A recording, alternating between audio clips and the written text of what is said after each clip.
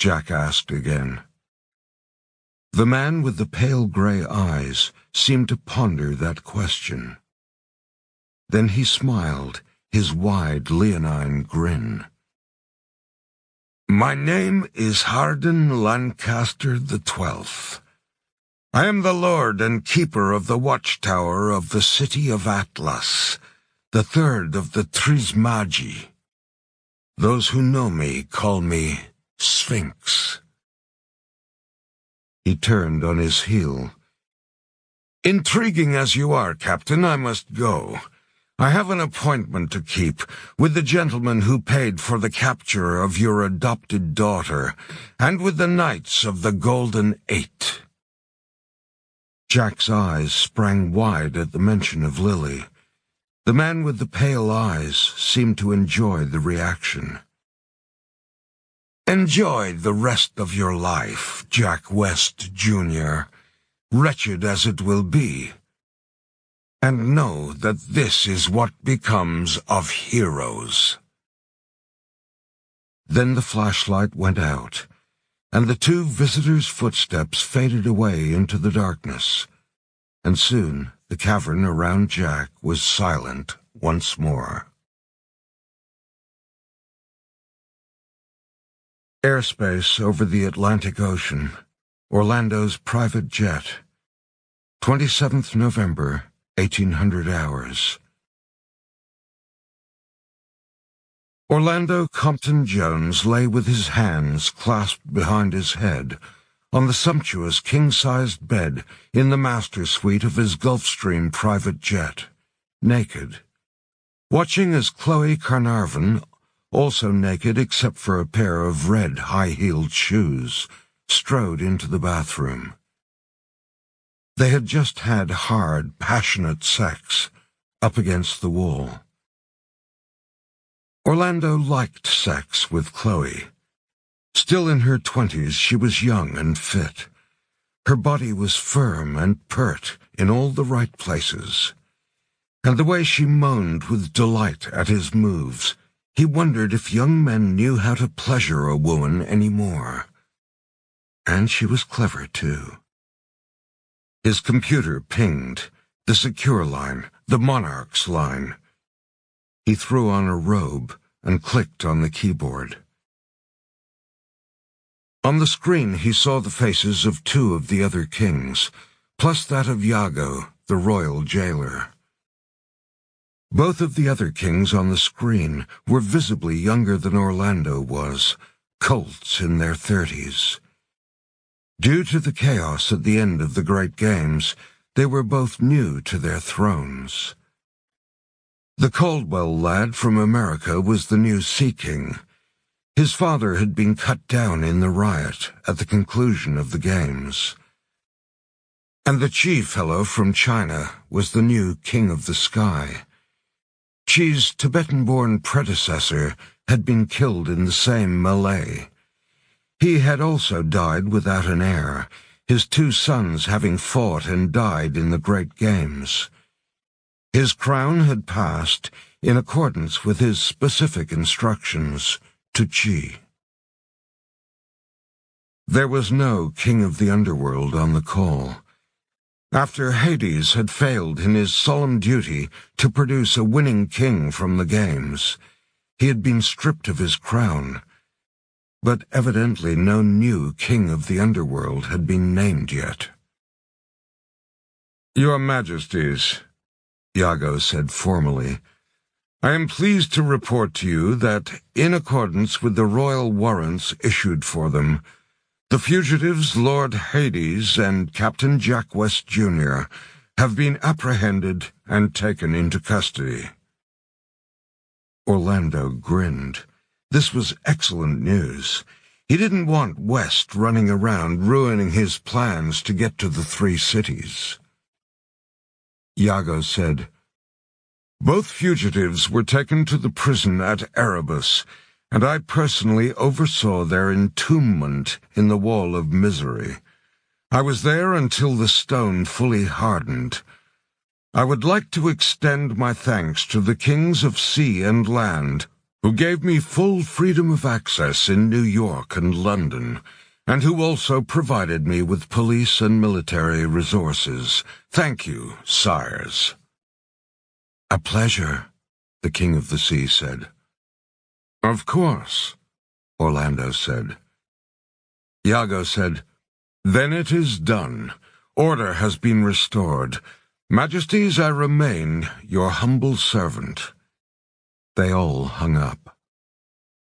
Orlando nodded with great satisfaction. Chloe came out of the bathroom, grabbed a flimsy satin gown off a hook, and began to put it on over her lithe body. "Good news," she said. "Fantastic news," Orlando said. "West is imprisoned at Erebus. Our way is clear. When we land, you will continue on to Ra in South America, unhindered by West, and I will soon have the mace and go to Atlas." Chloe nodded slowly. "You will soon be the ruler of the world, as you deserve." She gave him a look, and slipped the flimsy little gown off, revealing her spectacular naked body once again. "Would His Majesty like a reward?" she said coyly, slipping into his bed again. "Indeed," Orlando said. "Oh, indeed." London, England, 26th to 28th November. Zoe burst into the flat and went straight to Iolanthe. May was still there, watching over the battered princess. "Where is the royal prison?" Zoe demanded. "The knights got Lily, and then that Iago bastard turned up and grabbed Jack." May's face went pale. "The royal jailer captured Jack?" "Yes, and if we're going to rescue Lily and Albie, we need to get Jack back, and we need to do it now. Where is the royal prison, Iolanthe?"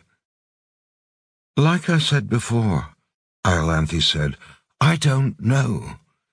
No one knows the location of Erebus, except for the royal jailer himself. You said it's believed to be somewhere in the Mediterranean Sea, Crete, Malta, or even Troy," Zoe said desperately. "Can we try any of those? Any of them?" "We can try," Iolanthe said, giving Zoe a genuinely sympathetic grimace. "But I don't want to give you false hope. Others have attempted this before, and all of them failed." Putting aside for the moment their task of finding the coffin of Sir Francis Drake, and in the case of Zoe and Iolanthe, their prior battles, the three women spent the next 2 days chasing up every lead they could find on the location of the prison at Erebus. From reading the entire history of Crete to examining ancient family lines whose members had been royal jailers, to dissecting the Great Siege of Malta by Ottoman forces in 1565. But in the end, they found nothing. No mention of a location, not a single trace of information. The location of the fabled prison at Erebus was indeed one of history's most closely guarded secrets. After 48 hours of solid searching, May sighed. "Zoe, it's hopeless. We can't find him." "We have to find him," Zoe said. "He'd do it for us." Iolanthe shook her head. "If only it were that easy. Finding lost ancient places can be done when you have the information at hand and particular references to guide you. But not in this case. I'm sorry, Zoe. I really am. But if Jack's been taken to Erebus, he might as well have vanished from the face of the earth." The Secret Royal World 2. The Castle of the Knights. Cry havoc, and let slip the dogs of war. William Shakespeare, Julius Caesar.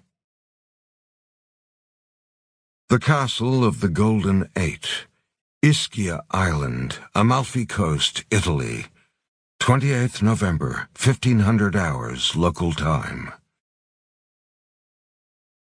It had taken the Knights of the Golden Eight 2 whole days to return with Lily from England to their castle on the west coast of Italy. It could have been done faster, but on this occasion, given the value of their prize, the Knights opted for stealth over speed. Traveling by submarine was slower, but it made discovery exceedingly difficult. Their initial escape from London, for instance, had been accomplished by traveling almost the entire length of the Thames underwater. They had used an 8-man propeller-driven sled used by the British SAS and U.S. Navy SEALs, known as a wet combat submersible. The Knights had ridden on the sled in their scuba gear, clipped to it, gripping Lily in their midst, also in a full-face mask, and also clipped on. Built by Lockheed Martin at a cost of about $80 million, the wet combat submersible was lean, fast, state-of-the-art, and very, very quiet. At the mouth of the Thames, they had linked up with a Russian-made Akula-class fast-attack submarine waiting in the channel. After the sled had attached itself to the sub, and the Knights had boarded it with Lily, the Akula had begun the slow journey back to Italy. 2 days later, on 28th November, in the middle of a gloriously sunny afternoon, it arrived off the western coast of Italy, just south of the industrial port of Naples, cruising silently beneath the many supertankers and cargo ships that plied their trade at the port.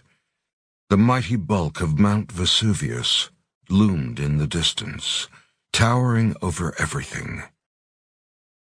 The sub remained underwater as it came to a high island on which stood Aragon Castle, the home of the Golden Eight. The castle is truly a wonder of the world.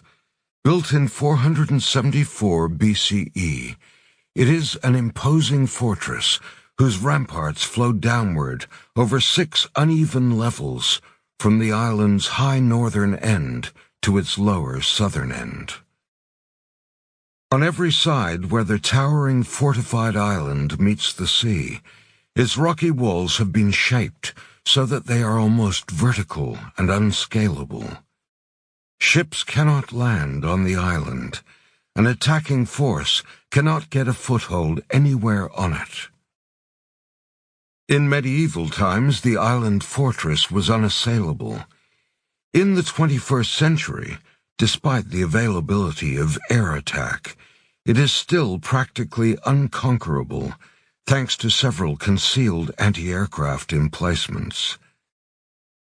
The current colossal fortress that sits astride the island was built in 1441, but it is known as the Nuovo Castello, the new castle. Over the centuries, castle upon castle has been built and rebuilt, new on top of old, but the only one that mattered to the Knights was the old castle, the most ancient one of them all, buried deep within the rock of the fortified island.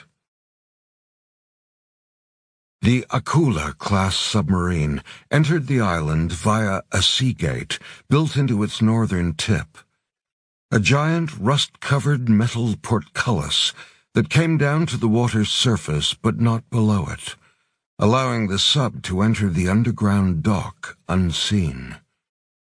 To the world at large, the Seagate was a decrepit relic, its rusted iron bars filled in with centuries of dirt and grime, its opening mechanism long broken. This was not true. The Seagate worked just fine. It was just that the Knights only operated it late at night when no one was around to see. Today, in broad daylight, they just cruised silently under it into the dock that lay behind. Lily emerged from the submarine to find herself standing in a narrow, super-high stone cavern. Floodlights mounted on the walls lit the vast space.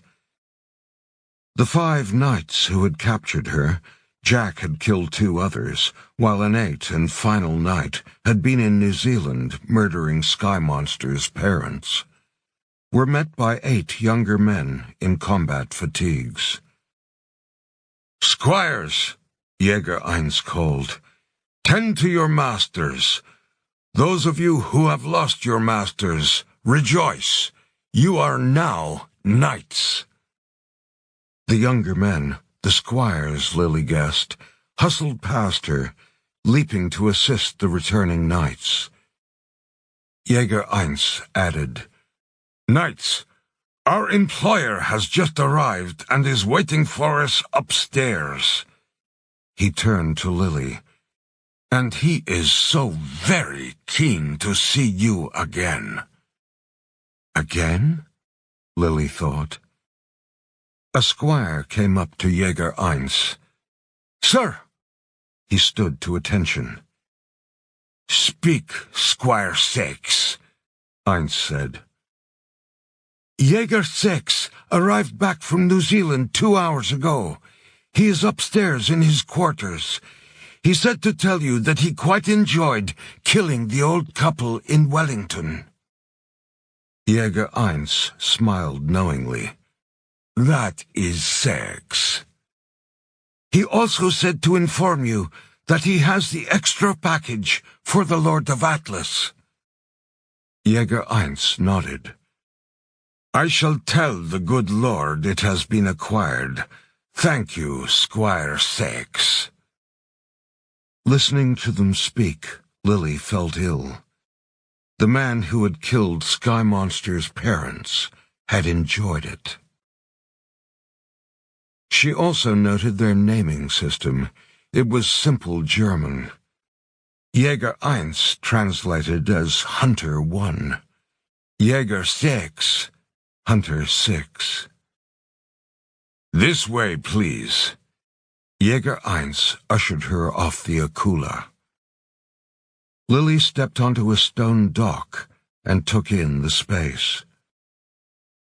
The combat submersible was still mounted on the submarine's back.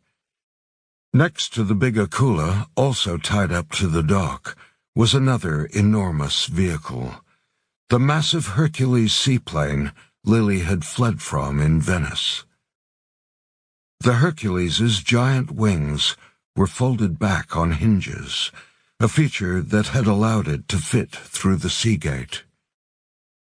Other smaller vehicles were parked on adjacent docks, a Humvee, a Jeep, and a Mosquito helicopter. A skyscraper-sized slab of rock stretched upward from the dock, disappearing into darkness high above the watery floor of the cavern.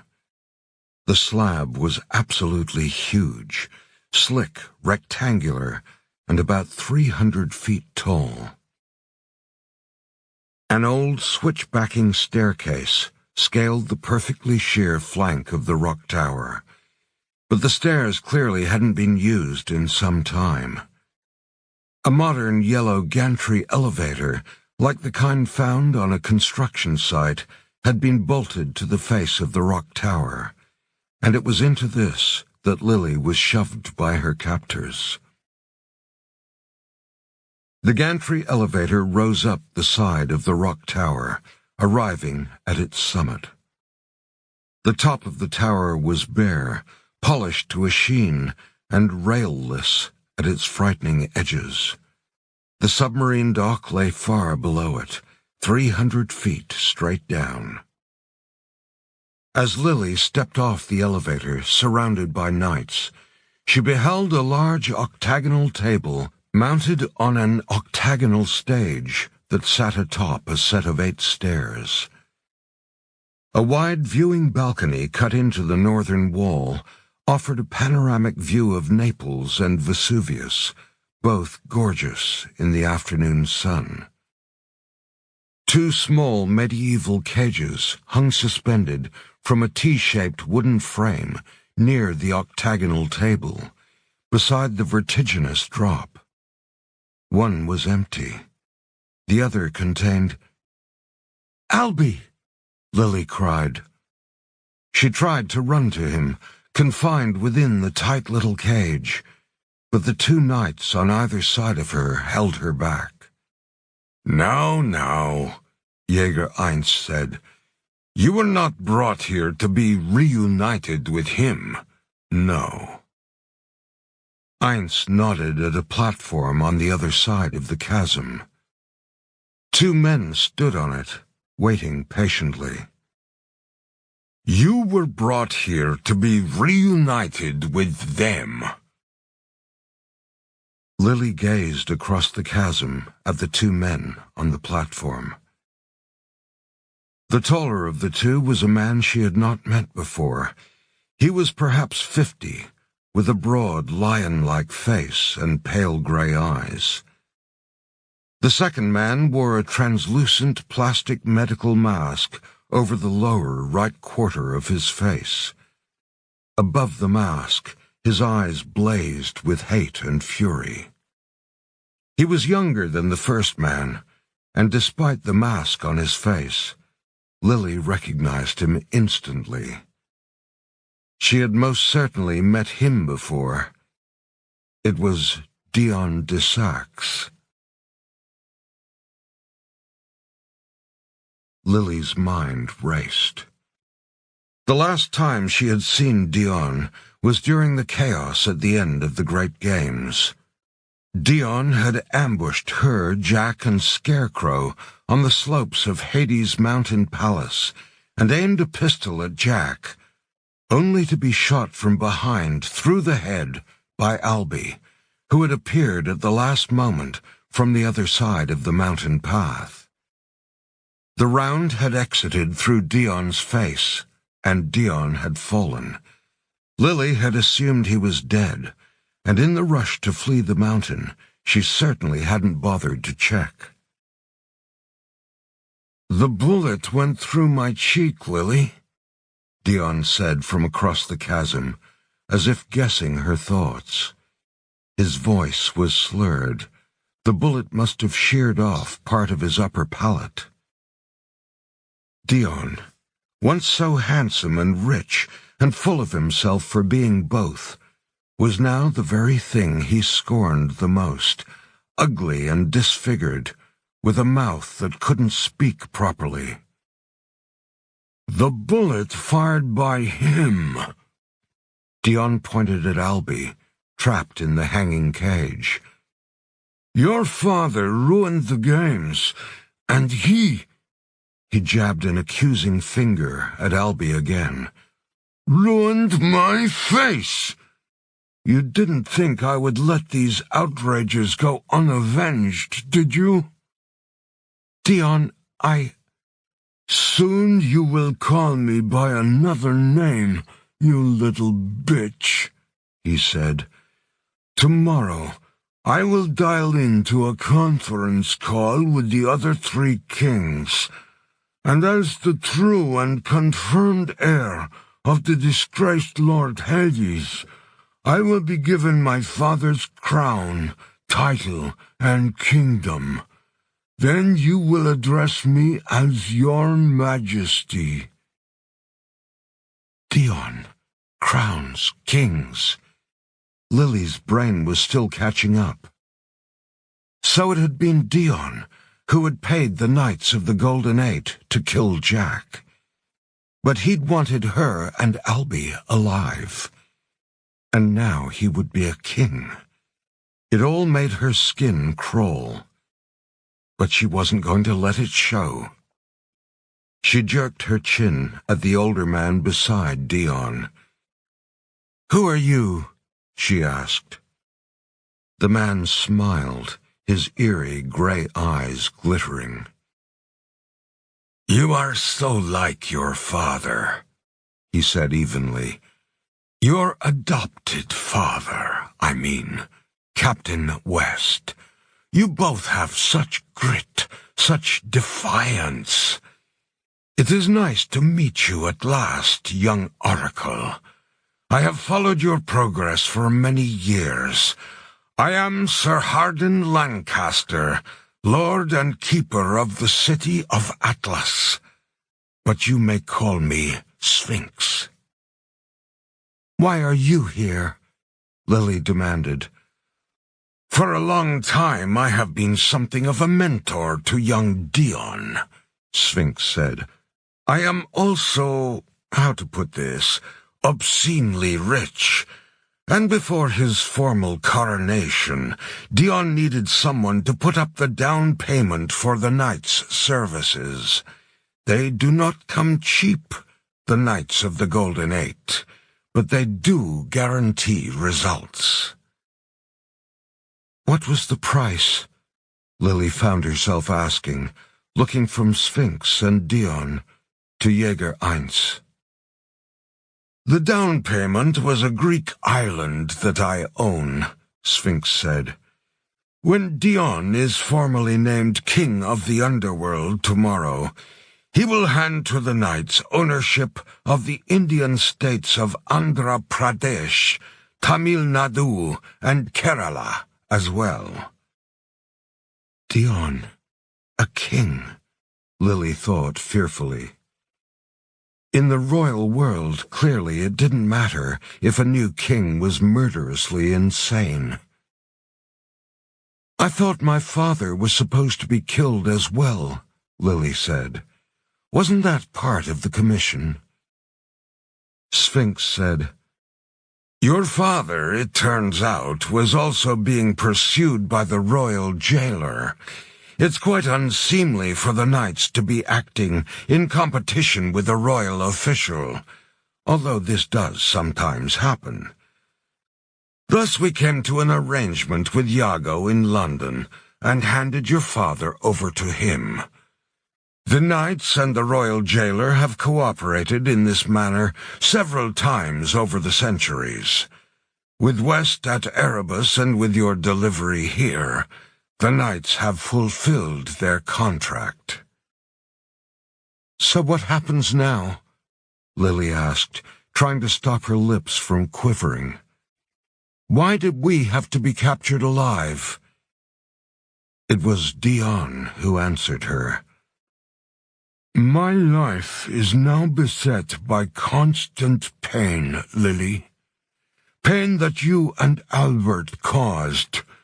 You both had to be taken alive so that I can return the favor and inflict upon the two of you similar pain. Physical pain for Albert, the torment of watching for you. Oh, Lily, what I'm going to do will probably make you physically ill.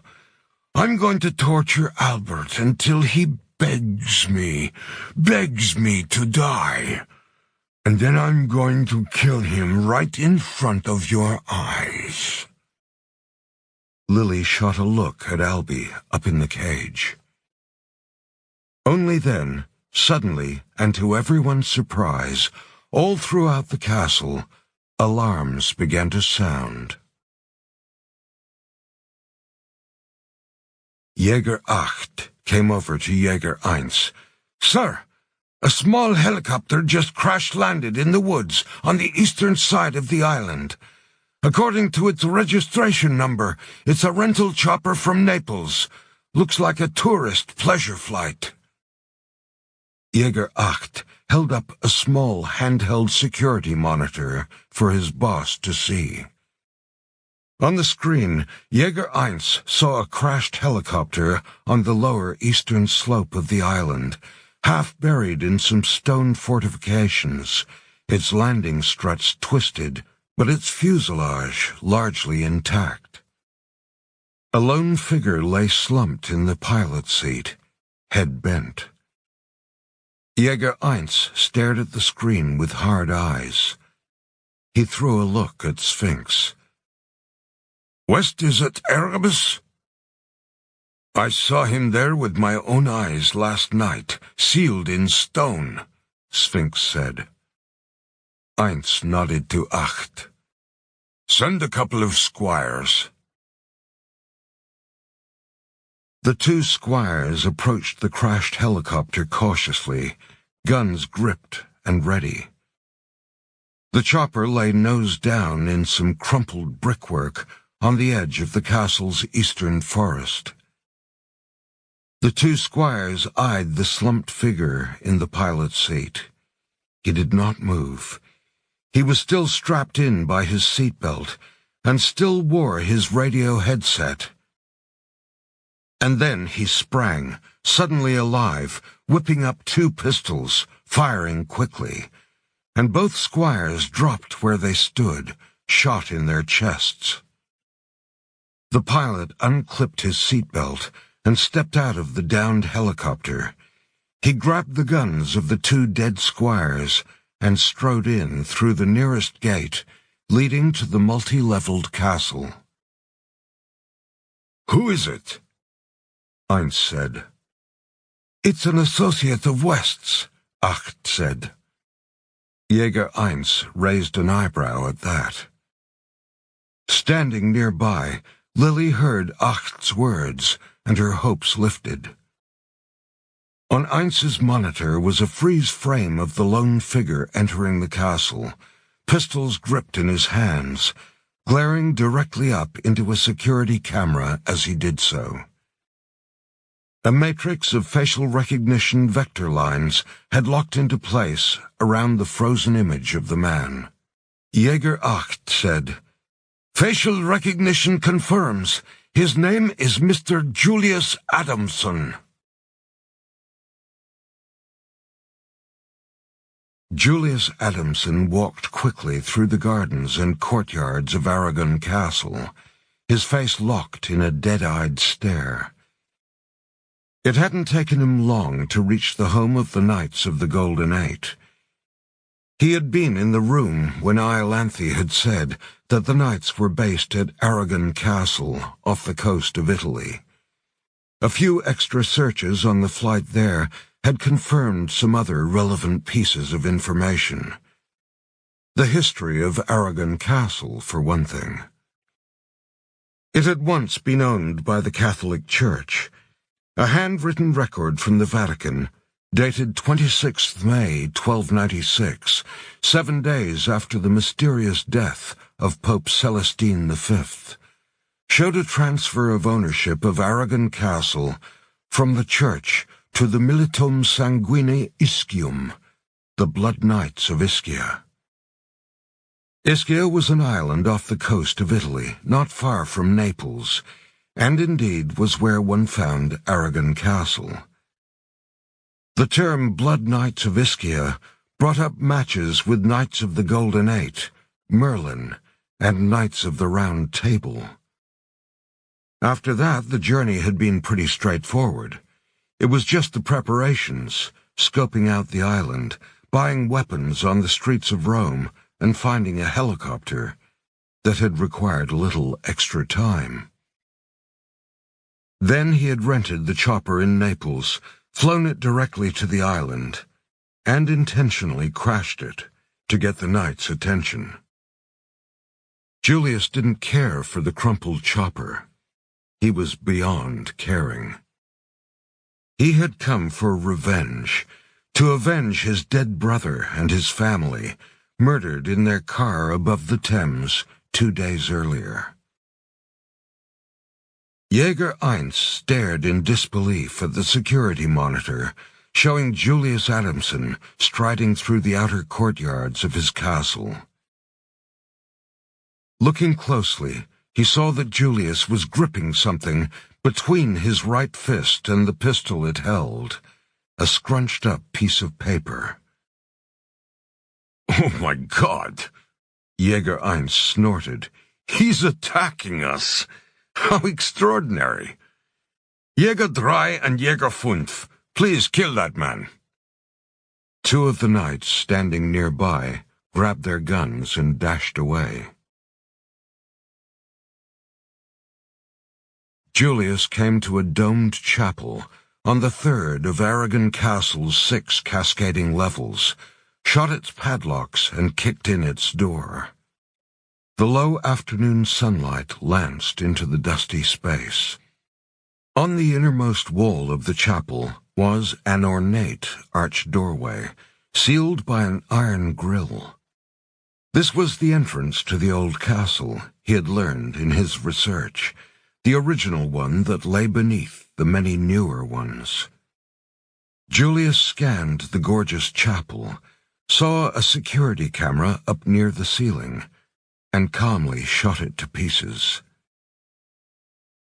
Moments later, the 2 armed knights sent by Jäger 1 arrived in the chapel via a secret panel behind the altar.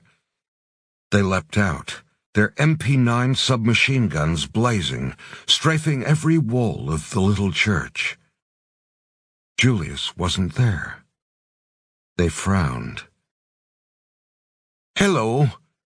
Julius emerged from a thick velvet curtain behind them, and blam, blam, shot them both in the head.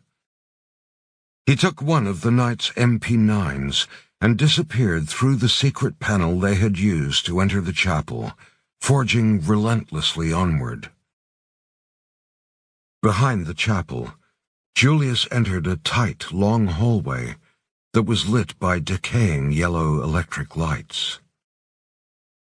This hallway had a name, the Petitioner's Passage, since it was the one and only tunnel that led to the Petitioner's Ledge. All who came to employ the knights had to pass through it. The Petitioner's Passage was dead straight and about 100 meters long. Stone statues of knights long gone were spaced along its length, eerie in the sickly light. Julius, his face cold, his eyes dead, still gripping the sheet of paper between his right hand and the pistol in it, strode down it. He saw the end of the tunnel and the wider, well-lit space beyond it. That was his goal, the inner sanctum of the Knights of the Golden Eight, the men he was going to kill. He was striding down the tunnel, glaring at the rectangle of light at its end, when, clang! An iron-barred gate dropped into place in front of him. Clang! A second gate dropped into place behind him. And suddenly he was trapped. "Drop your guns, Mr. Adamson," a voice said over an unseen speaker in the ceiling. "Screw you!" Julius shouted. "Come and get them!" "As you wish." There came a puff of yellow gas from a hole in the wall next to Julius's face, and the next instant he collapsed to the hard stone floor. Julius fought the darkness engulfing him, but it was no use. The world around him shrank. The last thing he saw was a shadowy, blurred figure, walking slowly down the length of the tunnel, growing larger as he neared, until he crouched in front of one of the barred gates, trapping Julius, and shook his head sadly. "Mr. Adamson," Jäger 1 said, "your loyalty to your brother is commendable, but you, my friend, have just entered a world of pain."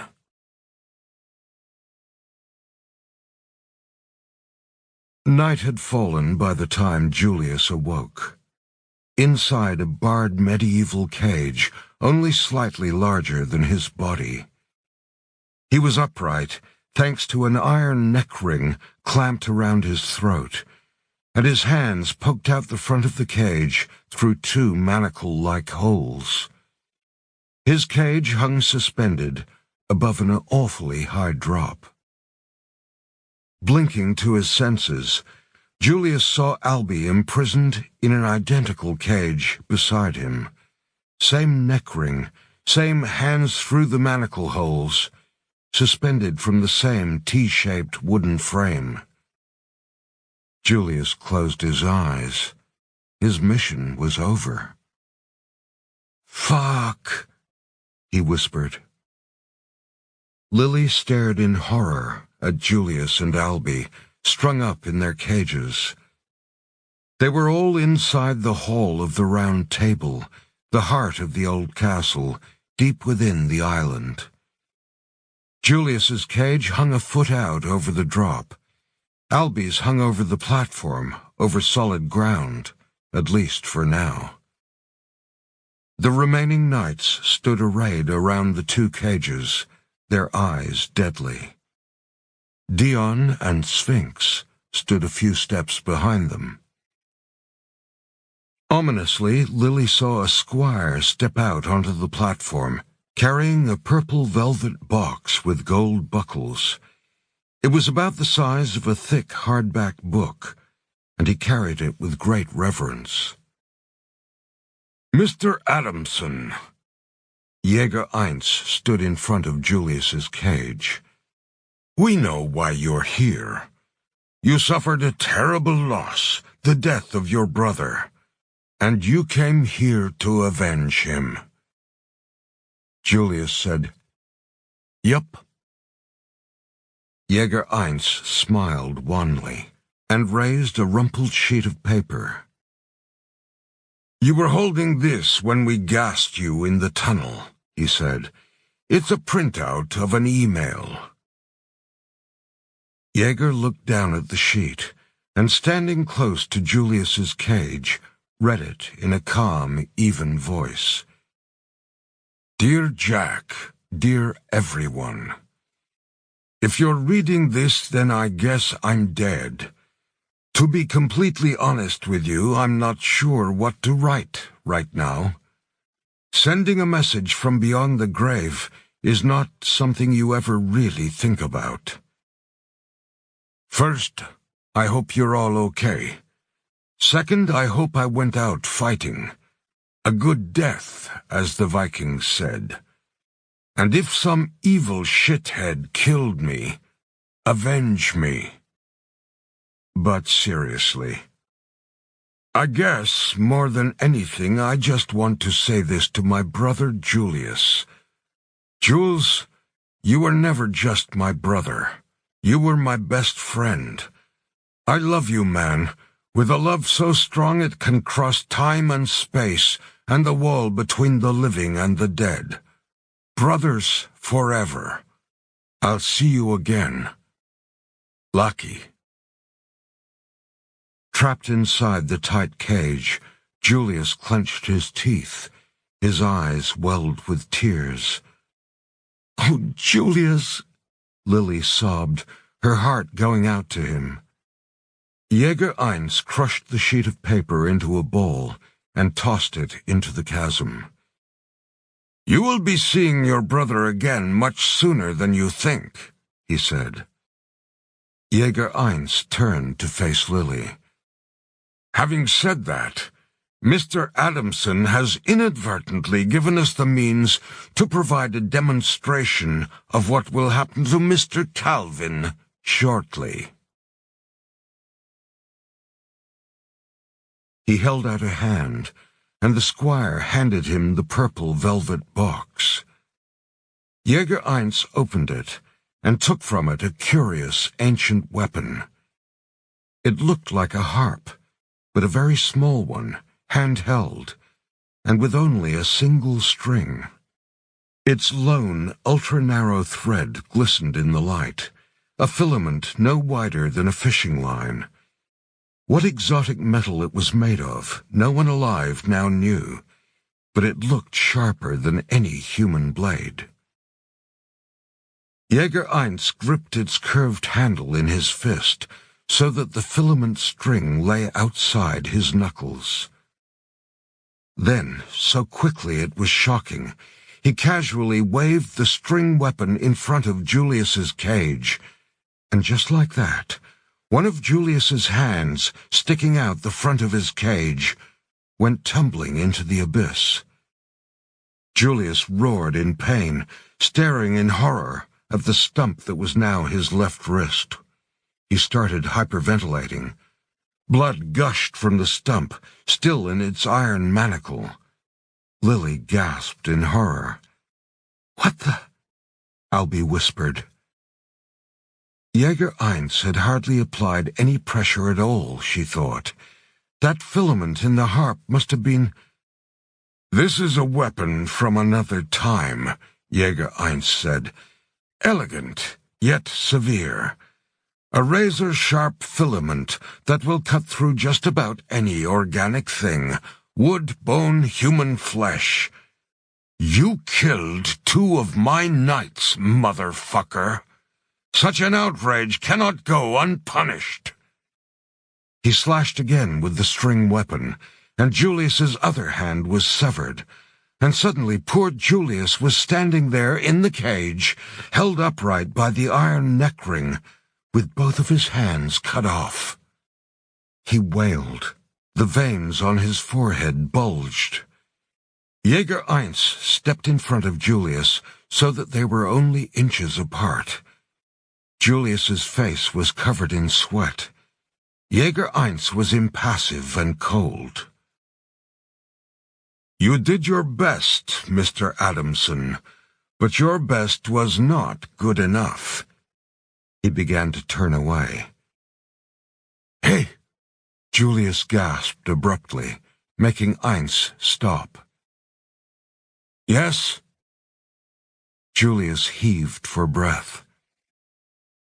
Through the sweat and spittle on his lips, he said, "His wife's name was Eriko." Jaeger Eins frowned. "She was an astrophysicist. Their kids were named Caleb and Willow. The boy liked Lego and Minecraft. The girl liked soccer and dressing up as Wonder Woman." Lily began sobbing. Albie clenched his teeth. "You tell him, Jules," he shouted, trying to send some defiant strength to Julius. "They were ordinary, decent people," Julius said, glaring at Jaeger Eins. "And you're just a sick fuck." Eins said nothing. He just turned and nodded to a squire by the wall, and the squire released a lever, and suddenly Julius's cage dropped from the timber frame and fell, soaring through the air, 300 feet straight down the side of the rock tower, before it plunged with a splash into the water at the bottom of the cavern, beside the Akula submarine parked there. Julius, handless and in agony, shot under water amid a mass of bubbles. The water wasn't actually that deep, and within moments he hit the bottom, where he saw at least 6 other cages just like his, each with a figure in it, all of them without hands, all of them long dead. It would be the last thing Julius Adamson saw. He closed his eyes and inhaled the water into his lungs, and in that very last instant before everything went black, Julius found peace, because he knew that he would soon be reunited with the brother he loved.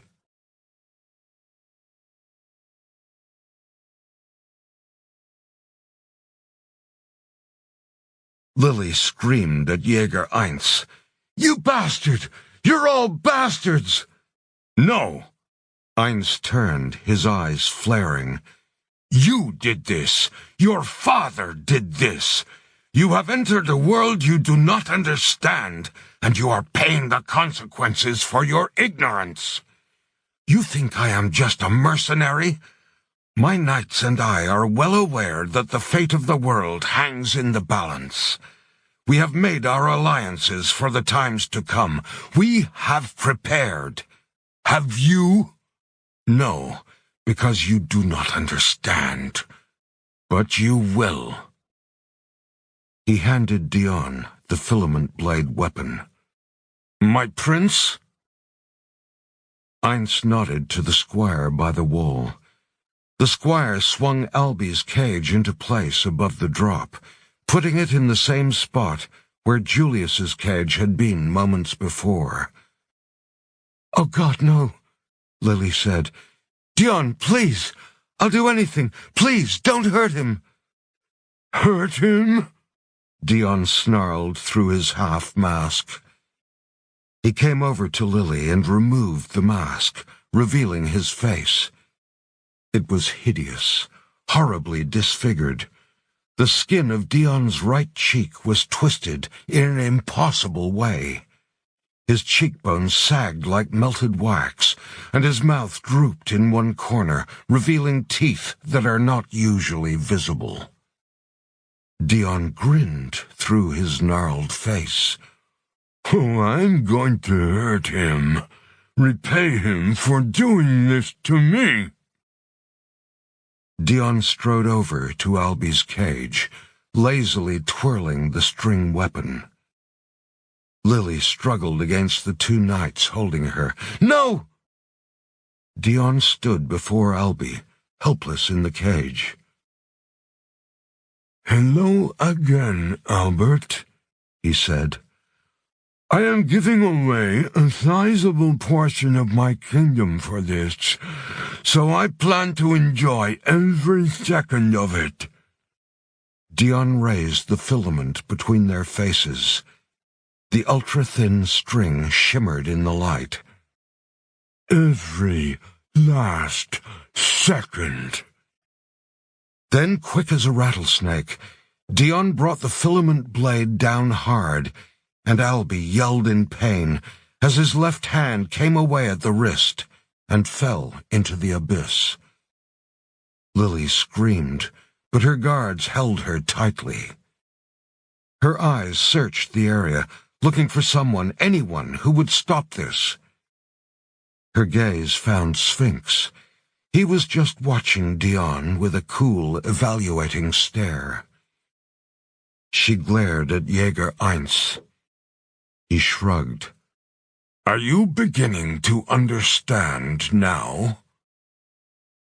And then, in that horrible place, while Alby gazed in horror at his missing left hand, something very weird happened.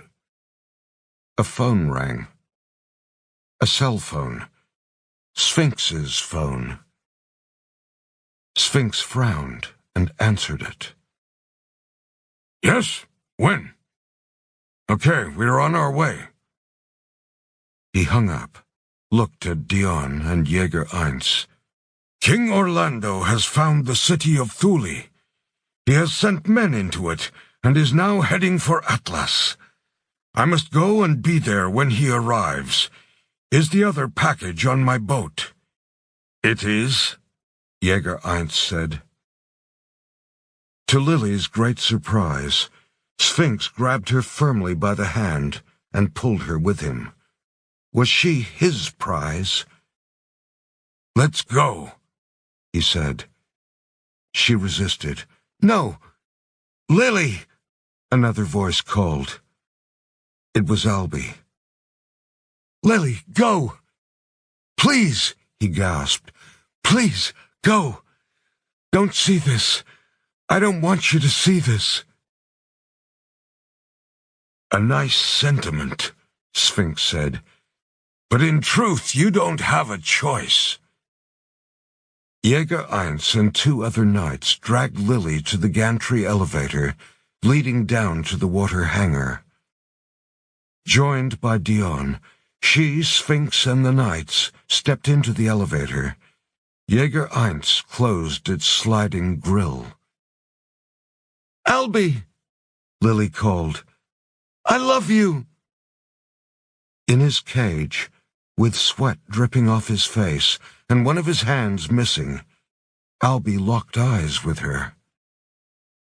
"I always loved you, Lily," he said.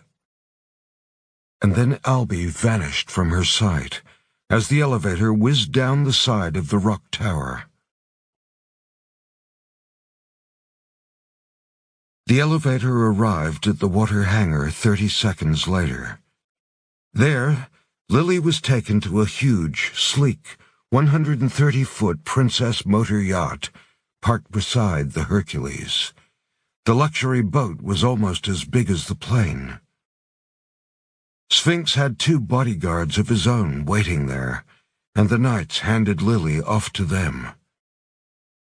Pausing on the dock, Sphinx shook hands with Jäger 1. "Till we meet again, Hunter 1. "It is always a pleasure doing business with you, my lord," Jäger 1 said. Sphinx then clasped Dion's hand. "You have grown into a fine young man, Dionysus. You will be a great king, greater than your father. Of that I have no doubt." Dion beamed. "I will not forget this, the aid you gave me in my time of need." Sphinx bowed. Then he boarded his yacht after Lily. The sea gate opened, and the massive motorboat powered out through it into the night, and was gone. London, England, 28th November, 1900 hours. It was evening in London. While Zoe and Iolanthe ate some dinner and Sky Monster dozed, May Merriweather sat in front of a computer, illuminated by the glow of its screen, still searching doggedly for anything that might reveal the location of the prison at Erebus. After 2 whole days of failed searches, the mood in the flat at Vauxhall was grim. Despair had set in. And then, as she scanned some 16th century Royal Portuguese correspondence, May saw it. She hurriedly grabbed the others and excitedly brought them to her computer. "I think I might have found something," May said. "I mean, it's just a theory, but—" "Let's hear it," Zoe said. May took a breath. "Okay, the royal prison is called Erebus. In Greek mythology, Erebus was a region of the underworld, its most forbidding depth, a place of pure darkness where death and misery were said to dwell." She turned to her computer and pointed to a note on it, an old parchment written in Portuguese. "I just saw this note about the famous missing king of Portugal. It mentions a place not unlike that. It was written to his cousin, Isabella, Queen of the Spanish Netherlands." "Oh my," Iolanthe said. "There's a connection to the royal world there, too." "Wait, there was a missing King of Portugal?" Zoe asked. "Yes, King Sebastian I of Portugal," Iolanthe said, nodding. "It's one of history's most famous and peculiar vanishings," May explained. "King Sebastian disappeared after the Battle of the Three Kings in northern Morocco in 1578.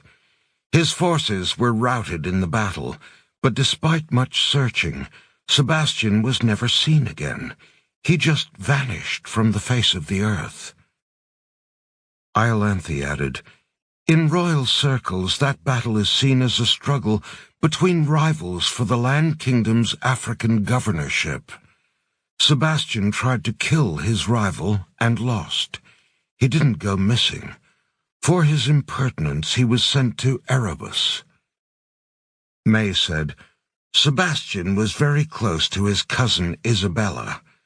Later she would marry into the Habsburg line and become a minor queen. In that capacity, she employed a servant to find out what had happened to Sebastian. When the servant finally wrote back to her, he used some very specific and peculiar language. Ah, here it is." May enlarged an image of a scroll, written in Portuguese. She translated it. "Your Majesty, I have discovered the location of your beloved cousin. He lives, but in wretchedness, in a realm of ultimate darkness, in the company of death and misery, far beneath an ancient mine on the dreaded Barbary coast, 50 miles east of the great slave market at Aljazair. I dared not attempt to rescue. To have done so would only have resulted in my sharing his terrible fate. In a realm of ultimate darkness, in the company of death and misery, May quoted. I read this as a reference to Erebus. 50 miles east of the great slave market at Aljazair, Zoe said. So where is Aljazair? That's easier, May said. The city of Aljazair is actually still known by the same name, only the spelling has changed. Aljazair is Algiers. They did a land records check of the region east of Algiers. Sure enough, there was a vast plot of privately held land there, containing a gigantic open-cut mine. According to the records, it was owned by an Anglo-French mining company called Briparisi. A company whose board of directors is stacked with shadow royals, Iolanthe said. Ladies, we may have just found Erebus. Zoe didn't waste any time after that. First, she instructed May and Iolanthe to continue with the task Jack had originally given them, finding Sir Francis Drake's coffin based on his note to Queen Elizabeth I. Then Zoe called Stretch and Pooh Bear in India and met them 8 hours later in Malta, in the heart of the Mediterranean Sea and only a few hundred miles from Algiers. They weaponed up and looked at some satellite scans of the coast 50 miles to the east of the Algerian capital. Zoe eyed the satellite images, zeroing in on the mine and some cement trucks that moved constantly up and down its road. It was still dark, 4:45 a.m. We don't have a moment to waste, she said. We go in now, before sunrise. And so, nearly 3 days after Jack had been taken in London, under cover of darkness, dressed in black scuba gear, and wearing night vision goggles and face paint, and gripping silenced MP7 submachine guns, Zoe, Stretch, and Pooh Bear crept ashore on the barren coast of Algeria, a few miles from the mysterious mine. Once on dry land, they ditched their scuba gear and made the rest of the journey on foot, heading for the ancient, impregnable prison that held Jack.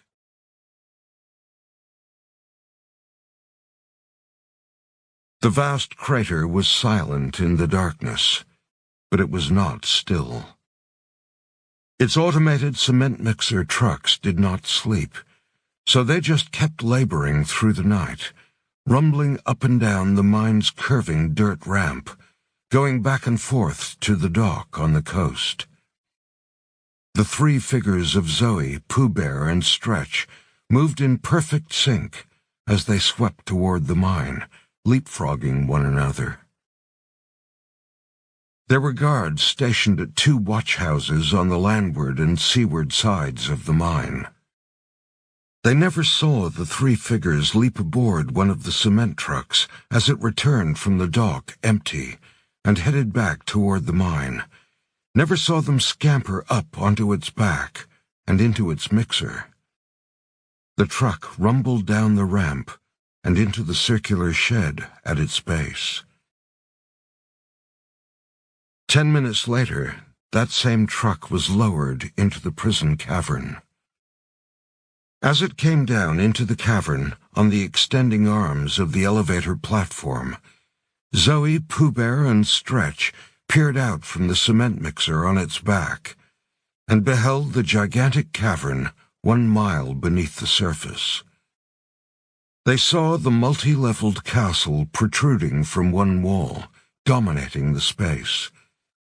Then they saw the bridge over the pool of liquid stone, leading to the wall of misery. "Lord in heaven," Zoe breathed, as she took in the full horror of the wall. "There," Stretch whispered, pointing. "Bottom row, in the middle." Through her NVGs, Zoe followed Stretch's finger and saw him, half sunk into a stone slab, his eyes closed in sleep. Jack. 6 black-clad guards stood in a silent circle in the center of the cavern, waiting for the elevator platform with the cement truck on it to touch down. A few safety lights on the platform's rim gave off a dim glow, sending long shadows into the cavern. The elevator came to a halt, and Zoe, Stretch, and Pooh sprang from its rear mixer, unleashing a stream of silenced bullets that cut down all 6 guards in an instant.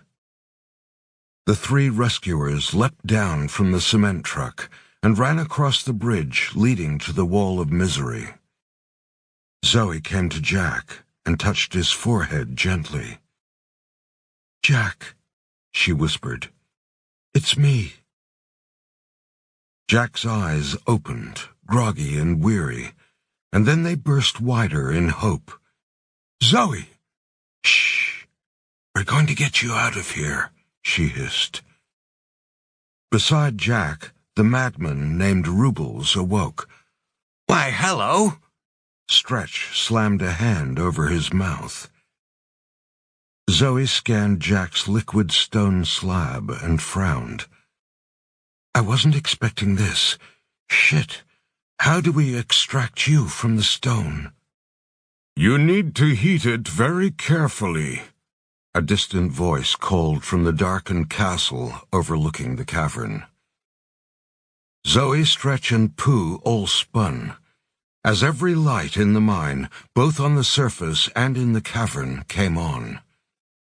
Their eyes stinging, they yanked off their NVGs, and saw Iago standing on the main balcony of his subterranean castle, surrounded by 20 armed guards, all of their guns aimed at the 3 intruders. Iago smiled. "But you needn't worry about that. Soon you will be joining Captain West in his misery. Please, drop your weapons. Your foolish rescue attempt is over." Zoe, Stretch, and Pooh dropped their guns. "Oh, you're in trouble now. So much trouble," Rubles said. "Trouble, trouble, trouble." Flanked by a pair of guards, Iago calmly strolled down the stairs of his castle and across the bridge until he stood in front of the 3 rescuers and Jack. His other men, 18 of them, took up positions on the main bridge, blocking any possible escape. Zoe sighed inwardly. They were screwed. Iago stopped in front of her. "Ms. Cassane, I presume. Ms. Zoe Cassane, wife of Captain West. You are truly loyal to your man." He snorted. "We saw you on our underwater thermal cameras when you were a mile offshore. Out of curiosity, we watched you 3 come all the way in. I must admit, you have actually done me a favor.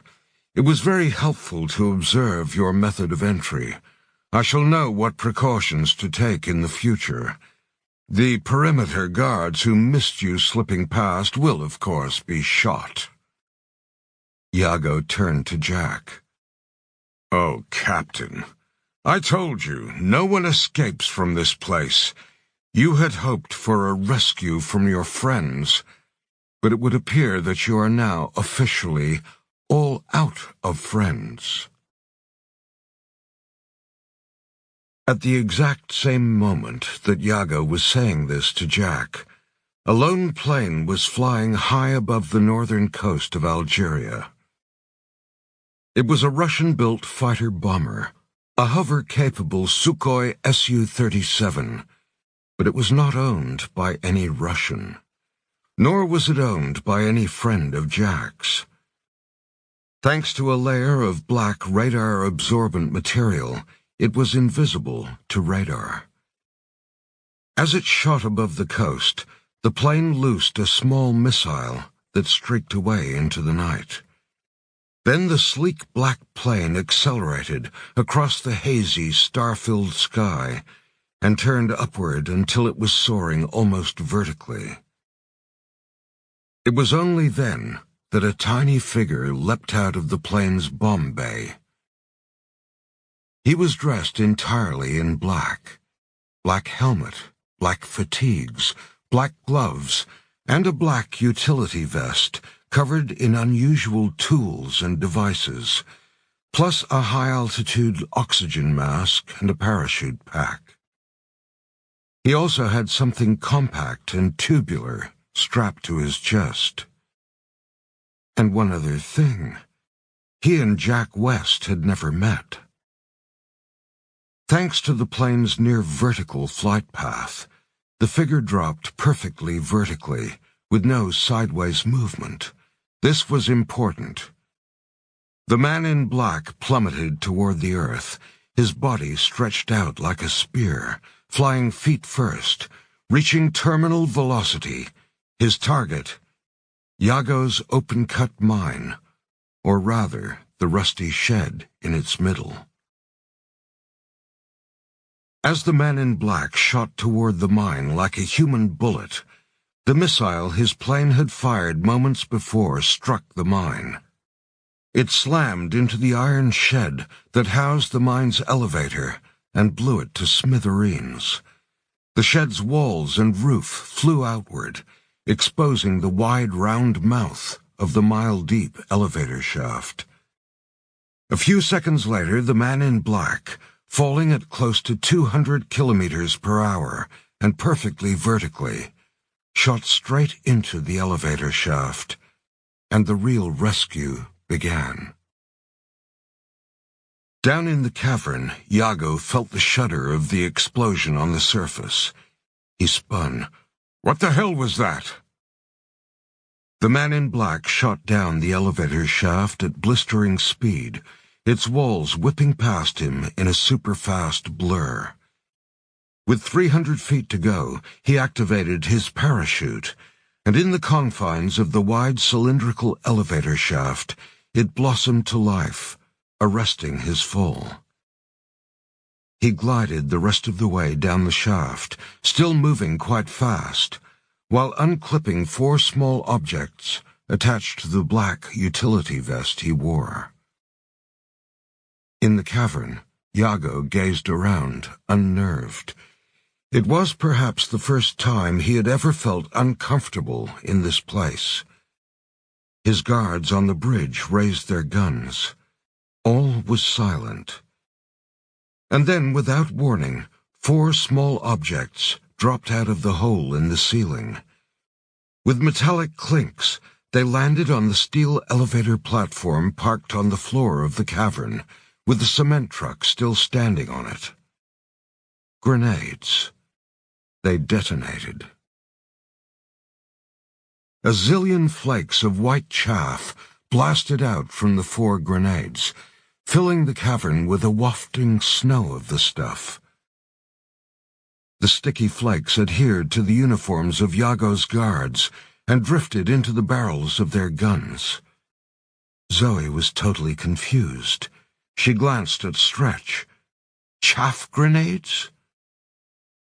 A second later, the man in black burst out of the circular hole in the ceiling of the cavern, hanging from his parachute, now with the compact tubular object he'd been carrying mounted on his shoulder. A Predator rocket launcher. The guards opened fire at him, only to see their guns lock up after a single shot, jammed by the chaff. Still wearing his high-altitude oxygen mask, The man in black took in the scene in an instant. He saw Iago and his 2 guards standing with Zoe, Stretch, and Pooh Bear in front of the wall of misery, and the 18 other guards on the bridge. He didn't hesitate. He fired the rocket launcher at the guards on the bridge. The RPG streaked out from the launcher and detonated right in the middle of the group of guards, exploding violently and sending them flying through the air into the pool of liquid stone. As smoke billowed and the guards landed with dull squelches in the liquid stone, the man in black landed on the elevator platform and with frightening speed jettisoned his chute and drew 2 short-barreled Remington 870 auto-reload pump-action shotguns from holsters on his thighs. Both guns, of course, were fitted with anti-chaff valves on their barrels, and sprinted across the bridge toward the wall of misery. Jack watched the man in silent awe. The guy fired his silver-barreled shotguns as if they were pistols, one in each hand, their auto-reloading actions allowing him to fire repeatedly as he ran. Blam, blam, blam, blam, blam! Beside Jack, Rubles started screaming with pure joy. Wahoo! Fuck yeah! Shoot 'em up! Shoot 'em all up! Fuck yeah! It was an absolutely blistering barrage of gunfire. The man in black was a one-man army. The 2 guards covering Zoe and her team dropped, hit in the chest, their torsos exploding with blood. A couple of guards who hadn't been thrown into the pools of liquid stone were nailed in their heads. Iago drew a pistol, but the man in black shot his gun hand, turning Iago's forearm to mush and making him spill the gun, fall, and clutch what remained of his arm. And then suddenly the man in black was standing in front of Zoe, Stretch, Pooh Bear, and Jack. He was tall, easily 6 feet, and well-built. Over his black combat fatigues, Jack saw his SWAT vest covered in curious devices: handcuffs, knives, pliers, rope, mountain-climbing pitons, 2 scuba breathers, and, Jack did a double take, a blowtorch. The man in black wrenched off his high-altitude oxygen mask to reveal a rugged, weathered face, hard and unshaven. He had dark hair and a pair of eyes that glistened with mischievous intelligence. And that was the final thing about this man: his eyes. They were covered by wraparound anti-flash glasses with black frames and yellow-tinted lenses. "Jack West," the man in black said. "I'm a friend of Scarecrow's. He saw you on TV in London and sent me to rescue you. My name is Captain Aloysius Knight." Getting Jack out of his stone slab took a little time. Iago had a heating unit nearby for use when a prisoner died or if a person needed to be removed from the wall of misery for some reason.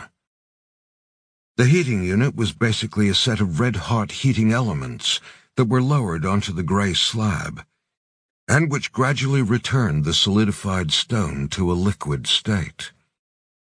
Jack's slab was placed under a heating unit, and slowly, very slowly, the hard stone around his body began to turn to goopy fluid again, releasing him from its vice-like grip. As this was happening, Aloysius Knight stood over Jack, scanning the cavern, the wall of misery, the castle, the whole incredible place. "Scarecrow said to be ready for some fucked-up ancient shit," he said. "But this is seriously fucked up." "Better believe it," Zoe said. "I've seen weirder." Knight shrugged. "You wouldn't believe what you'll find in the darkest corners of Siberia." The stone gripping Jack was now fully liquid again. Stretch and Pooh Bear yanked Jack out of the thick ooze with a loud squelching sound. They cut the leather straps that bound his arms and wiped away any remaining dollops of greystone clinging to his skin. The first thing Jack did was embrace Zoe. "Thanks for coming to get me. Wasn't much of a rescue," she said. "It's the thought that counts. Busting into an ancient prison from which there has never been an escape. When you find a girl willing to do that, you marry her." "Which you did," Zoe said. Jack kissed her. Then he said to Stretch and Pooh Bear, "Hey, guys, get Hades out too, please. We're gonna need him." As they set about that task, Jack turned to Aloysius Knight. "I owe you a significant debt, Captain Knight." "Call me Aloysius." "So who are you?" Jack asked. "I'm a bounty hunter, ex-Special Forces. Worked on a mission with Scarecrow a while back, saved his ass. I also have a pilot circling above us in my plane right now. His name's Rufus. You'll meet him later." What Knight didn't say was that when he'd been a member of Delta Force, he had been framed by his own government and ended up on the Defense Department's most wanted list. He'd gone underground and become one of the best bounty hunters in the world, albeit one with a price on his own head.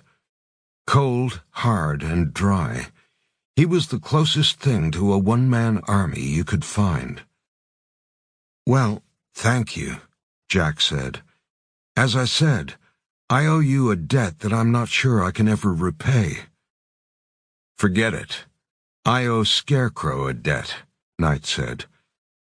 "That guy showed me what real loyalty is and reminded me who I was, so let's call it even. Now, if you don't mind, can we get your buddy out of his slab and get the fuck out of this creepy place?" Hades was removed from his slab the same way Jack had been, slowly and carefully. As this was happening, Jack said to Aloysius Knight, "How did you find me?"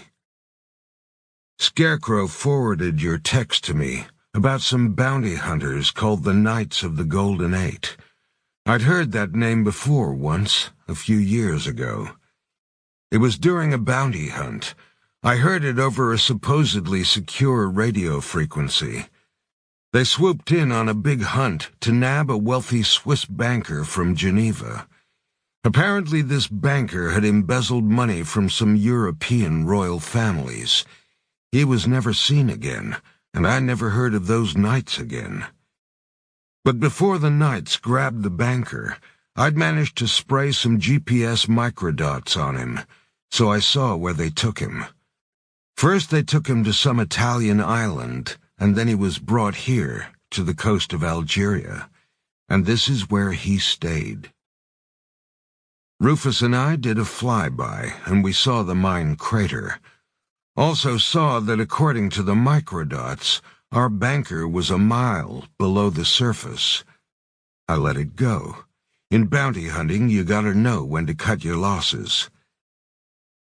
Anyway, right after that shit went down in London a couple of days ago, live on television, Scarecrow called me and said it was you, his friend, in the middle of it all. Said you were a decent dude. Asked me to find you and help you. I remembered the Knights and immediately thought of this place. So I flew out here and patched into a Russian spy satellite, surveying the African coast. Watched it for a whole day, looking for anyone coming or going. He nodded at Zoe. Sure enough, in the dead of night I saw 3 heat signatures creeping in from the coast, her and her 2 buddies. Watched them come all the way in and go down in the elevator. Waited to see if they came out with you. But then I caught radio chatter on the airwaves between the security posts here. Your rescuers had been caught. Given that the elevator was down at the bottom of the shaft, leaving the shaft wide open. I figured it was time to do my 30,000-foot swan dive and make an entrance. Jack nodded. I'm glad you did. So are we, Pooh Bear said from the heating unit. So, what's the deal? Aloysius said. Jack said, We have a lot to do. We have to find 3 lost cities and 3 fabled weapons, or else everyone on this planet is going to die. But before we do that, I need to bust my daughter and a good kid named Albie out of the stronghold owned by those knights. Another stronghold? Knight arched an eyebrow. You know, I normally have a policy of breaking into only 1 stronghold per day. 1. You better be fucking worth it. While Pooh Bear and Stretch continued to work on Hades' slab, Jack gave Aloysius a brief summary of the royal world, the 4 kingdoms, his harrowing time with Scarecrow at the Great Games, and the prison they now found themselves in. It's a shadow royal world that exists behind the real world, Jack said. A world of incredible wealth and influence, with its own history, its own aristocracy, its own rules. Occasionally, though, it reaches out into our world. Hades came fully out of the slab. He was weak with hunger, but okay. Pooh and Stretch gave him water, cleaned him, and dressed him in some of Iago's clothes they'd fetched from the castle. Knight said, So why did they imprison you and grab your daughter? Jack said, At the end of the Great Games, I did something that tore their world apart. I should have remembered the old saying, no good deed goes unpunished. That's why I usually avoid good deeds, Knight said sourly. So the Knights of the Golden Eight have your daughter and her friend. That's right. They're formidable. Soldiers for hire who serve these royal families and who exist completely outside the law, Jack said. I imagine that Swiss banker you were chasing wronged members of the royal world, and the knights were dispatched to get him. They turned him over to the royal jailer, and he was brought here. Like I said, every so often, the royal world reaches out into our world. It was they who trashed New York, Venice, and London, trying to kill me and grab my daughter. Aloysius pondered that for a moment. Then he stood. These assholes who have your daughter were the ones who trashed London? Did all that shit with that family in the van, the bus, the choppers, and the tank? Yes.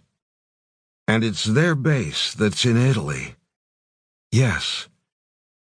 I have one question, Knight said. Shoot. It's for him. Knight nodded at Hades.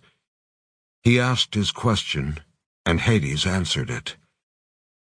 Then let's roll, the Black Knight said. We just need to make one stop on the way. They retrieved Jack's personal possessions from inside Iago's castle, his fireman's helmet, phone, and weapons. Jack, Zoe said, eyeing the wall of prisoners. What about them? Should we release them? The beautiful lady has a point, Rubles said quickly from his slab. Beautiful lady, smart lady, kind lady. Jack glanced from Rubles to all the other pathetic prisoners embedded in the wall. Jack threw a look at Hades. We don't know what crimes they committed to get sent here. We could be releasing killers or worse. Hades nodded. Worse. For example, Mr. Rubles here is quite notorious. He was the butler of a minor royal family in Luxembourg. While the head of the family was away, Rubles killed and ate his master's wife, 2 young children, and dog. He ate them? Jack stared in horror at Rubles. Rubles rolled his eyes bashfully. "I liked the meat of the children best. It was very tender." Jack just shook his head. "Let's go." They did, however, do one more thing before they left. A final act regarding the Wall of Misery. They left someone in the very same spot that Jack had occupied, in a new slab of liquid stone. Iago, embedded in the dreadful stuff and mounted on the wall.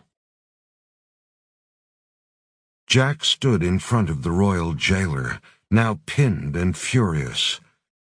"Hope you like this new view of your realm." Then Jack turned on his heel and walked away, his footfalls echoing in the enormous cavern.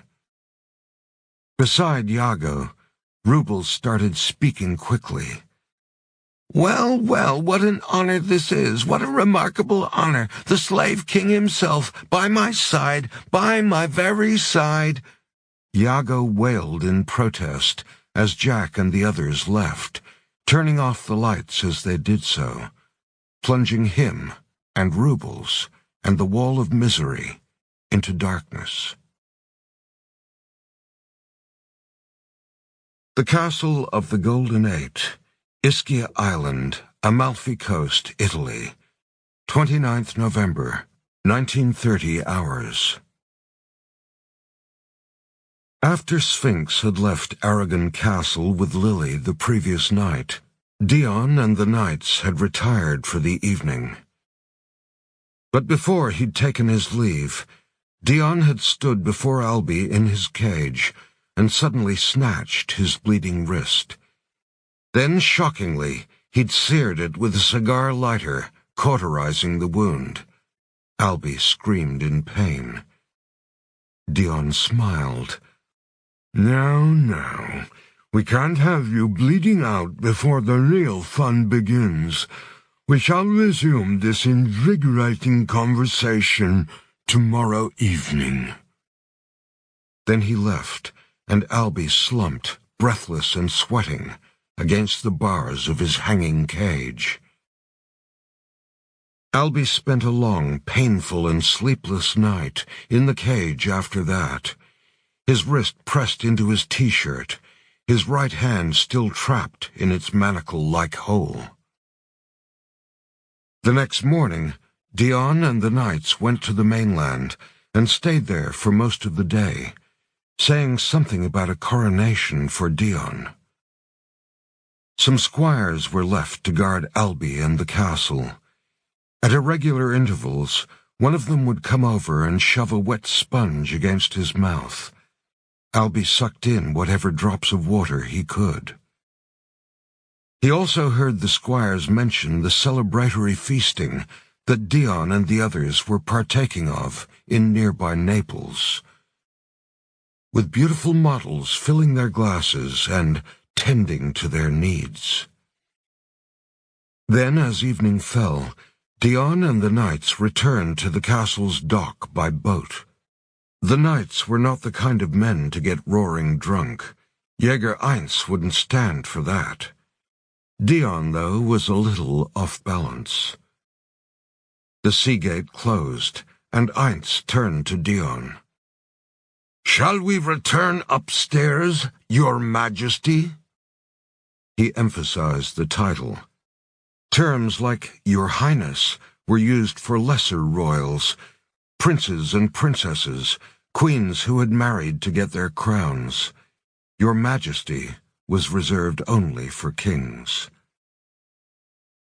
The coronation had been performed at a verified and very old royal estate on the mainland, with the three other kings, Orlando and the kings of sea and sky, attending via video link, since the ceremony could only be performed in the presence of the other kings. Dion was now officially the king of the underworld. "I imagine you are very keen to reconvene with Mr. Calvin," Jäger Eins said. Dion clapped his hands together. Absolutely. Then Jäger Einz's earpiece beeped. "Yes?" he said into his radio. "Sir, this is radar control. We just detected an incoming airborne signal, vertical signal, coming in fast." Radar control was a state-of-the-art communications and command center at the very summit of the island that was manned by 2 senior squires. "What kind of signature?" Jäger Einz asked, concerned. "That's the thing. It's not a plane or a man," the squire said. "It actually looks like a... Wait, it's slowing. Okay. Parachute signature. It's a parachute, all right. But it's not a paratrooper. Looks like it's going to miss us to the north." Jäger Einz turned, thinking. To the north. He spun to face 2 of his knights. "Come with me." Then to Dion.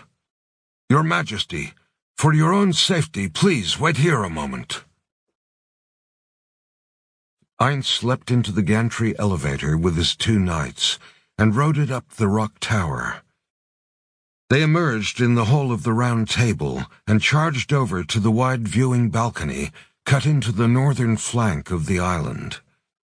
Still imprisoned in his tiny cage, Albie watched them. Arriving at the balcony, Jäger Einz saw the lights of the Italian mainland glittering in the distance. Off to his right, he saw the usual lines of supertankers and container ships cruising in and out of the busy port of Naples. Then he peered upward, and he saw it. A parachute high in the sky, passing in front of the stars, drifting downward. His radar operator had been correct. The object hanging from the chute wasn't a paratrooper. If it had been, they'd have shot him on sight. "What the fuck?" the knight beside Einz said. As the parachute drifted down in front of the viewing balcony, Jäger Einz blinked to make sure he wasn't seeing things. Hanging from the parachute was a tank, a main battle tank. Scrawled crudely on its side in stark white paint, and lit by a carefully aimed flashlight attached to the exterior of the tank, were the words, "Return to sender." Hanging from its chute, the tank glided past the viewing window and dropped gently into the sea below it, where it silently sank from view. "It missed," Jäger Acht said. Jäger Einz stared open-mouthed at the strangeness of it all.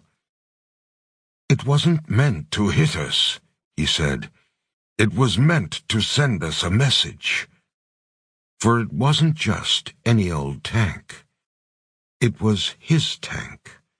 The Challenger 2 main battle tank he had used in London to lure Jack West into the open. And as the realization dawned on him, a sudden explosion shook the entire island, and Jäger Einz's world went crazy.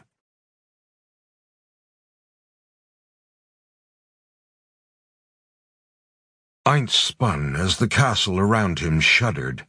"What was that?" he demanded. "Jesus Christ!" the radar operator said in his ear. "A supertanker just ran aground on the southern shore of the island." From his position at the higher northern end of the island, Jäger Einz couldn't see it, but had he been outside, he would have been stunned by the sight. A gigantic supertanker, previously steaming out of Naples in a long line of other slow-moving ships, had turned suddenly, and without slowing in any way, had plowed into the fortified southern wall of the castle's island. The impact sent bricks flying every which way. The ship's bow came fully out of the water, and it ended up resting on the wall, beached. "Put it on screen," Jäger Einz commanded. A set of large, flat-screen TVs came to life, displaying security feed from cameras all over the island. And there, shockingly, on the main screen, Heinz saw it. A fucking supertanker, mounted on the island's southern flank. "What is going on?" Jäger 8 said. That was when a second supertanker powered out of the night and rushed toward the cliff beneath Jäger 8's viewing window and crashed right into the sea gate at the base of it. The castle shook again. Alarms sounded. The other knights peered out over the edge of the rock tower and saw the bow of the second supertanker now inside the water hangar at its base. In addition to the surreal sight of a tank drifting down past their main hull, they now had two supertankers lodged at both ends of their island fortress. "Gentlemen," Jäger 8 said, "arm yourselves. Extraordinary as it may sound, we are under attack." Down in the water hangar, Dion saw the second supertanker smash through the sea gate from up close. The ship's huge bow just mowed down the gate, thrusting itself into the hangar, pushing aside the floating Hercules seaplane with ease. Dion didn't need to be told what was happening. The island was under attack. Get the fuck out of here! Dion leapt into an inflatable dinghy and gunned the engine, shooting quickly out of the hangar into the night. Up in the hall of the round table, Jäger 8 was reeling. This simply couldn't be. No one in all of history, no prince or duke, not even a king, had been brazen enough to launch a full-scale assault on the castle of the Golden Eight, no matter who the knights held in their custody. "Who would be insane enough to do this?" he asked aloud. It was then that two figures came swooping out of the nighttime sky, each on a set of carbon fiber gull wings, landing perfectly on the rim of the viewing balcony, jettisoning their gull wings as soon as their feet hit the polished stone floor. The first man wore a tan miner's jacket and an FDNY fire helmet. In his hands he gripped a pair of MP7 submachine guns. Jack West, Jr. Jäger 8 was beyond shocked to see him. Last he'd heard, West had been sent to Erebus, from which there was no escape. The second man he didn't recognize, but 8 had fought enough dangerous men to know on sight that this man was even more lethal than West.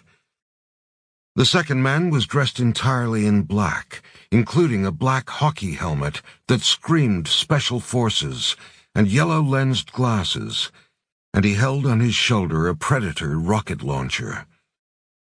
Without missing a beat, the second man fired his rocket launcher into the hole of the round table. Jack West had brought a knight of his own to take on the Knights of the Golden Eight. A black knight.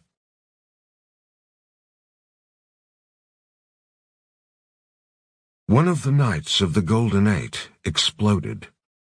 1 second he was standing there, the next he was gone, hit by Aloysius's RPG and vaporized. Aloysius ditched the Predator and drew his 2 short-barreled Remington shotguns from his thigh holsters and started firing them ruthlessly as he advanced. He shot another knight, who went sailing off the edge of the rock tower, plummeting down its side. Previously, the man would have landed in water, but today he landed with a foul thud on the bow of the supertanker that had penetrated the hangar down there.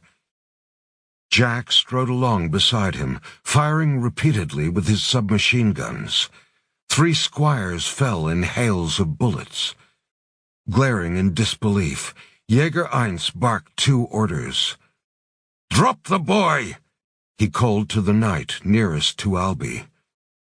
The knight obeyed at once, and hit the release catch on the frame holding up Albie's cage, and the cage dropped with Albie in it. Jack gasped as he saw Albie disappear from view. Albie's cage fell through the air, speeding down the sheer side of the rock tower before it splashed into the water at its base. It bobbed for a moment, and then, still with Albie in it, his remaining hand still pinned in the cage's manacle hole, it went under. Jäger 1's second order was to Jäger 8. The railgun! 8 dived into a compartment near the round table and hurled open its door to reveal a full-sized, long-barreled anti-aircraft turret inside it, complete with gunner's chair. He sat in the chair and swung the immense gun around to face Aloysius. Jäger 1 grinned. This was why no one ever attacked the castle of the Golden Eight. Silhouetted by the wide viewing window, Aloysius saw the big gun come around toward him, but he just kept firing in a different direction. Jäger 8 brought the railgun around just as a fearsome shape swung into a hover outside the viewing window. The shape of a Sukhoi Su-37 fighter-bomber, its guns aimed into the hole. It was Aloysius Knight's plane, the Black Raven, flown by his loyal pilot, Rufus. The Sukhoi's guns blazed to life, spitting tongues of fire. A shitload of tracer rounds sizzled past Jack and Aloysius, right into Jäger 8 and his railgun. 8 and the railgun were cut to pieces, literally blown apart. Seeing the Sukhoi and its incredible firepower, Jäger 1 scurried for the edge of the rock tower. "Knights, squires! Effect escape plan Delta!" He glared at Jack. "You came for your daughter and the boy. She has already gone and now he is dead. You have failed, Captain! Failed!" Then 1 simply stepped off the top of the rock tower and dropped down its side, falling 300 feet before splashing feet first into the water at its base. He surfaced in the hangar at the bottom of the rock tower and clambered into the Akula-class submarine parked there. The water hangar looked like a bomb site. Pieces of the shattered seagate lay everywhere, and the supertanker had shoved the Hercules up against the Akula. It was also blocking the exit. 1 followed Escape Plan Delta, a plan that had been prepared in the event of an attack that blocked the seagate. He hurried into the torpedo room of the Akula, prepped 3 torpedoes, and launched one of them. That first torpedo hit the supertanker at point-blank range and detonated. The front half of the supertanker exploded spectacularly. The giant ship lurched backwards like a boxer being punched, erupting along its long bow with billowing fireballs, emitting a deep metallic groan as it recoiled. The blast knocked it completely out of the seagate, and suddenly the exit was clear. Then 1 launched 2 more torpedoes. They shoomed out through the seagate and lanced into the sea beyond it, their timers ticking downward. Then he hurried up onto the hull of the sub, to be met by the surviving knights and squires. They swung the underwater combat sled that sat on top of the Akula into the water and zoomed off on it into the night. It was only once they were clear of the island that the other 2 torpedoes turned around and came back toward Aragon Castle. That was the final part of Escape Plan Delta: destroy the island and whoever had attacked it. When those torpedoes hit the base of the cliff, armed as they were with powerful RDX explosive charges, they would bring down the entire northern end of the island, including the new castle, the old castle, and the Hall of the Round Table. The 2 torpedoes rushed toward the island, gaining speed, when suddenly a pair of decoys dropped into the water in front of them, released from the hovering Sukhoi. The torpedoes slammed into the decoys and detonated 100 meters offshore, sending 2 huge but harmless geysers of water shooting into the air, leaving the castle of the Golden Eight intact and in the hands of Aloysius Knight and Jack West, Jr. Minutes later, Zoe, Hades, and Sky Monster arrived in the water hangar, after disembarking from the 2 supertankers they had commandeered and slammed into the island. Sky Monster had driven the one that had run aground on the southern end of Ischia Island. Zoe had been at the wheel of the one that had speared into the Seagate, with the still weakened Hades by her side. They'd been thrown around the tanker's stern-mounted bridge as their ship had been blasted back out of the hangar by Jaeger 1's torpedo, but had survived well enough to board a lifeboat and drive it here now. After they had secured the whole of the round table, Jack and Aloysius went down in the gantry elevator to join the others in the water hangar. They saw the Hercules and the Aquila askew in their berths, plus a few other vehicles parked on the docks. The broken Seagate lay open, and beyond it they saw the waters of the Mediterranean and the coast of Italy glittering in the night. The water in the hangar was still, like glass. Zoe looked at Jack, worried. "You don't think—" The stillness of the water was shattered by 2 figures in scuba gear bursting up from it, holding a third. It was Pooh Bear and Stretch, with the sagging figure of Albie held between them. "Is he okay?" Jack hurried to the edge of the dock to meet them. Stretch yanked off his scuba mask. "The bastards cut off one of his hands, but he's alive." Pooh Bear glared at Aloysius Knight. "I can't believe you convinced us to parachute to Earth inside that tank. They could have shot us out of the sky." "I figured they'd be too shocked to see their own tank right in front of their eyes to shoot it down," Aloysius said, as Zoe and Jack pulled the 3 of them out of the water. That wasn't entirely true. It wasn't the Knight's actual tank. Jack and Aloysius had grabbed this one in Malta on the way here. In response to Aloysius Knight's single question to him, "Does Malta own any tanks like the one that was used in London?"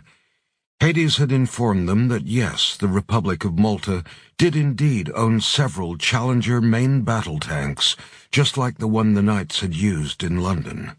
It didn't have to be the exact same tank, just a look-alike. "It was worth a quick detour to Malta," Aloysius said. "Shock value has great value."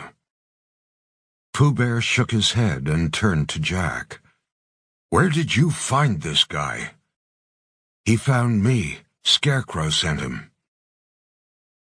Inserting Pooh and Stretch via the tank had actually served 2 purposes. The first was to put them in the water hangar in the event that the fighting went down there. The second was something that Hades had warned them about. If attacked, the Knights might drop any prisoners into the water to drown. Pooh and Stretch were also there for that eventuality. Jack examined the stump that was Albie's left hand. Stretch and Pooh had hastily wrapped some moist bandages around the cauterized wound, but it would need to be properly dressed. Albie shivered, in shock. Lily, he stammered. "A guy named Sphinx took her, and they killed Julius." "Julius was here?" Jack said. "He wanted payback for Loki, but he was too obsessed, too intent on revenge, and they caught him and killed him." "Oh, Julius," Jack whispered. He hadn't seen that coming, but he should have known that Julius would come after the men who had so brutally killed his brother. He'd come after them, all right. Rest in peace with Laki." "But no rest for us," Zoe said to Jack. "Your mother and Iolanthe should be in South America by now.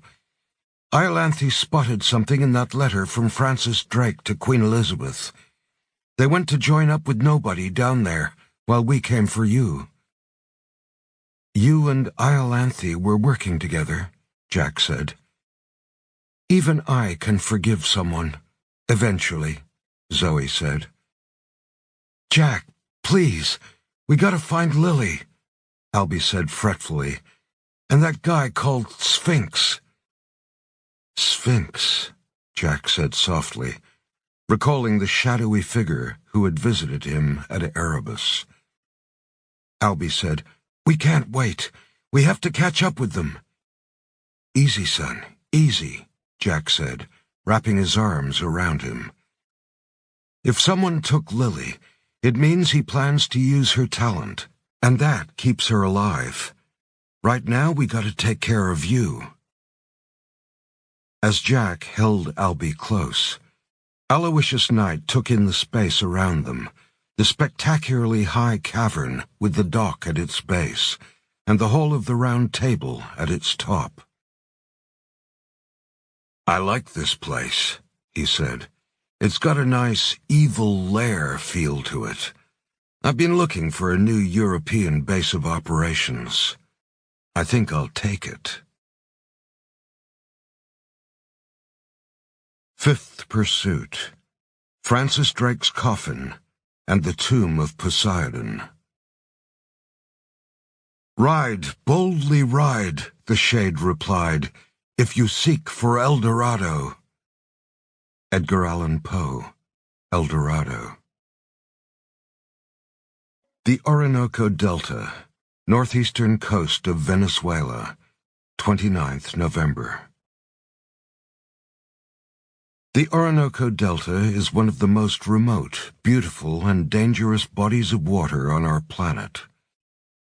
Situated on the Venezuelan coast, at the extreme northeastern tip of South America, it is where the mighty Orinoco River discharges into the Atlantic, at the astonishing rate of over 25 million liters per second.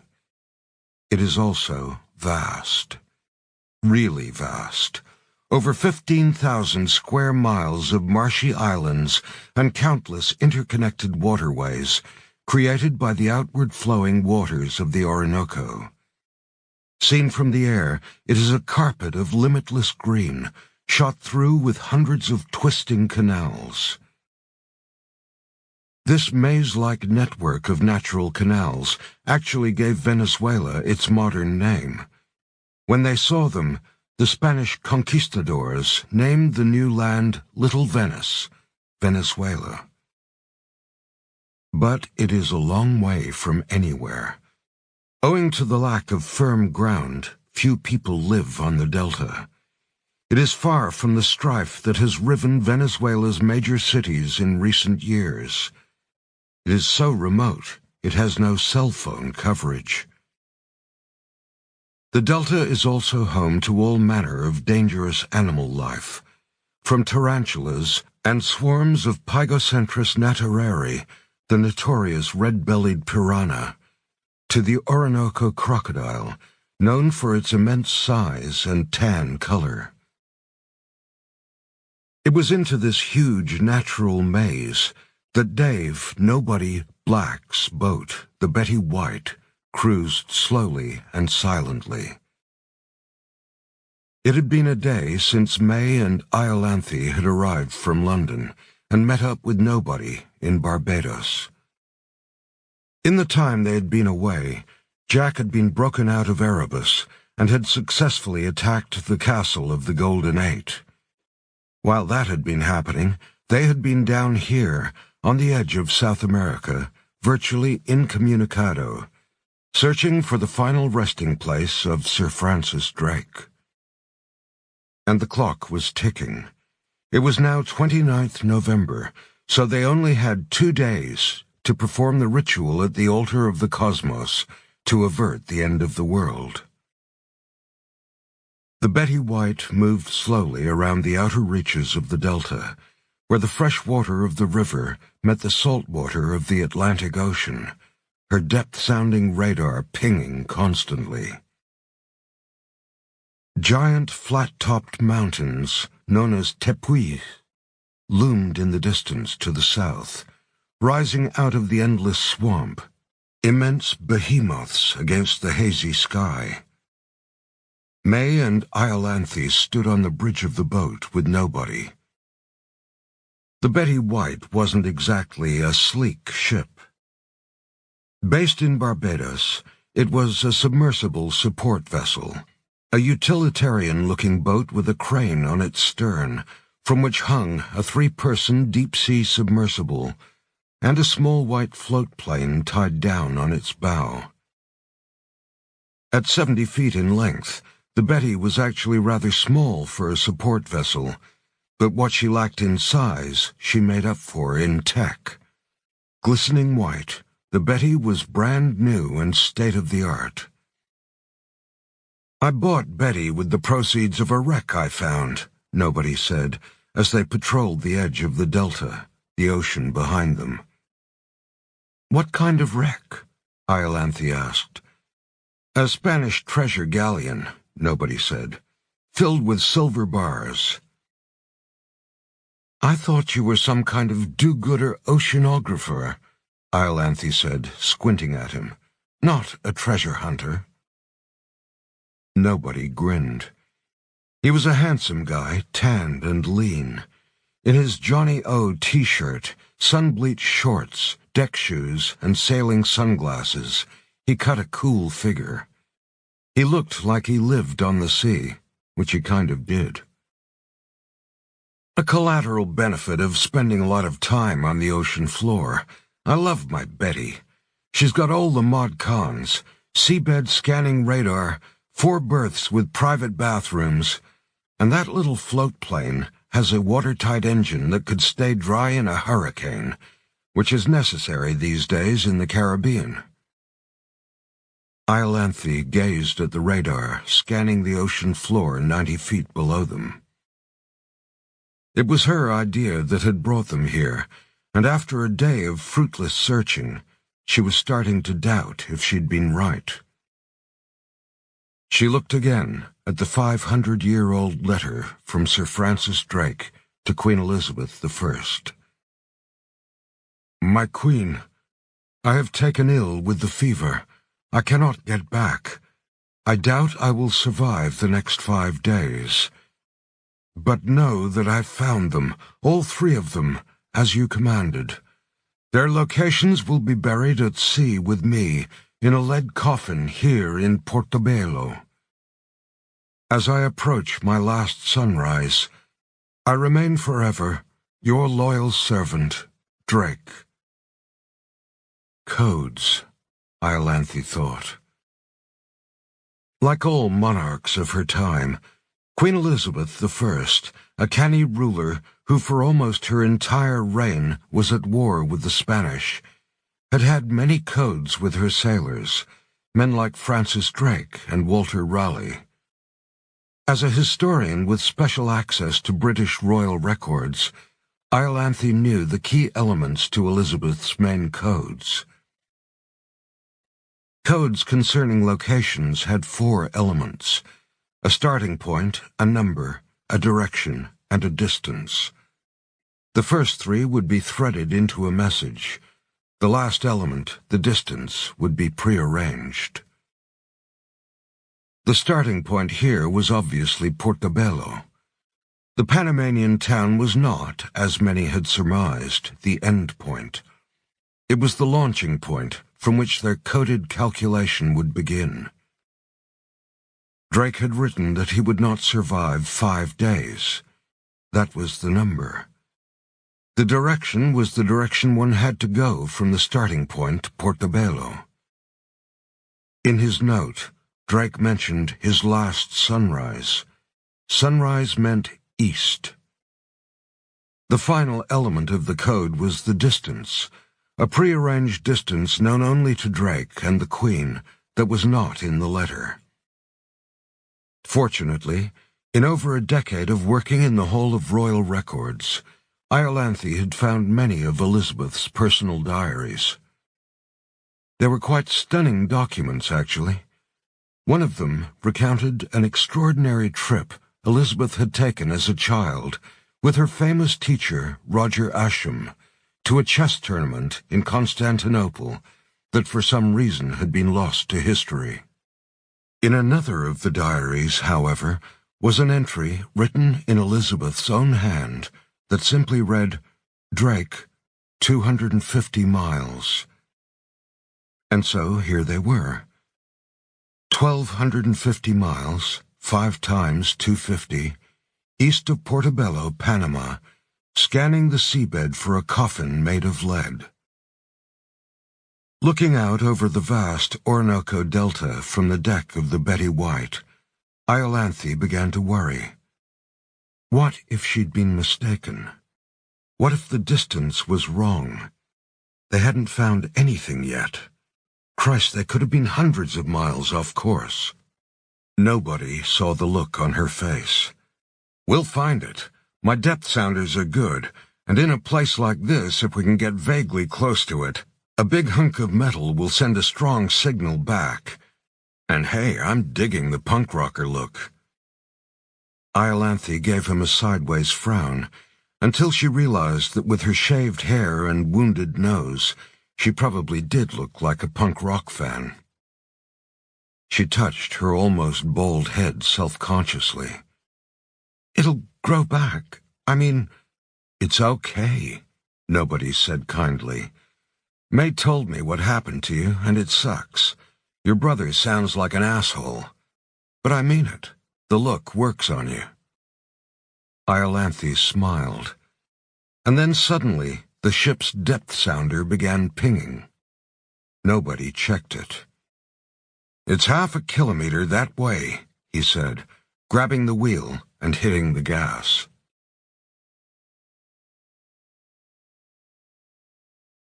A few minutes later, the Betty White pulled to a halt near some reeds at the edge of the delta.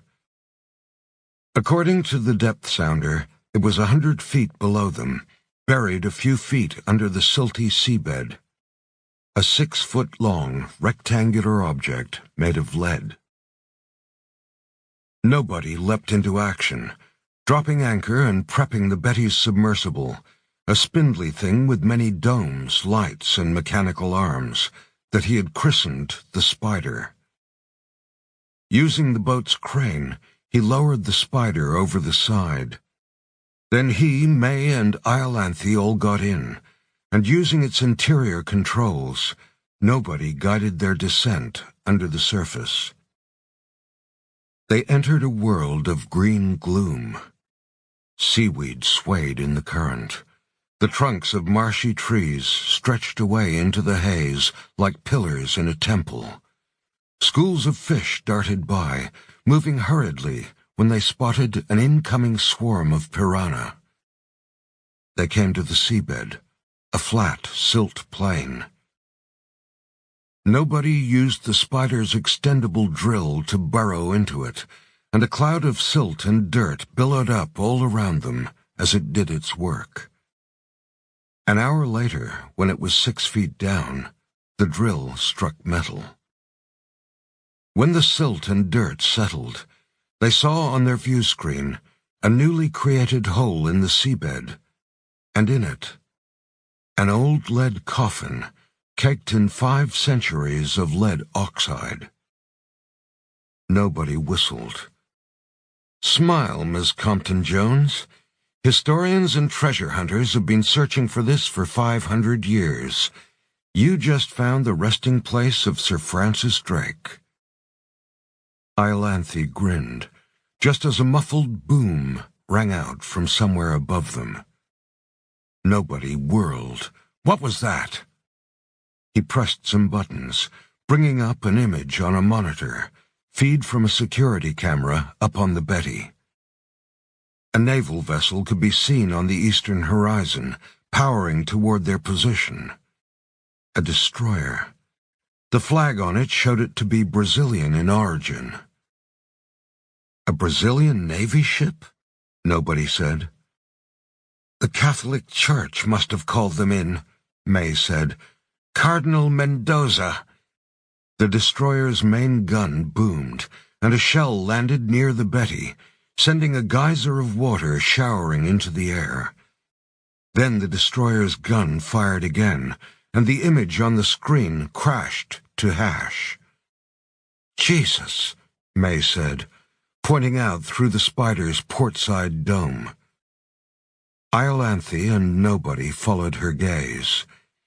To see the Betty White, Nobody's brand-new support ship, complete with the crane on its stern and the float plane still tied to its bow, drift down through the gloom, a great gash in its side, flying downward in eerie slow motion, before it landed on the seabed a short distance from them with a dull underwater thud. Oh, damn, damn, damn, Nobody said. Iolanthe just stared. We're stranded down here. A second later, the three of them heard a low, whining sound, and suddenly, fizz, something whizzed past them at incredible speed, leaving a long tail of bubbles behind it. Was that it? Iolanthe breathed. Yes. Nobody spun. That was a torpedo. God damn it, they're firing torpedoes at us. With their support vessel on the bottom of the delta, and the Brazilian destroyer coming in fast, and at least one torpedo having been fired at them, Nobody Black sprang into action. He started flicking switches on his console, and their submersible lowered over the now exposed lead coffin. What are you doing? May asked.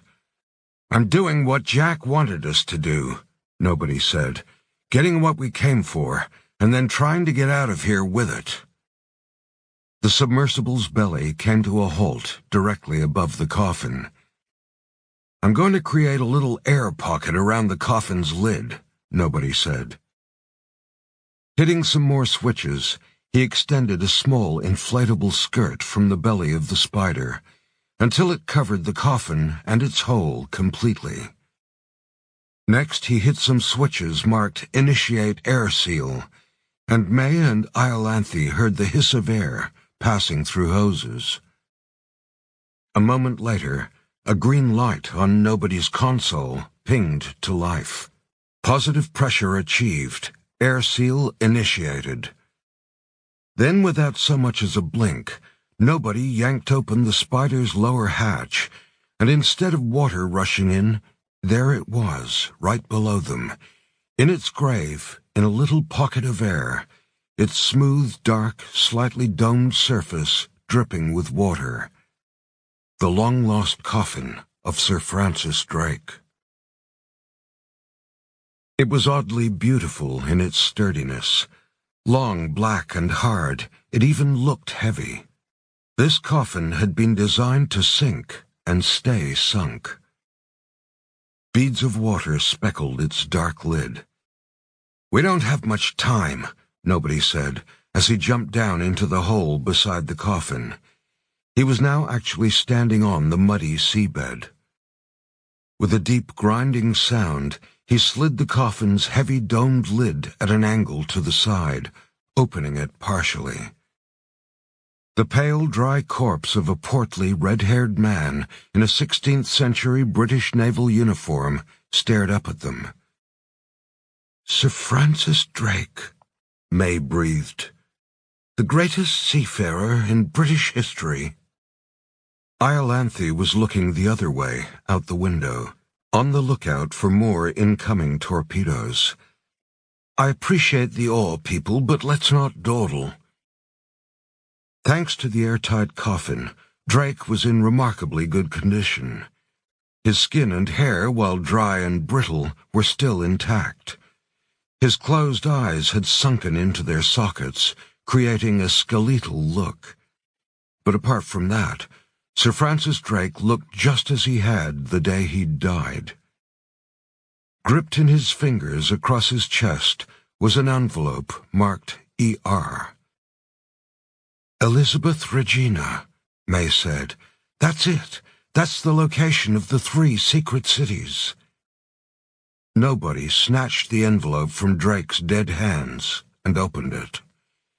Inside was a sheet of linen-based parchment.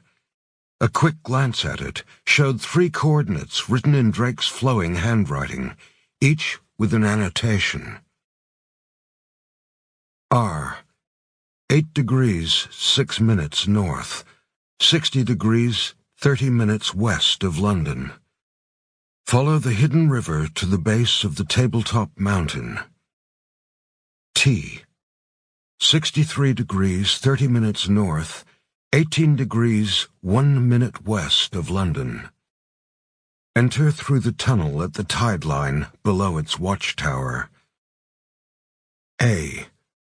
35 degrees 48 minutes north, 5 degrees 36 minutes west of London. Enter through its watchtower. "This is incredible," May gasped. "The exact locations of all 3— Look out!" Iolanthe called suddenly. Fuzz! Another torpedo. It passed so close, this time the spider rocked. Nobody began to climb back up into the submersible. "Let's go," he said. "We might still have a chance to get out of here." He never finished the sentence, for right then a 3rd torpedo arrived at full speed and hit the spider. The spider lurched wildly as the torpedo detonated. Everyone was thrown sideways. 2 of the spider's glass domes shattered and blew inward. Green water began spraying into the submersible. It would fill in seconds. May stared about herself with panicked eyes. There was nowhere to go. They were stuck on the bottom of the seabed, with their support ship sunk and their submersible taking on water. They were dead. There was no way out of this. "Quick, protect the parchment!" Iolanthe took the parchment from May and sealed it inside a waterproof Ziploc bag. "This way!" Nobody yelled, hauling the 2 women down into the air skirt ringing the coffin and its hole, at the same time as he grabbed 2 scuba tanks from the wall nearby. "What are you doing?" May yelled above the roar of inrushing water. "No time to explain. Just hang on to me and hold your breath. I'll guide you." And so May took a deep breath, closed her eyes, and dropped through the wide hatch as the spider filled completely with water. A moment later, with her eyes shut and guided by nobody, May's feet touched solid ground, and suddenly, to her surprise, she felt dry air on her face. "You can open your eyes," Nobody's voice said, echoing slightly. May opened her eyes, to find herself crouched inside Sir Francis Drake's lead coffin, standing rather unkindly on top of Drake's long-dead body, her head poking up inside the domed lid of his coffin. The lid was still turned slightly askew, but its concave inner dome was now filled with a pocket of air from one of the scuba tanks Nobody had snatched on the way out of the spider, and which he had blown up into the lid. Nobody and Iolanthe were in the tight space with May, the water up to their necks, the only light the pale glow from Nobody's dive watch. "Nice air pocket," Iolanthe said, impressed. "Tell me, how are you single? You're a genuine unicorn." "We're standing on Sir Francis Drake," May said. "I think he'd be okay with it," Nobody said. "He was a cool cat." "What do we do now, smart guy?" Iolanthe said. "Our boat is sunk, and so is our submersible." Nobody looked at her. "I have a last-ditch plan." 10 minutes later, the Brazilian Navy destroyer arrived at the spot where the Betty White had gone down. Sailors peered over its sides, searching for the sunken boat, its submersible, and any survivors. But then, off the stern of the destroyer, amid a sudden flurry of roiling white bubbles, like a cork popping out of a champagne bottle, a float plane burst up out of the waves. It practically sprang out of the water, lifted by the buoyancy of its two pontoons.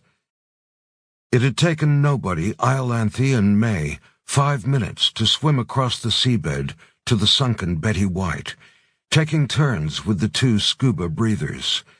Then they'd boarded the float plane tied down to the sunken boat's bow. Nobody had then leaned out and with his knife slashed the ropes tying down the plane. The float plane, with its buoyant pontoons and watertight engine bay, whooshed up toward the surface. No sooner was the plane out of the water than nobody hit the starter, and the plane's nose propeller burst to life, and in moments the aircraft was moving, powering away from the rear of the destroyer, accelerating quickly to take off speed and lifting off into the sky before the bulky naval ship could turn even halfway around. "Iolanthe, send Jack the coordinates of the 3 cities," nobody yelled above the din of the engine when they were safely in the air. "May, figure out which of the 3 sets of coordinates gives the location of the city of Ra. That's our mission." Iolanthe quickly snapped off a photo of Drake's note and sent it as a text message on her satellite phone. "Message is away," she called. "May?" nobody asked. May was punching some coordinates into the plane's dashboard GPS. "It's this one," she called, pointing at Drake's note. "R, 8 degrees 6 minutes north, 60 degrees 30 minutes west of London. Follow the hidden river to the base of the tabletop mountain." "The R must stand for Ra," she said. "It's not far, about 80 miles south of here. By the look of it, it's at the extreme southern end of the Orinoco Delta, at the base of one of the Tepuy Mountains there." Nobody banked the little float plane around and headed for the cluster of giant tepuis on the southern horizon. Somewhere in there was the secret city of Ra.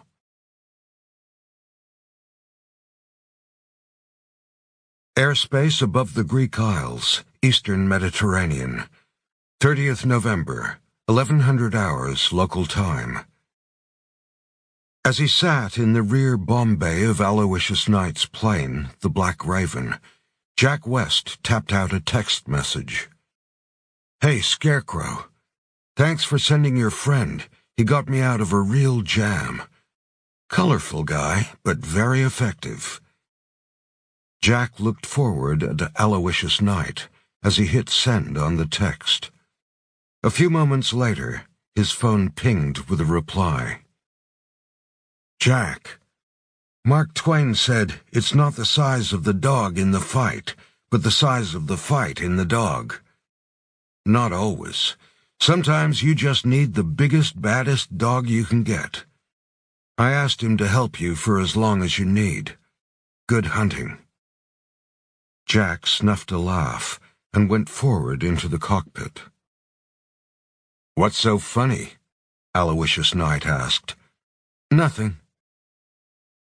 Knight's tall and big-bearded pilot, Rufus, said, "Coming up on Santorini." Jack peered through the cockpit window. Below them was the immense water-filled caldera that the world knew as the island of Santorini.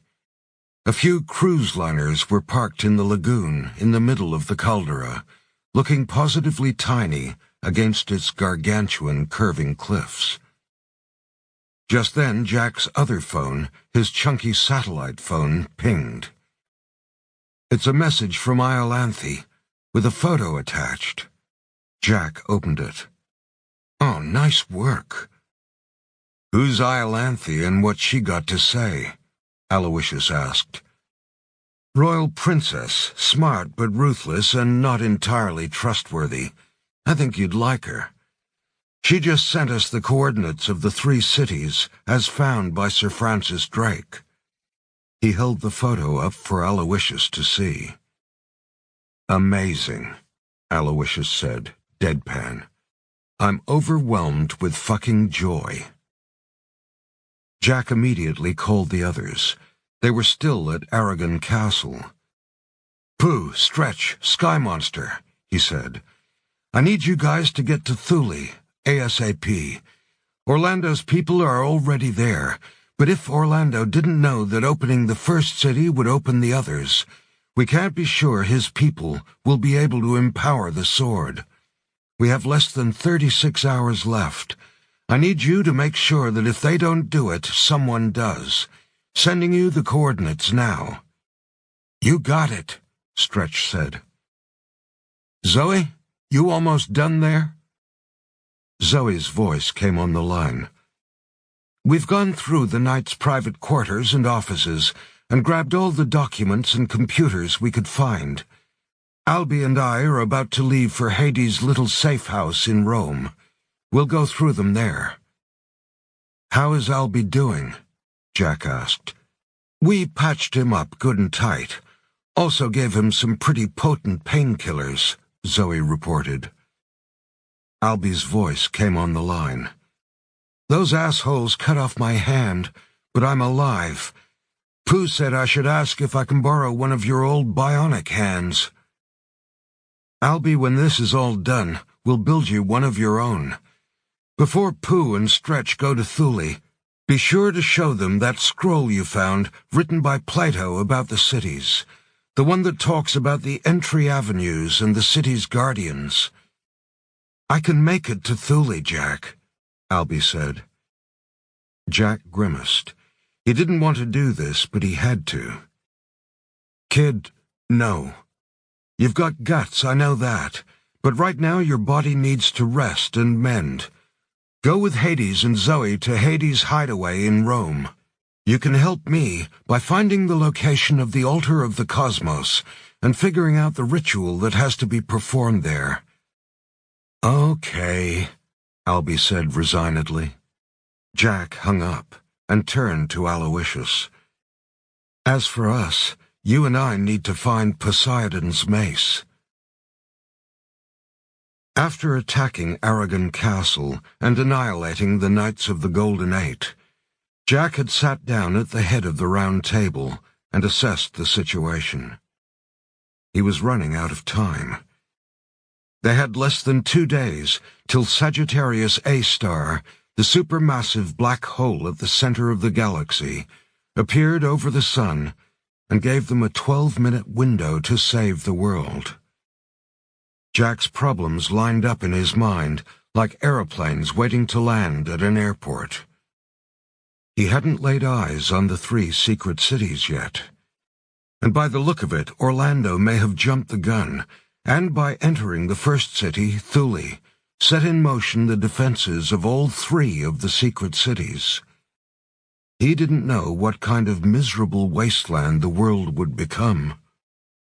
Nor did he know the location of the altar of the cosmos, or the nature of the ritual that had to be performed there, a ritual that Iolanthe suggested may involve human sacrifice. Hopefully, Albie could find that out. And Sphinx had Lily. Hopefully, her gift was keeping her safe. Hopefully. He thought about the 3 weapons. Orlando had 2 of them, the sword Excalibur and the helmet of Hades. The 3rd weapon, the trident mace of Poseidon, had to be found, and found fast. "But it's been lost since antiquity," Hades said to Jack. "How can you hope to find it quickly when so many others have failed?" Jack said, "History leaves us clues, breadcrumbs, random lines of breadcrumbs, so to speak. Somebody at some time in the past wrote about the mace and its final resting place. In my experience, it's not the amount of research you do that unearths an ancient place. It's the quality, finding relevant clues. 2 of them, in fact.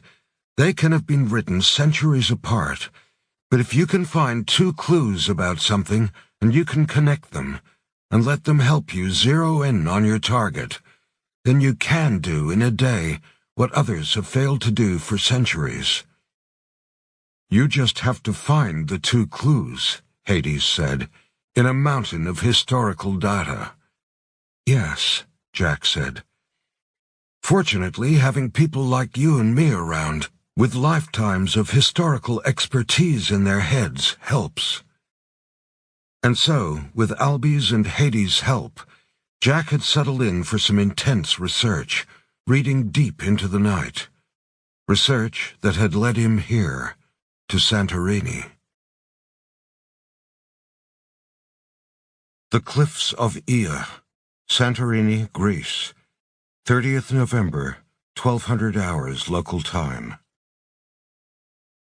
The glaring noonday sun pounded down on the island of Santorini.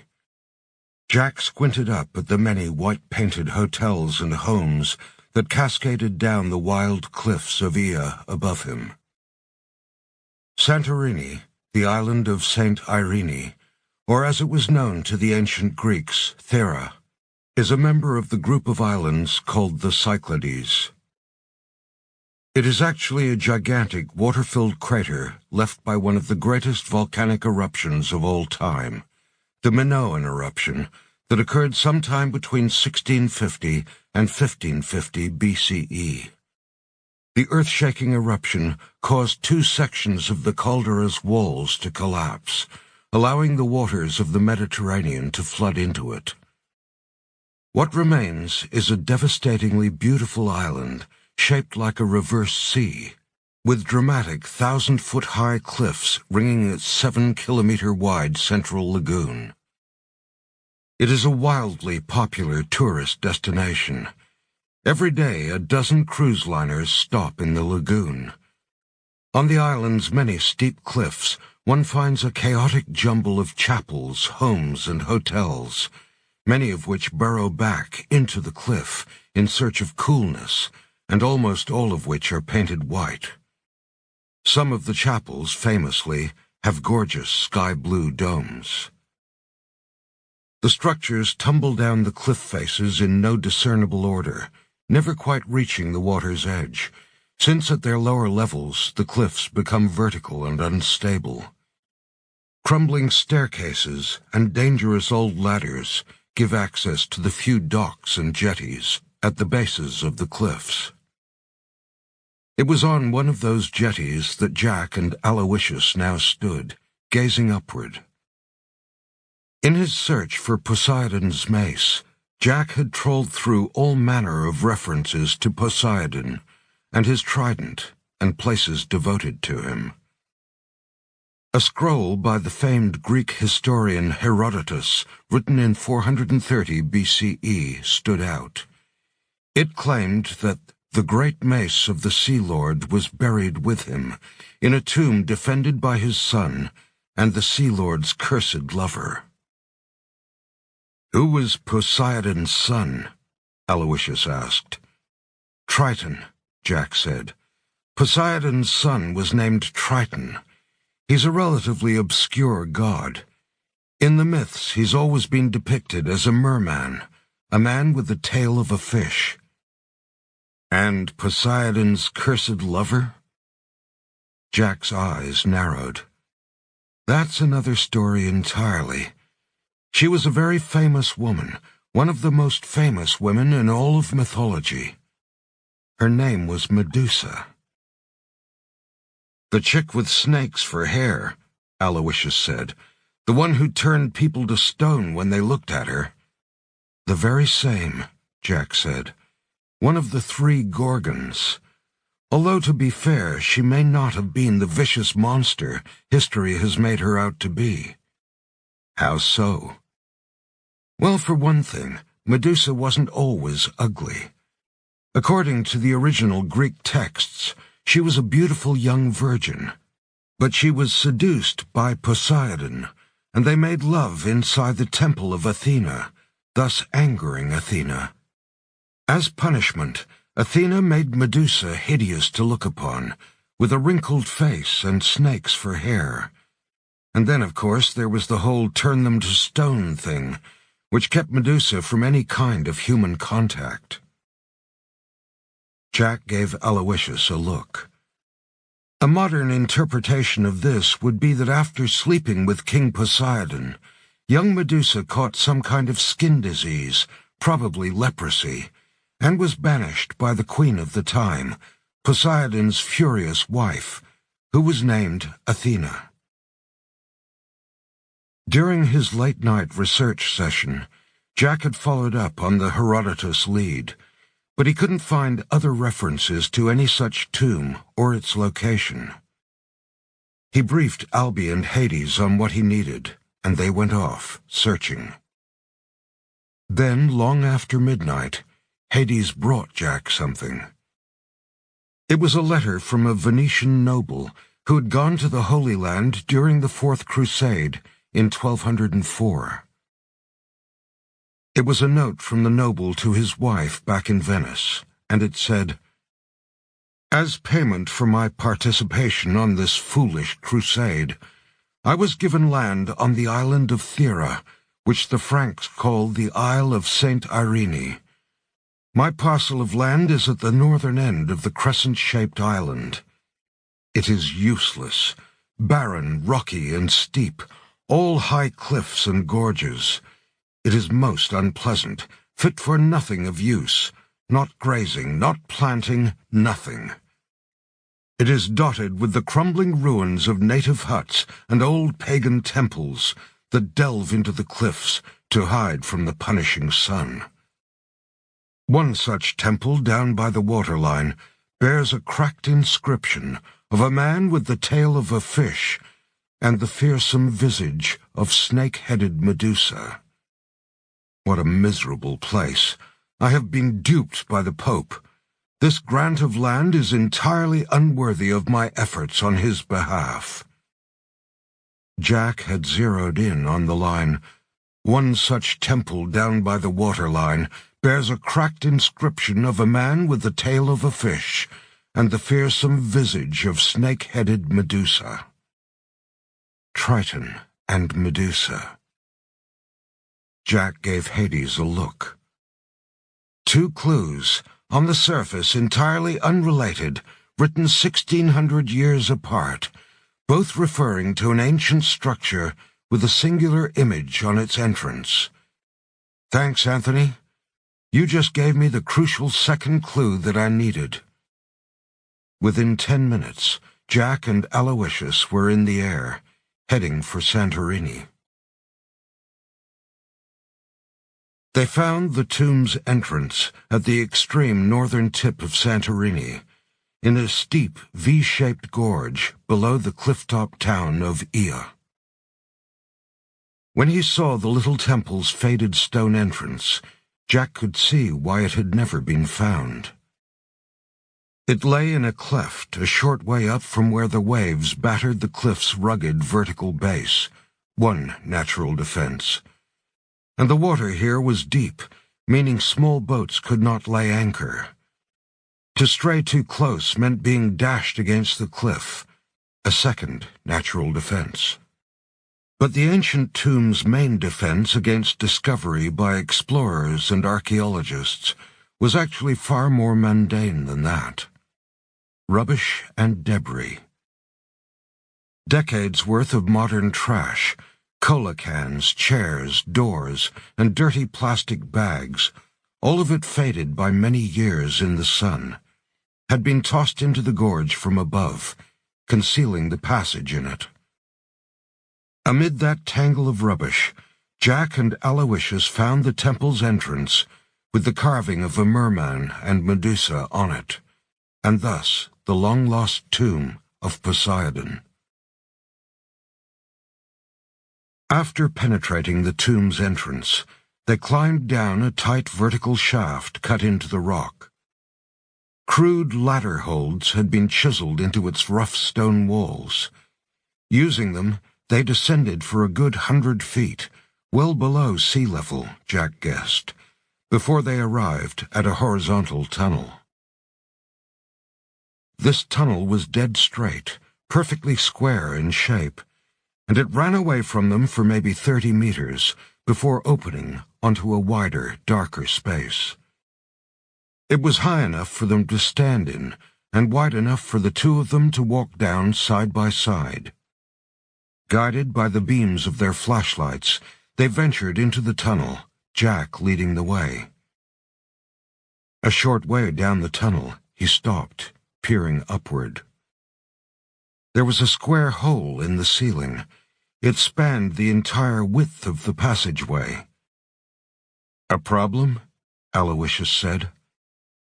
"In my line of work, booby traps are an occupational hazard," Jack said. He peered at the floor below the hole in the ceiling, searching for any kind of trigger stone, but found nothing. He jumped across the section of tunnel underneath the ceiling hole. Nothing happened. No trap, no death. Aloysius shrugged and followed him. About halfway down the passageway, they found something else in the ceiling. Jack raised his flashlight to examine it. It was a circular tile the size of a dinner plate. It protruded a couple of inches from the tunnel's otherwise flat roof, like a modern ceiling light. Painted on it was the face of Medusa, snarling and angry, with her trademark snakes for hair. Looking closely, Jack saw that the pupils of Medusa's furious eyes were made of a pair of small raised stones, the size and shape of two tiny pills or pellets. "Friendly, isn't she?" Aloysius said wryly. "Careful," Jack said. "That gaze can turn you to stone." They pressed on. At the far end of the passageway, they emerged into a wide circular chamber with a high domed roof and beautifully curving walls, all cut from solid gray stone. The round walls of the space were covered in gorgeous blue bas-reliefs, raised images of Poseidon wielding his three-pronged mace, causing the seas to rise and cities to fall. In the exact center of the chamber was a high round platform that rose like a wedding cake in 4 broad steps. The steps were themselves unusual. They were each cut in the shape of a trench, a circular trench, sort of like the pool at the base of a fountain. One climbed them by leaping from edge to edge. And on the platform atop the steps was the centerpiece of the place. A waist-high oblong stone tomb covered in 3,000 years' worth of dust and stone flakes. It looked like an altar, squat, sturdy, and old. "Captain, what is that?" Aloysius said, looking up. He shone his flashlight at a round hole cut into the curving wall of the ceiling. It was maybe 3 feet in diameter. "Looks like a light shaft," Aloysius said. "Seems to go up at an angle. But no sunlight is getting through." "I'd guess it's more likely a star shaft," Jack said. "Like the ones inside the pyramids at Giza. They tend to get blocked up over the years with dirt and sand. But thousands of years ago, you might have been able to look up through that shaft at night and see a certain constellation." Jack took in the rest of the dome-shaped chamber, and he spotted something. It was at the highest point of the chamber, at the very peak of the domed ceiling, a single round tile, just like the one back in the passageway. On it was painted the snarling face of Medusa, complete with the small dark pills as her blazing eyes. Slowly, reverently, by the light of their flashlights and beneath the angry glare of Medusa, Jack and Aloysius strode up the odd-looking steps and onto the platform at their summit, and beheld the ancient tomb. Jack risked a smile. Cut into the top of the oblong slab, caked in a thick layer of grit but clearly visible, was a raised, life-sized carving of the mace of Poseidon. Jack gazed at the carving, entranced. The tomb of Poseidon, he thought. As he looked at the raised image of the mace more closely, he saw that it was very detailed, amazingly detailed, in fact. "Nice carving," Aloysius said. "Sure is," Jack said, and suddenly he realized. "Only it's not a carving." "What?" Aloysius said. "It's the mace." Jack leaned close and gently blew the dust off the carving. The layer of dust and stone flakes that had landed on the tomb over the millennia scattered, revealing slivers of glimmering gold. Ever so delicately, Jack brushed away the remaining dust layer with his fingers. And there it was, resting in a recess that had been perfectly shaped to accommodate it. The trident of the Sea Lord, the mace of Poseidon, the king of the sea. It was simply stunning to behold. Its thick handle was made of burnished gold, and its 3 blades, all pointed slightly inward, were made of silver. They looked as sharp as daggers. The 3 blades, however, were not laid out laterally like a fork or trident, but rather they were arrayed in a circle, officially making the weapon a mace, not a trident. "It really is a mace," Jack said softly. "A scepter." The mace's golden handle was inlaid with 6 glistening gems, 2 rubies, 2 emeralds, and 2 sapphires. The gems alone would have been priceless. In between the 3 blades was an empty setting. In it would be placed another gem of some sort, a blue gem, Jack knew, that would be found in the sacred vault of the 3rd secret city, the city of Atlas. Aloysius reached forward to grab the mace. "Well, what are we waiting for?" "No!" Jack pushed Aloysius's hand away before he could touch the scepter. "Wait now," Jack said. "Let's just go about this very carefully." The cocking of a gun made them both spin. By the time he'd turned around, Aloysius had one of his sawn-off Remington shotguns drawn, raised, and aimed at the 3 men armed with AK-47 assault rifles standing in the entryway to the chamber behind them. "Now, let's not be like that," the lead man said amiably. He was an overweight Pakistani, with wobbly jowls, sweaty armpits, and, in addition to the gun, a glowing lantern hanging from his forearm. Sonny Malik grinned, revealing his sickly yellow teeth. "Well, not yet." "Drop the gun, Captain Knight," Sonny said. "Do I know you?" Aloysius asked. "No, but I know you," Sonny said. "You caught a friend of mine during a bounty hunt last year, a very perverted but reliable gun runner from Kabul, who was slipping me American weapons. You collected the price on his head, and in doing so you ruined my supply line." Aloysius laid his shotgun on the ground beside the tomb. "I'd say I'm sorry, but I'm really fucking not," he said. Jack stepped back as Malik's 2 henchmen ascended the broad, trench-like stairs, their guns trained on him and Aloysius. They also appeared to be Pakistani, and they both wore bulletproof vests. "I met your mother in Karachi," Sonny Malik said to Jack. "I liked her, feisty. When I see her next, I'll be sure to tell her that I shot you like a dog.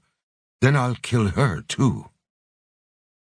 Jack noticed that Malik remained down near the entryway. He had the feeling Malik was staying down there just in case there were any close-range traps near the altar. "Grab the trident," Sonny Malik called to his men. The first henchman snatched up the golden mace and held it aloft. Jack waited. Aloysius waited. Sonny Malik waited. Nothing happened. The henchman grinned. And then the trap went off. It came blasting into the chamber through the sloping shaft situated near the top of the dome. Seawater, a gushing torrent of the stuff. It roared down all around Jack and Aloysius, pouring into the chamber with such ferocious force that it knocked Sonny's second henchman clear off his feet. Down on the floor, Sonny Malik spun as more water came surging out of the entry passageway behind him, smashing into his knees so powerfully it caused him to fall to the ground.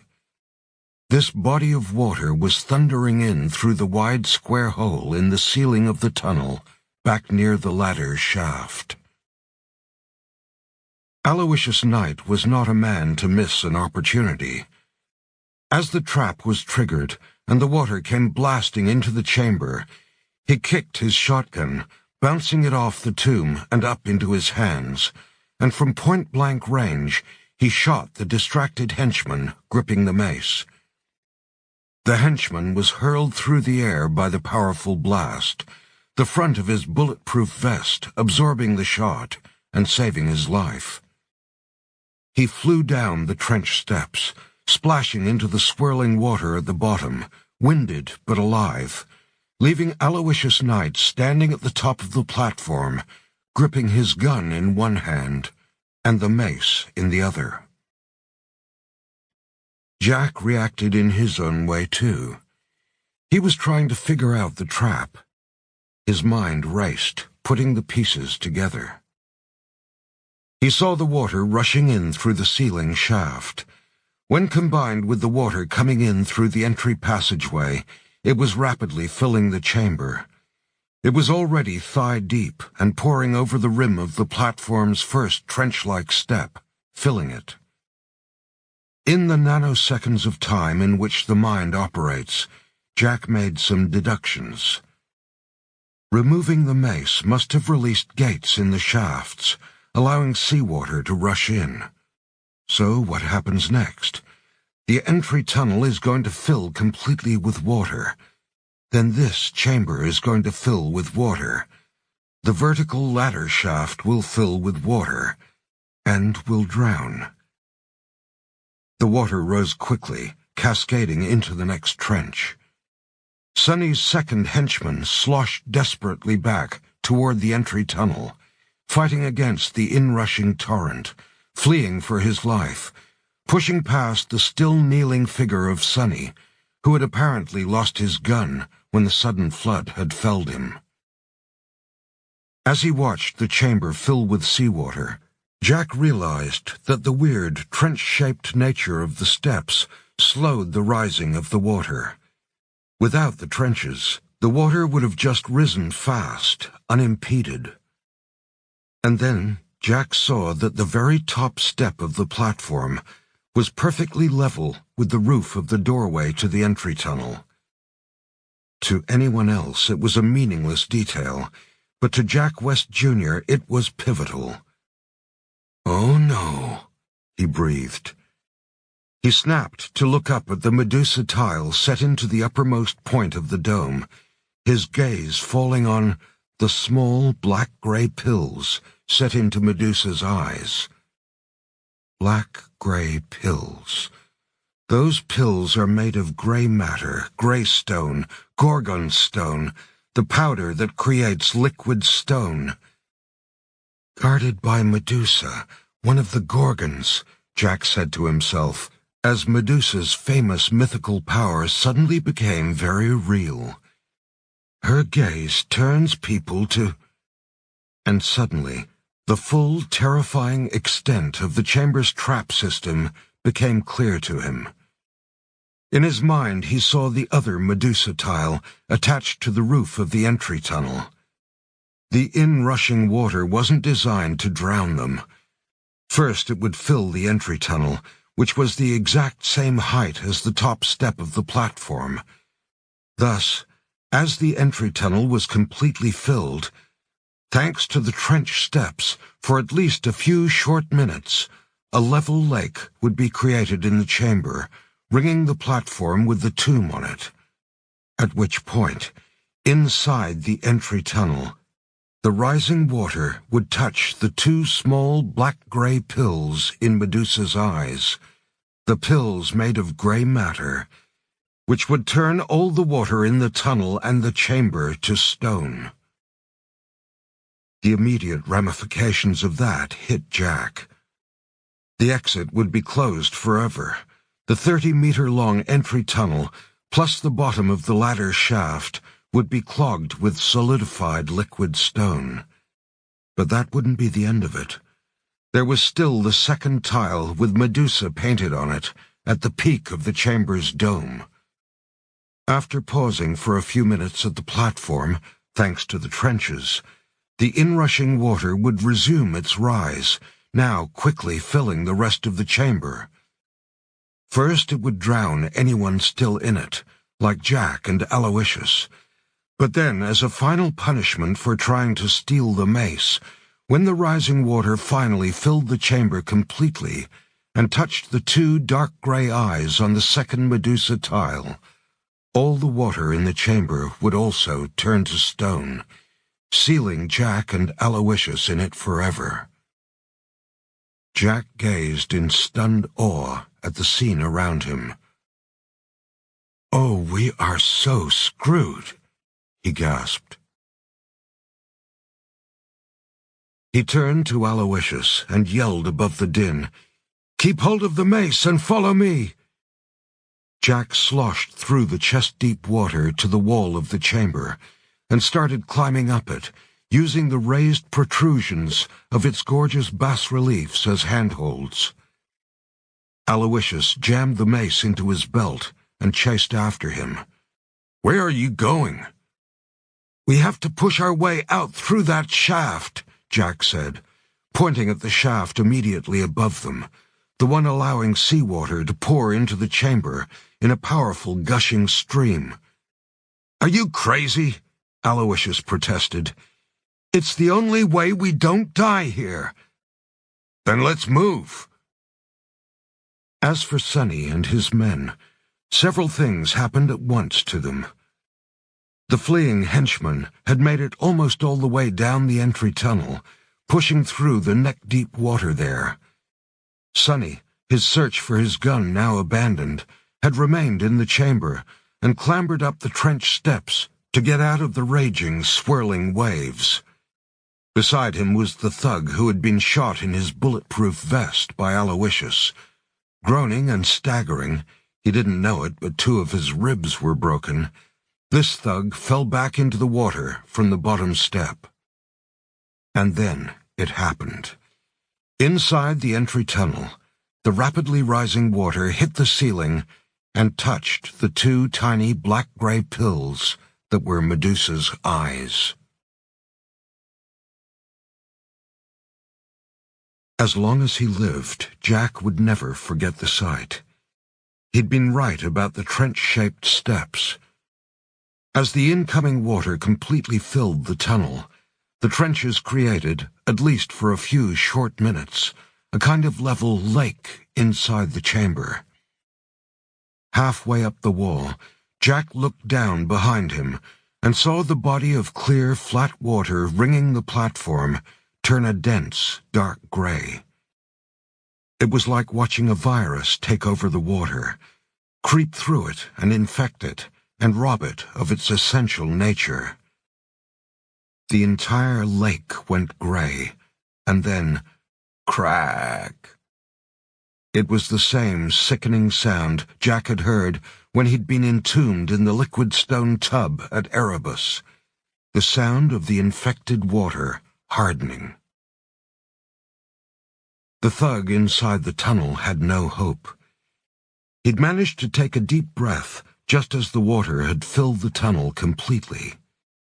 Then he'd opened his eyes and seen the ladder shaft ahead of him, only for the water all around him to suddenly darken, and he could see nothing. Then, to his horror, the same dark water abruptly hardened around his entire body. At first it felt like jelly, but then it started cracking and crunching, and abruptly, to his complete confusion, he found himself suspended in the stuff like a fish caught in ice, entirely encased in it and unable to move. It actually hardened quite quickly, and to his surprise he didn't drown.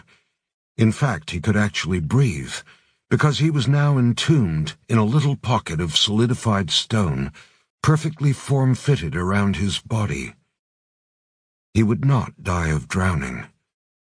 No, it would be worse than that. First, the stone, as it set, would contract little by little, slowly crushing his limbs, and then, as he groaned in abject agony, unheard by anyone in his claustrophobic little tomb, he would suffocate, as with his desperate wails, gasps, and pants, he would eventually run out of air. In the chamber, it wasn't much better for the thug with the broken ribs. Having fallen into the darkened water, he was halfway out of it when it solidified around his legs. He was trapped half in, half out of the hardening stone. As it cracked and crunched around his waist, locking him in its unbreakable grip, the man screamed in terror. He couldn't get out of the stuff. He scratched and reached for his boss, begging him for help, but Sonny Malik just recoiled, wide-eyed, at the man's predicament. Even Malik, a cruel gangster who had executed and tortured both the wicked and the innocent, was struck dumb with fear at the situation in which he now found himself. In this way, the temporary lake of water ringing the platform solidified into hard gray stone, essentially creating a new, higher floor for the space. But seawater kept gushing into the chamber through the shaft high up on its wall. Jack and Aloysius kept climbing for the shaft. Sonny Malik sat frozen on the platform in front of his screaming henchmen. But it wasn't over. Now the second phase of the trap began. For as that first flat layer of water became a new solid floor, the chamber began to fill even faster, the water now clear once again and rising toward the second Medusa tile at the top of the dome. Aloysius Knight saw it all. "What is going on here?" he called to Jack above him. "The water just turned to fucking stone!" Jack said, "Keep climbing.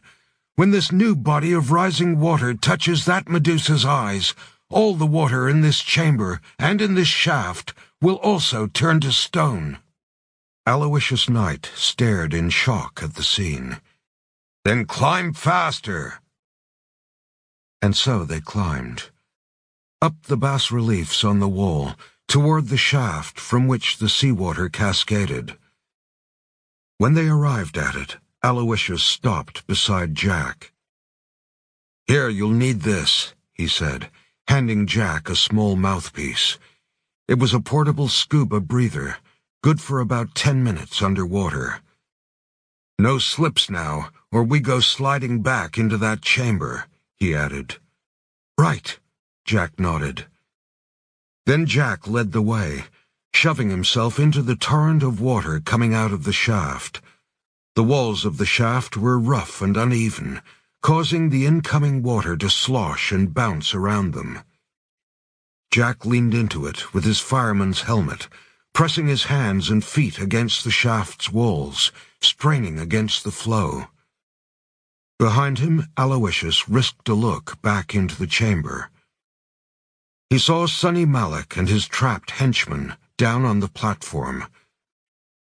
The henchman was gripped to his waist in the layer of solidified stone.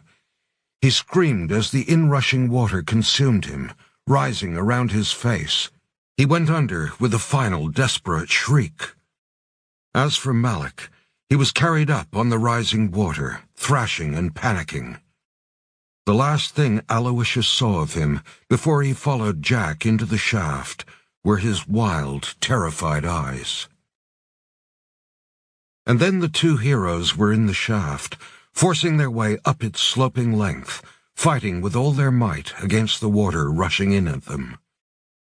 Jack moved doggedly, 1 foot at a time, planting his feet against the shaft's walls, then shifting his hands upward and repeating the process, all while water relentlessly slammed against his helmet from above. He gripped his breather in his teeth, sucking in air.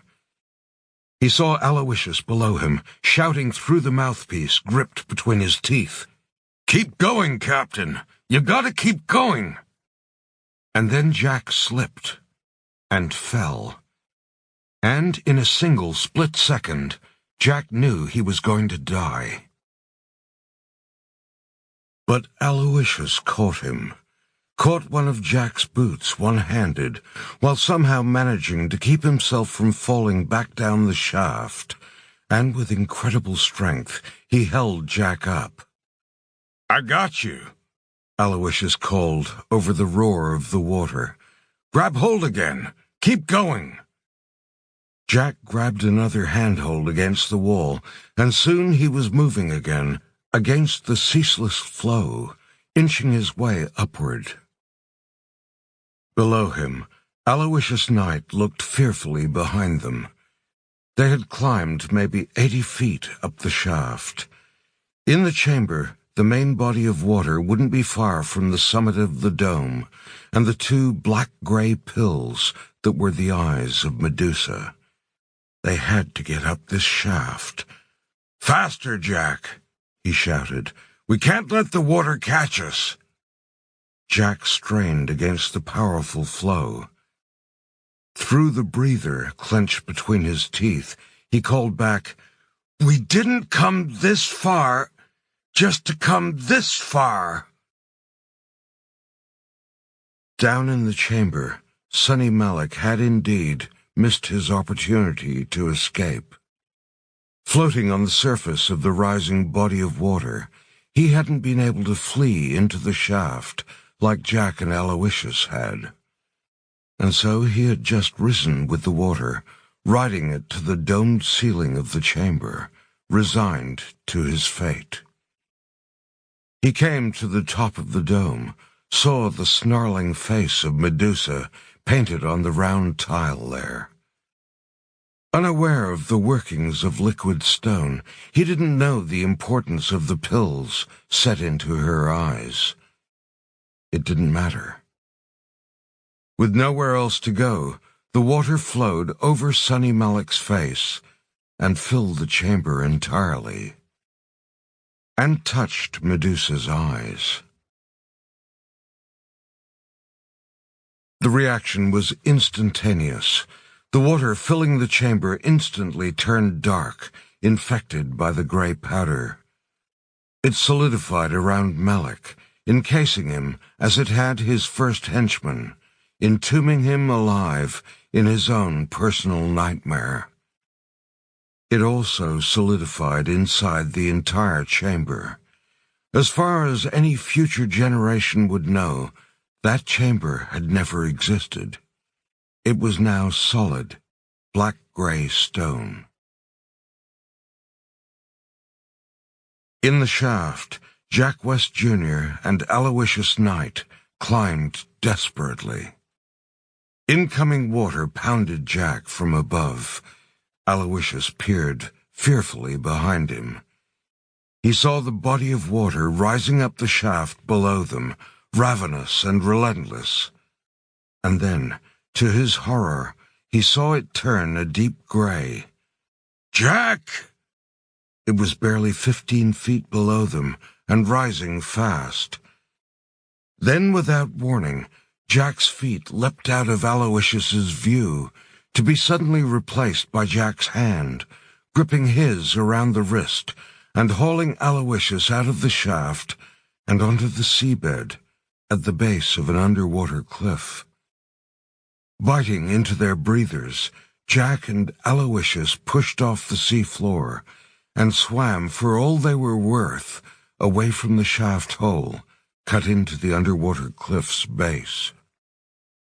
They swam and swam, with broad, powerful strokes, until they were 20, then 30 feet clear of the cliff base. And then, with a foul, explosive sound, like a supersized snake reaching out for them, a great black-gray finger of semi-solid stone extended out from the shaft hole, lancing out into the water for a full 20 feet. But it wasn't strong enough to reach them, and as it hardened, it fell, drifting in slow motion to the sea floor, until it looked no different from the many other rocks and stones that lay there. Jack and Aloysius surfaced moments later. They bobbed in the water off the northern tip of Santorini, gasping and heaving for air, but alive. A giant luxury cruise liner rumbled by, sounding its horn as it headed into the caldera. Throbbing dance music could be heard. Aloysius pulled the mace from his belt and held it in one fist. He glared at Jack.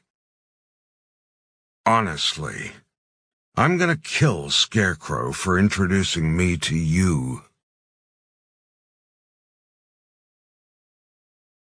Hades' apartment, Rome, Italy, 30th November, 1500 hours. Albie Calvin sat alone, in a study filled with computers and communications gear, the stump that was his left wrist bandaged, typing with his right hand. He was in Hades' secret apartment in Rome. Of course, Hades' little hideaway wasn't that little at all. It took up a whole floor of an old building, and through the window beside him, Albie could see the Colosseum and the Roman Forum, and, in the distance, the Vatican. Zoe and Hades were working away in other rooms, keeping track of Jack and the others around the world. Wounded as he was, Albie was restless to help in the quest. So he buried himself in the task Jack had set him, finding the altar of the cosmos and discovering the nature of the ritual that needed to be performed there. He started with the documents Iolanthe had taken from the Hall of Royal Records. The first was a very old scroll written in Hebrew, with a translation attached. It was titled, "The Real Genesis 22. "The real Genesis 22, Albie said aloud. As Albie knew, the book that people know as the Bible was not really one complete homogeneous text. In truth, it was a disparate compilation of writings, gospels, and scrolls, written by many, often unknown, authors, that had been assembled over a period of 300 years, both before and after the birth of Christ. And that wasn't even mentioning the many changes to the text that had occurred in Arabian libraries and European monasteries over the next 1,000 years. This scroll appeared to be a chapter from the first book of the Bible, the book of Genesis. Genesis 22. Albie knew of it. It was the chapter where God tested Abraham by asking him to kill his son Isaac. Abraham obeyed, but as everyone knows, God stepped in at the last moment and stopped him. Albie read this version. "And it came to pass that God said unto Abraham, Take thyself or thy son Isaac, whom thou lovest, to the mountain altar at the end of the world, and there, in the altar's bath, offer one of you to me. After 5 days' sail, Abraham lifted up his eyes and saw the place afar off. There Abraham laid his son Isaac in the sacred bath, and plunged the holy blade deep into his son's breast, spilling his sacred blood into the water, slaying him. "Oh, that is messed up," Albie said. "No wonder they rewrote this." The pious and noble Abraham, father of the 3 great religions of the Middle East, had killed his own son instead of himself. Albie reread the chapter, zeroing in on the details. A mountain altar, with a sacred bath, 5 days' sail from Judea, and a choice for Abraham: either kill himself or his son. So Abraham had killed his son. Albie went to Iolanthe's next document, a parchment written in Spanish by King Alfonso X of Castile. Iolanthe's translation of it read, "From my summer palace here in San Roque, I watch over both flooded Atlas and the glorious altar for the rebirth of the cosmos every day." Albie looked up San Roque. It was a small town in the south of Spain, near the Mediterranean. Then he came to the last document. It was the report labeled KEO, King's Eyes Only. It had a notation from Jack, saying that the altar was the size of a mountain. "Like Abraham's altar," Albie said aloud. He read the report. KEO Report, Corps of Royal Engineers, 178th Tunneling Company, 12th May, 1942. Your Majesty, during our excavations of Arrow Street, an unusual chamber was found. It appears to be the holy chamber of the altar. Photographs are enclosed. The men who found it were duly executed. Brigadier James Conn, Jr., Chief Royal Engineer. Albie had not been in London when Jack and the others had gathered there with Iolanthe, so he hadn't seen this document till now. If he had been in London then, he would have spotted the telltale words right away: 178th Tunneling Company and Arrow Street. "Oh, no way," Albie said to the empty room around him. "They spelled the street name wrong."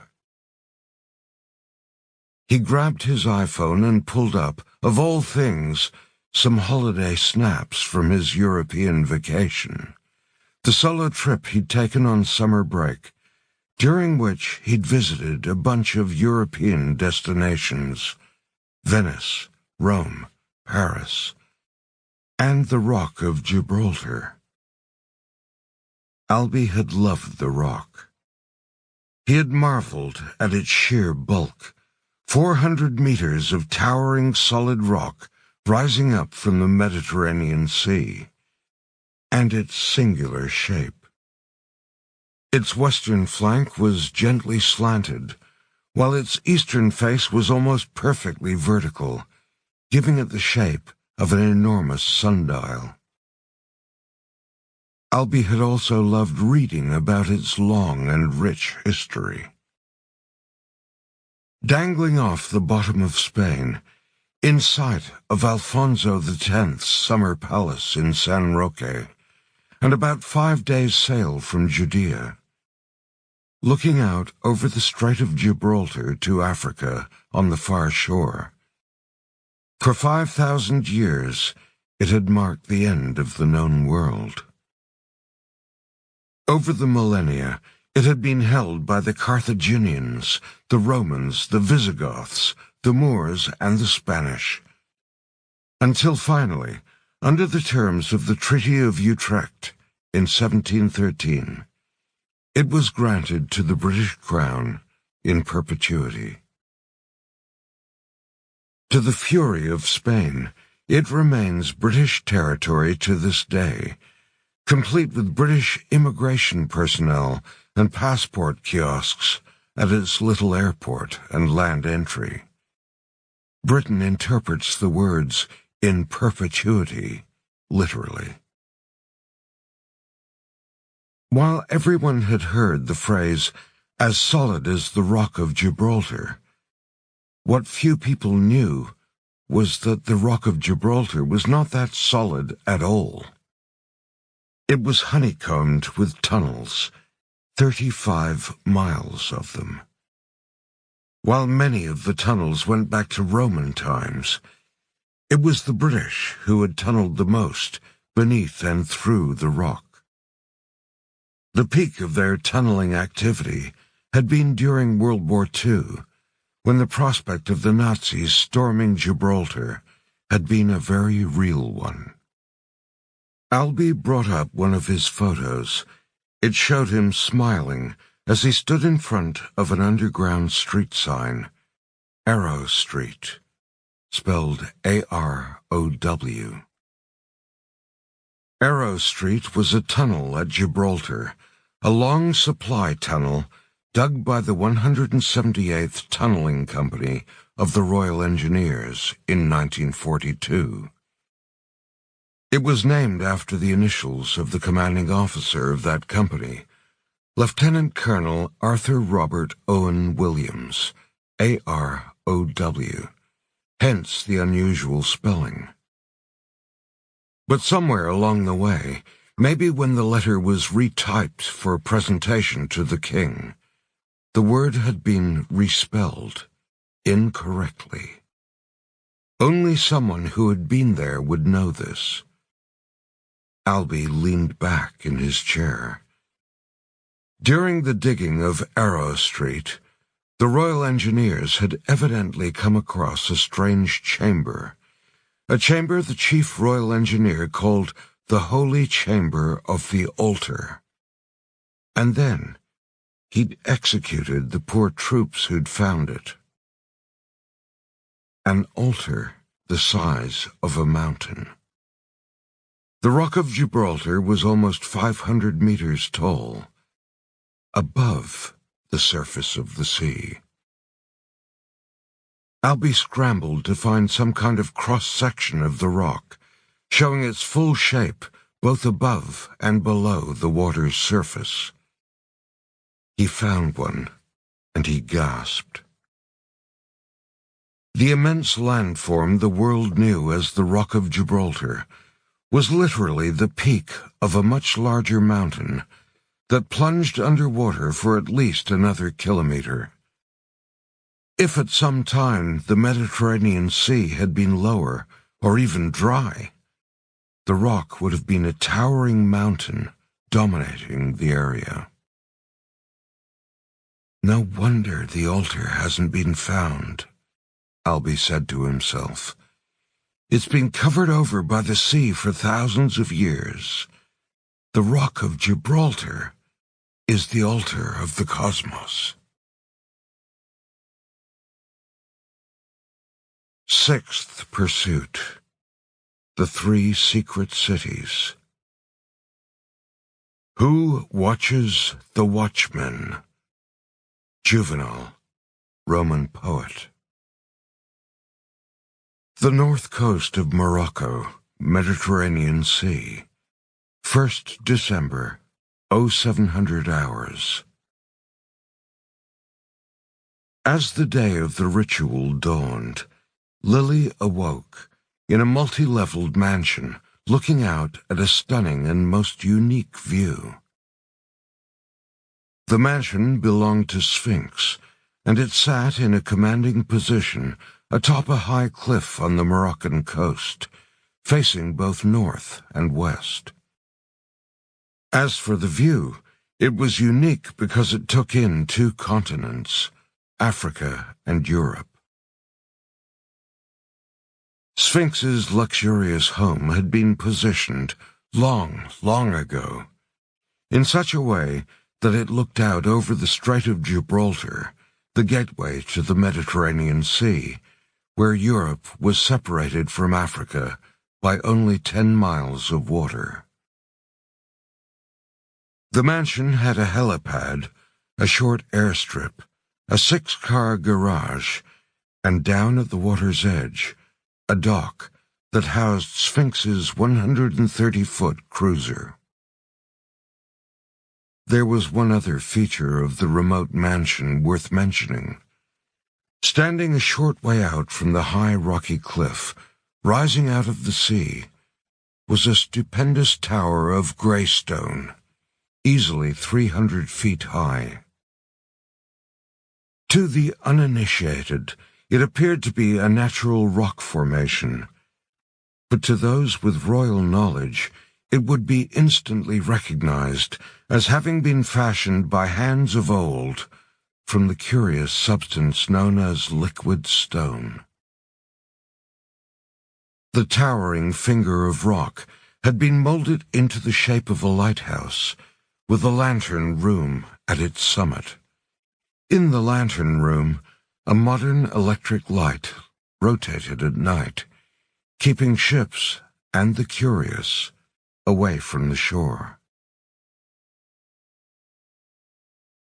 Around noon, Sphinx sent for Lily, and she joined him in the main lounge of his mansion. She gazed out at the view.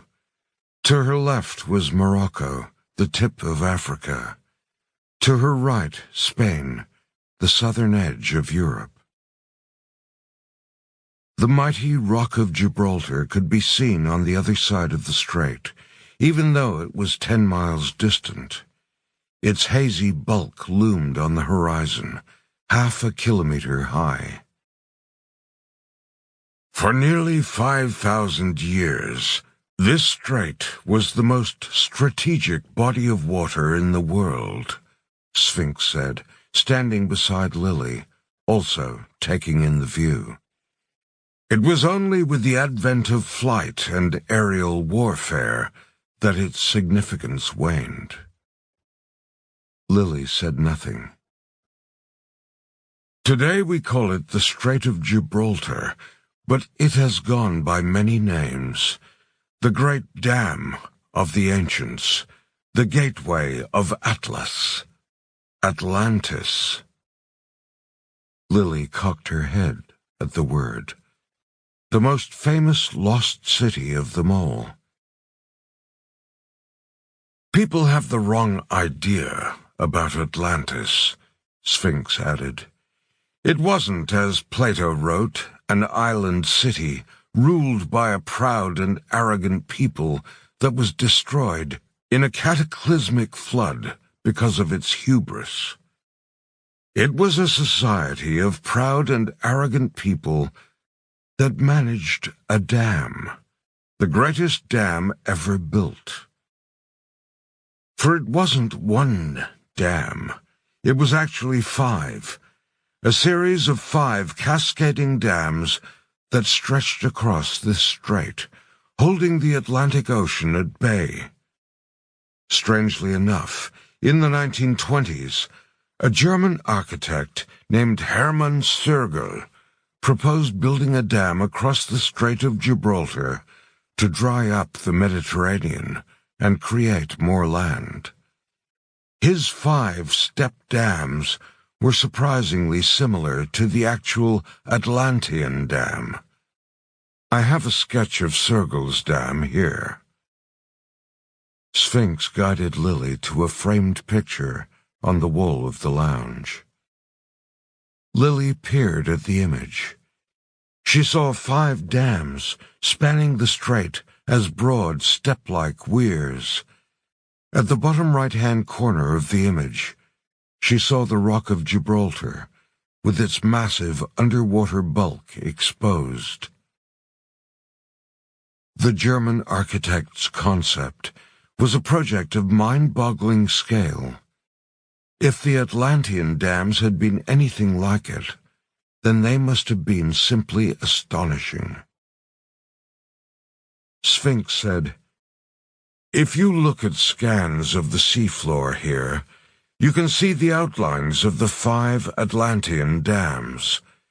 Gigantic waterfalls flowed down their spillways into the dry bed of the Mediterranean Valley.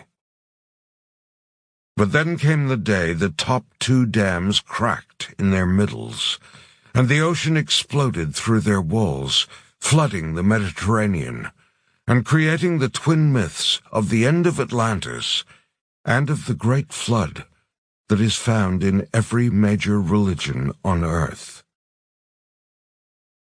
"When exactly was that?"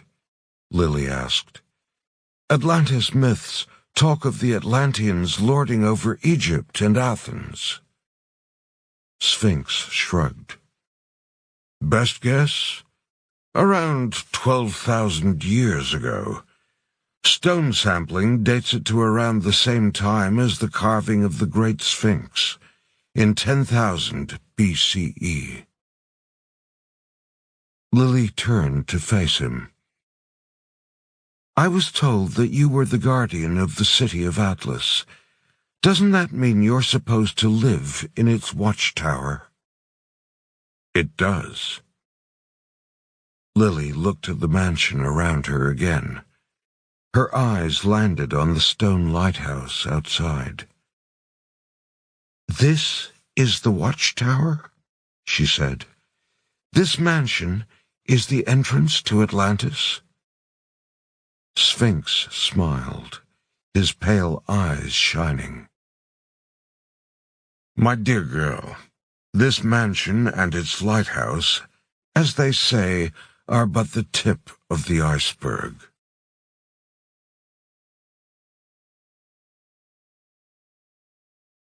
As one would expect of a man as wealthy and aristocratic as Sphinx, his home was both luxurious, yet understated. The floors were of Italian marble, the decor was from Paris, and the artwork hanging on the walls would have been the envy of any museum. Rembrandt's, Picasso's, original sketches by Michelangelo, and not a few ancient artifacts, including a glorious 15-foot-tall sandstone sphinx that looked like an exact replica of the Great Sphinx at Giza. On one wide marble pedestal stood 4 scale models made from grey stone. 3 stood together. The first looked like a funnel. The second resembled a round-sided pyramid pressed up against the base of a square mountain. And the third, an hourglass. All 3 were intricate in their details. They were dotted with tiny staircases and swooping bridges. Lily recalled the symbols she had seen representing the 3 secret cities. These models were 3-dimensional representations of them. "The 3 cities," she said. "Yes," Sphinx said. "Thule, Ra, and Atlas." The 4th model was different. It was much larger than the models of the 3 secret cities, easily 4 times their size. It was a sharp, triangular blade of rock, spiking into the air.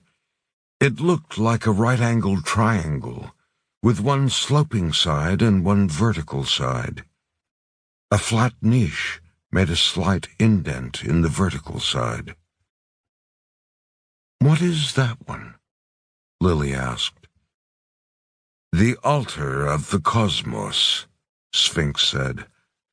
Like Lord Hades' mountain palace in the underworld, the entire mountain has special properties. It is not one of the 5 Iron Mountains, although many over the centuries have mistakenly thought it was. "It must be enormous," Lily said. "Why haven't I seen it before?" Sphinx gave her a knowing smile. "You have seen it. It hides in plain sight." He nodded at the view, at the Rock of Gibraltar on the far side of the strait. Lily looked from the model to the rock. They were the same. "The rock is the altar of the cosmos," she whispered. "Indeed it is." Sphinx and Lily sat down for lunch on a broad balcony overlooking the view. It was a pleasant North African afternoon, warm and dry.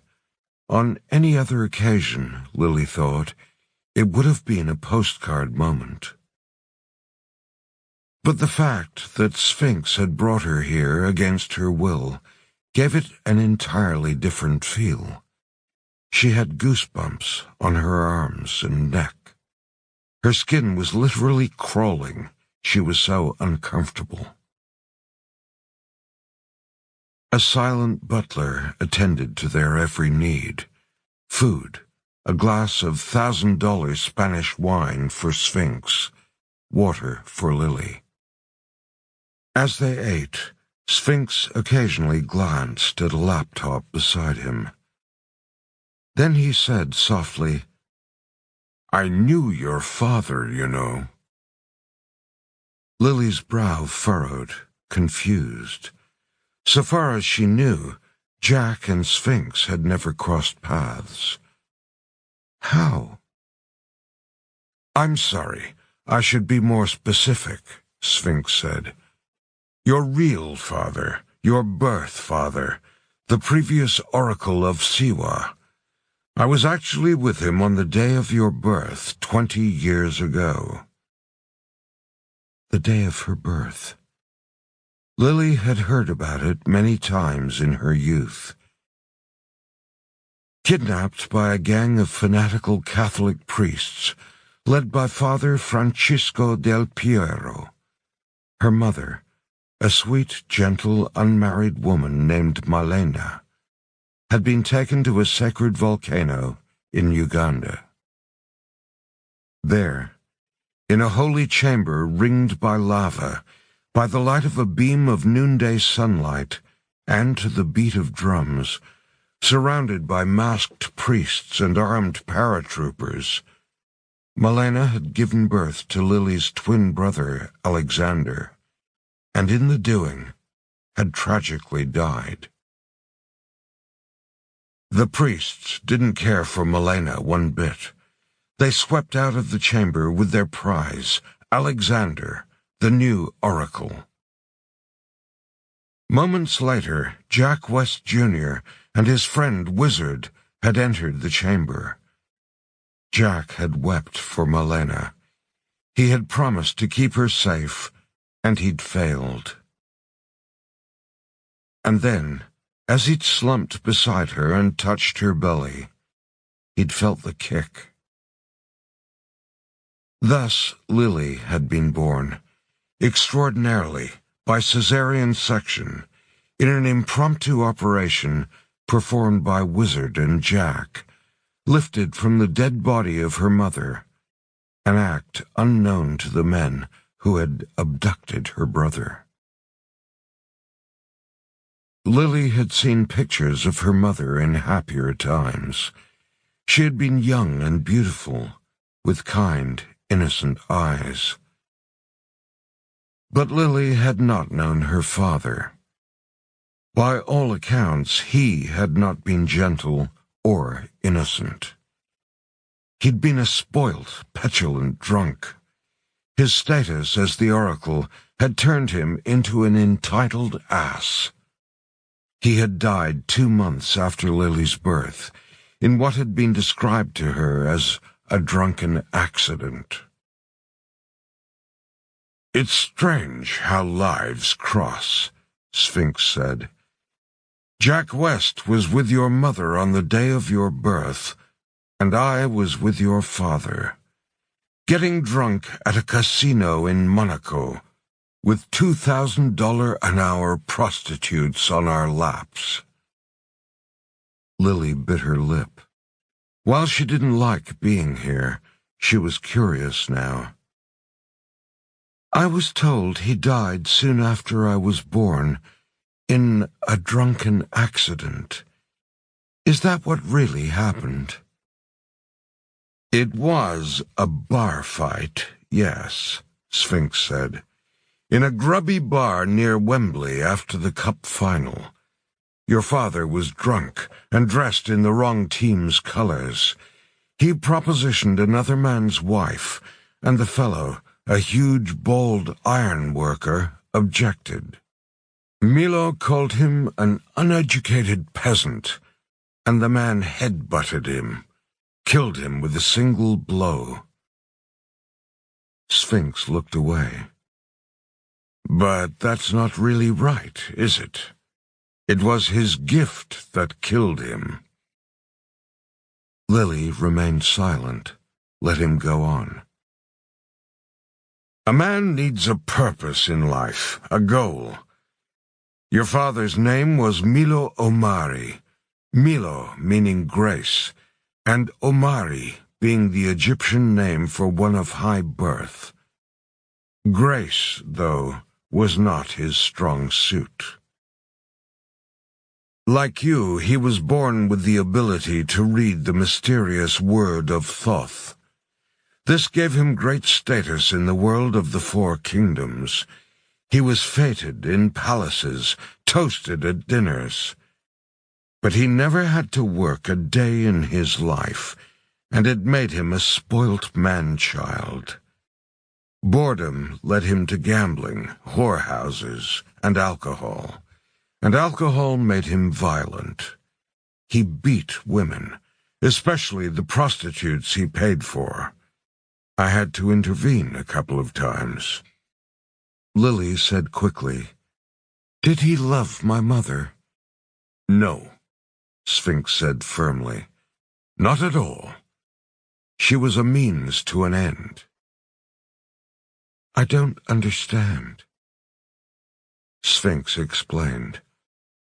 "Milo was entirely uninterested in having children until he discovered the Oracle's other purpose.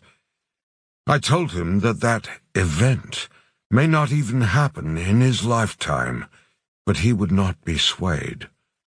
And so he quickly seduced Malena, a sweet, impressionable maid on his household staff, and got her pregnant. His sole goal, to create a new oracle who would take his place on the altar of the cosmos if it became required." Lily felt a chill crawl up her spine. "What's this other purpose of the oracle?" she asked cautiously. "That," Sphinx smiled, "is for kings' eyes only, and you and I are not kings." Sphinx shrugged. "Your adopted father, however, is the polar opposite of your birth father. Captain West is a most impressive man, a warrior foretold in prophecy and winner of the great games. He's also pretty good at Scrabble and loves animals," Lily said. "But his taste in music stinks." Sphinx caught himself, chastened. "He raised you, and you love him. Best dad in the world, and he's got the T-shirt to prove it." "He has also altered history," Sphinx said. "Although, to correct myself, to be perfectly accurate, it was not your father who won the great games. It was my cousin, King Orlando." My dad did all the work. Yet it was Orlando, as his sponsor, who was to receive the prize for winning. And by depriving Orlando of his due reward, your father has created a unique situation whereby the entire world is now there for anyone willing to seize it. Sphinx fell silent for a moment. My own father was not so impressive, he said softly. Lily waited for what came next. As you may know, Orlando is my cousin, Sphinx said. Our fathers were brothers. In fact, my father was his father's older brother. Sphinx paused, letting the fact sink in. Lily got it straight away. But that would mean... That's correct, Sphinx said.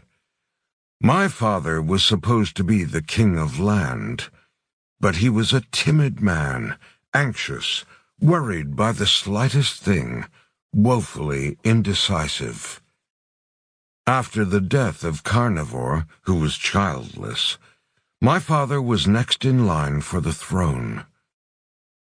But he fretted in his anxiousness, awed by the responsibilities of being king, and he was convinced to abdicate. In the shadow royal world, abdication is total. It wipes out that man's entire line. I was thrown out of the line of succession, and Orlando's father became king of land. He died of a heart attack within a month, and Orlando, as his son, became king.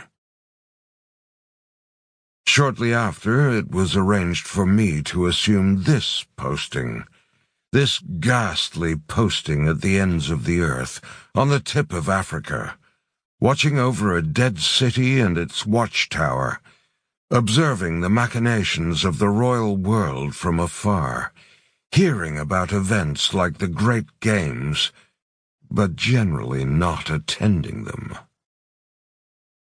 Sphinx gazed out at the magnificent view with unseeing eyes, staring at his memories. Then he blinked, and turned back to face Lily with his deadly gray eyes. I like to think I have a special kind of patience, an unsentimental patience that now, finally, thanks to your second father, Captain West, is about to be rewarded. For, by denying Orlando, your father has opened the door to someone with superior knowledge, not blood. Have no illusions. Orlando is both cruel and clever, and a very dangerous man. But he is not half as cruel as I am, or a tenth as knowledgeable in matters of the ancient world. We are all the products of our parents, Sphinx said wistfully. Your callow birth father gave you life in order to save his own. My anxious father forfeited his crown, and in doing so condemned me to a life of exile in the service of lesser men. And your adopted father, Jack West, Jr., through what seemed a well-meaning and noble act, could well have changed the course of history. As Lily tried to absorb Sphinx's words, he went on. In my exile here, I have spent my time learning, studying, collecting, researching, and understanding everything I can about the Omega event, the end of all things.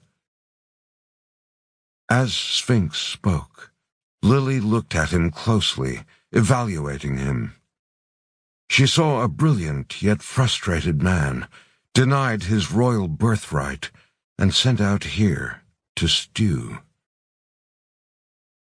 Sphinx nodded at a sketch on the wall, a framed pencil sketch of a planet and its moon. Take this sketch, drawn by Sir Isaac Newton himself. He only put half of this image in his masterwork, the Principia, and even then he put it there upside down. It was far too dangerous to reveal in its entirety. There are maybe 3 people in the world who have seen this full image and understand its terrible meaning. Sphinx stepped over to another framed sheet of paper, this one depicting a handwritten mathematical formula. The formula read, open bracket, h squared minus 8/3 times pi times gp, close bracket, multiplied by r to the power of 2 equals negative kc squared. This was followed by another equation below. Open square bracket, open bracket 1/2 times dr over dt, close bracket squared, minus 8/3 times pi times gp, close square bracket, multiplied by r to the power of 2 equals negative kc squared. This was followed by a small notation at the bottom. K is greater than 0. "Do you know this equation?" he asked. "Of course. It's the Friedmann equation," Lily said. "The mathematical model of the expanding universe." Sphinx did a double take. "Goodness me, you are more than just a pretty face." He gazed at the framed equation. "It is indeed Alexander Friedmann's famous mathematical equation, written in his own hand. I find it beautiful, elegant in its brevity. But this version of his formula comes with a single handwritten annotation by no less a titan than Albert Einstein himself. This small notation at the bottom, K is greater than 0. Lily saw the little addition at the bottom right of the framed sheet. Sphinx said, "This tiny addition by Einstein is nothing short of earth-shattering. It is monumentally important, for when K is greater than 0, gravity will eventually stop the universe from expanding, and the whole universe will collapse in a single cataclysmic moment. The Big Crunch, as some have coarsely put it. The ultimate singularity." "The Omega event," Lily said in a low voice. "Yes." "I have a question for you," she said suddenly. "Please." The Zeus papyrus contained a poem about the trial of the cities. It talked about no oceans, no clouds, no rivers, no rain, the world a wasteland of misery and pain. Sphinx finished for her. "I know it well." "Do you know what it means?" Lily asked. "Is it referring to some kind of punishment for failing to complete the trial?" "Oh, Lily, punishment does not even begin to describe what that poem warns of." Airspace over the Mediterranean Sea, 1st December. Aloysius Knight's Sukhoi Su-37 shot over the Mediterranean, heading away from Santorini. Aloysius's loyal friend and pilot, Rufus, flew up front, while inside its rear hold, Jack and Aloysius were bent over a map of the world. They had the photo of Drake's note in front of them, with its 3 sets of coordinates, the locations of the 3 secret cities. are 8 degrees 6 minutes north, 60 degrees 30 minutes west of London. Follow the hidden river to the base of the tabletop mountain. T, 63 degrees 30 minutes north, 18 degrees 1 minute west of London. Enter through the tunnel at the tide line below its watchtower. A, 35 degrees 48 minutes north, 5 degrees 36 minutes west of London. Enter through its watchtower. Jack grabbed a greased pencil and made 3 markings on the map: Thule, Atlas, and Ra, based on Drake's coordinates. He paused, thinking. Pooh Bear, Stretch, and Sky Monster were on their way to Thule.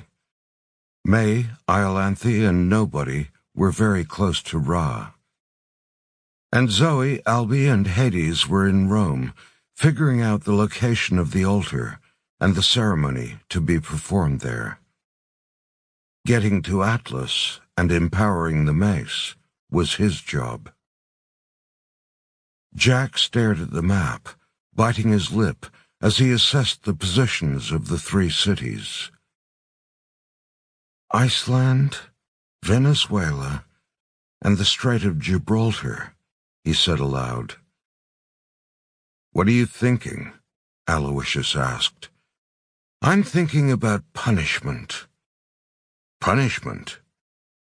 We found a poem about all this. On his phone, Jack pulled up his copy of the Zeus papyrus, pointed at the ode on it. The trial of the cities. No oceans, no clouds, no rivers, no rain. The world a wasteland of misery and pain. That last line, Jack said. The world a wasteland of misery and pain. Zoe and my buddy Nobody found those same words carved into a sealed underwater doorway in the Mariana Trench. But I still can't figure them out. Aloysius shrugged. Well, take the whole poem to its logical conclusion. No oceans means no moisture evaporation, which means no clouds. No clouds means no rain or snow, which means no rivers. No rivers means no fresh water. And no fresh water means no life on Earth. Not for plants, animals, or humans. I'd say seeing every creature on the planet dying of thirst would definitely amount to misery and pain. Jack was staring off into space. He spun to face Aloysius. Say that again. I said, seeing every creature on the planet dying of thirst. No, the first part. No oceans means... No oceans means no moisture evaporation, which means no clouds, Aloysius said. As the sun warms the oceans, they send evaporation up into the sky, which forms clouds. Jack gazed at his map again, a vague yet terrible thought forming in his mind. When I was imprisoned at Erebus in that tub of liquid stone, Iago said something to me. He said Erebus was one of 6 mines in the world that mined greystone powder, the main component of liquid stone. The underworld was another. He said that chemically, greystone powder is often mistaken for volcanic soils like pickrite basalt. Behind that door in the Mariana Trench, Nobody and Zoe detected a massive deposit of what appeared to be pickrite basalt. A deposit in the shape of a vast cube, with dozens of other false doorways. Jack added the locations of Erebus, Hades, and the Mariana Trench to the map. Jack gazed at the map, at the spacing of the 6 locations around the world's 3 great oceans, the Atlantic, the Indian, and the Pacific. And the terrible thought in his mind became clearer. 6 massive deposits of dry gray stone, he said, arrayed around the planet. A few specks of that gray stone dust turned my tub in Erebus to solid stone. And a couple of pills of it turned that whole chamber in Santorini to rock, Aloysius added. Jack stared at him. So what would happen if 6 massive deposits of it were exposed to the world's oceans? They'd turn large swathes of them to stone, Aloysius said. Jack said, the oceans would go dry. And as you said, no oceans mean no moisture evaporation, no clouds, and ultimately no fresh water. Good Lord! That's what the world's punishment will be for failing to complete the trial. The oceans turn to stone, and we all die in pain. Jack added some expanding lines to his map, and the great global punishment became clear. He and Aloysius exchanged worried looks. We have to get to Atlas and complete this trial, Jack said, or else the whole world will become a lifeless rock, and everybody on it will die. The watchtower of the city of Atlas, the Strait of Gibraltar, Moroccan side. At almost the exact same time Jack was figuring it out for himself, Sphinx finished telling Lily about the punishment that would befall the Earth if the trial of the cities was not completed. He finished his explanation by dropping a couple of grains of black-gray powder into Lily's glass of water. The water turned black before thickening into a foul ooze, and then, crack, it hardened and became solid, and suddenly Lily's glass was filled with dry, black-gray stone. Lily was silent for a long moment. And this will happen on a planetary scale, she asked. Yes. A dead, dry planet. We should not get too down. I am certain that the trial of the cities can be overcome, and all will be just fine. Sphinx glanced at his computer, pressed an intercom button beside it. Yes, sir, came a voice.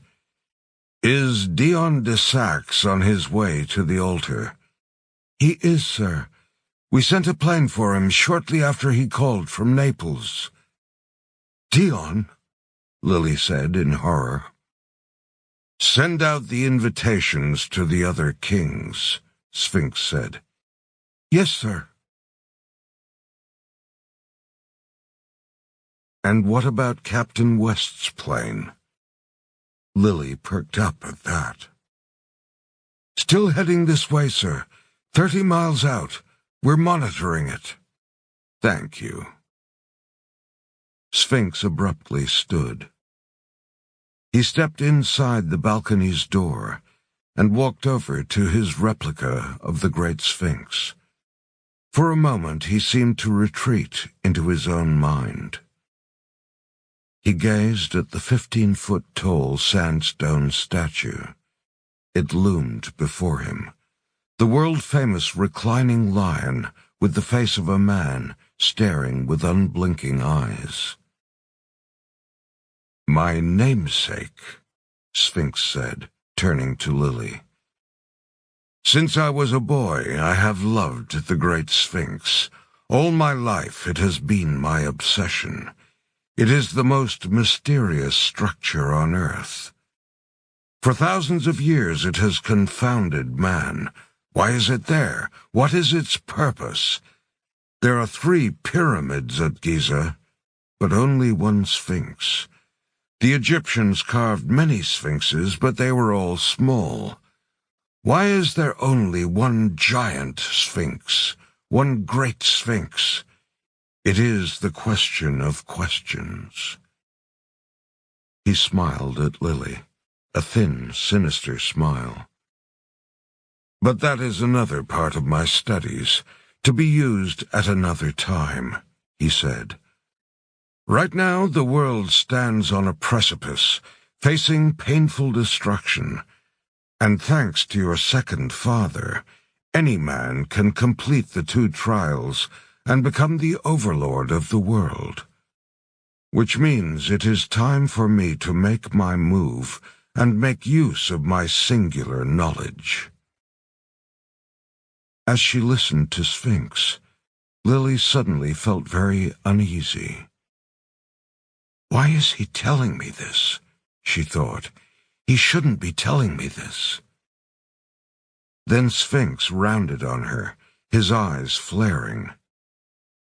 I imagine you're wondering why I would tell you all this, he said, as if reading her thoughts. His look became deadly. I am unlike anyone you have ever met, Lily. I don't need your talent at translating the word of Thoth. I have my plan to take advantage of this new state of affairs that your father has created, and it is playing out exactly as I had hoped. I just needed to tell someone who would understand. But the fact that I have told you this means that you cannot be allowed to live. You will die, young lady, very soon. The Orinoco Delta, Atlantic Coast, Venezuela. 1st December, 0800 hours local time, 4 hours earlier. Following the coordinates laid down by Sir Francis Drake 500 years previously, Dave, Nobody Black, with Iolanthe and May by his side, landed his float plane on a short stretch of open water at the southern edge of the vast Orinoco Delta, to find himself facing something most peculiar. An archway of bent-over swamp trees that formed a natural roof over a placid river. Not from any other angle, not from the ocean or the air or the nearest cliff a few miles to the south, would you have seen it. Driving it like a boat, Nobody brought his little float plane up the hidden river. It was eerily dark. The branches of the trees overhead closed above the plane so tightly they all but blocked out the sun. To the south, rising like behemoths from the jungle, were several awesome tepuis, the iconic flat-topped mountains for which Venezuela is famous. After a time, the little plane rounded a bend in the hidden river, and Dave, Iolanthe, and May saw 2 seaplanes tied to a crumbling stone dock jutting out from the left-hand bank. The dock was covered in moss and mud. Fanning out from the 2 seaplanes parked at it were many muddy boot prints. Orlando's people are here already, Iolanthe said. At the dock's landward end, shrouded by trees and branches, was a small modern structure that contrasted markedly with the ancient dock. A cabin on stilts, made of shiny steel. And calmly standing in front of it was a lone man. A sign on the cabin read "In Parques," denoting it as the property of the Venezuelan National Parks Institute, the government department in charge of protected lands. The man in front of it wore a park ranger's uniform. He looked about 60, and he watched them silently. "That's a nice cover for a watchman," May said, nodding at the man's uniform. "A government ranger keeps poachers and the curious away, and he can live out here and guard the city of Ra." Nobody parked the plane, and the three of them stepped out onto the dock where the ranger waited. "Greetings," he said. "My name is Sir Inigo di Fenestra. Who might you be?" Iolanthe said, "I am Iolanthe Compton-Jones, Princess of the Kingdom of Land, Keeper of the Royal Records. These are my companions. We've come to enter the secret city." "Others are already in there," Sir Inigo said. "With the weapon." "They don't know what they're doing.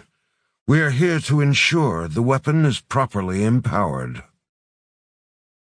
The ranger's face was impassive. "Like my father and his father before him, I have watched over this city for most of my adult life, keeping the unworthy away, waiting for this time. On this day of days, it is not for me to prevent anyone versed in the ancient ways from entering, if you are willing to brave its avenue." He stepped aside, revealing a small hemispherical structure hidden under the stilts of his little steel cabin. Nobody stopped. "Jeez Louise," he gasped. A creepy-looking structure yawned before them. It had a cracked, vine-covered dome for a roof. On closer inspection, they saw that the structure had been carved in the shape of a giant human skull, and in such a way that its crumbling doorway was the skull's mouth, gaping in an eternal scream. It looked like the entry to hell. As they approached the huge stone skull, Iolanthe, May, and Nobody peered inside it, and saw a tunnel stretching away into darkness, with 3 archways spanning its width. If the tunnel continued in a straight line for about 1 kilometer, it would end at one of the Tepui Mountains to the south. "Wait, is that floor made of—" Nobody began. "Yes, it is," May said solemnly. "It's made of gold." It was true. While they were covered in a layer of grit and grime, the floor stones of the tunnel before them glimmered dully. The streets of El Dorado really were paved with gold. May, Nobody, and Iolanthe gazed at the first triple archway. A line of muddy boot prints, smearing the golden surface, led into the right-hand arch. In front of the middle arch, however, was something else entirely, a moldy, moss-covered skeleton. It had been cut cleanly in 2, diagonally across the ribcage. A distinctly European helmet lay beside the skinless skull. The helmet was bowl-shaped and made of brass with curving, upswept brims that created sharp points at the front and back. May crouched in front of it. "This is a morion," she said, "the classic Spanish infantry helmet worn by the conquistadors in the 16th and 17th centuries. This poor fellow found El Dorado." "Sure did," Nobody said, looking up at the archway above the split skeleton. He threw Iolanthe a look. "Thoughts, Ms. Royal Expert?" Iolanthe said. "Only the obvious one. These arches are booby-trapped." She nodded further down the tunnel, where several more triplets of arches could be seen. "As I suspect are those ones. This is the city's grand avenue. At each set of arches, you need to know the correct one to pass through, or else you die, like this guy did." She nodded at the line of muddy boot prints passing through the right-hand arch. "It would seem our adversaries knew exactly which archway to choose." A sudden noise made them all snap up. The clatter of gunfire, automatic gunfire. But it was muffled, distant, coming from deep within the tunnel. In the gaps between bursts, they heard desperate shouts. Nobody said, "They may have got past the arches, but they haven't outwitted the city yet. We still might have a chance." Following the muddy boot prints through the arches, they hurried down the tunnel, its incredible golden footstones instantly forgotten, leaving the quiet Sir Inigo, the humble keeper of the great city of Ra, out on the dock. The city of Thule, Iceland. Deep inside the underground city of Thule, Cardinal Ricardo Mendoza was getting frantic. "Send another one in," he yelled to the commander of his squad of Swiss guards. Gripping the fabled sword known as Excalibur in one hand, Mendoza peered worriedly behind him. He and his team of Swiss troops were standing on the high bridge in the heart of Thule, hopelessly trapped. The guardian army of the city, 300 faceless bronze men, loomed behind them, filling the curving path that led back out of the city, blocking their retreat. And every few minutes, the entire army, in perfect robotic unison, took a single step closer. If Mendoza and his men didn't get across this bridge soon, the army would be on them, and it would be all over. "Fucking hell!" Mendoza swore. It was the bridge that was the problem. When they had arrived at it a few days ago, it had seemed to be a simple enough structure, an open-sided square cupola with 4 silver man-shaped statues standing silently in its corners.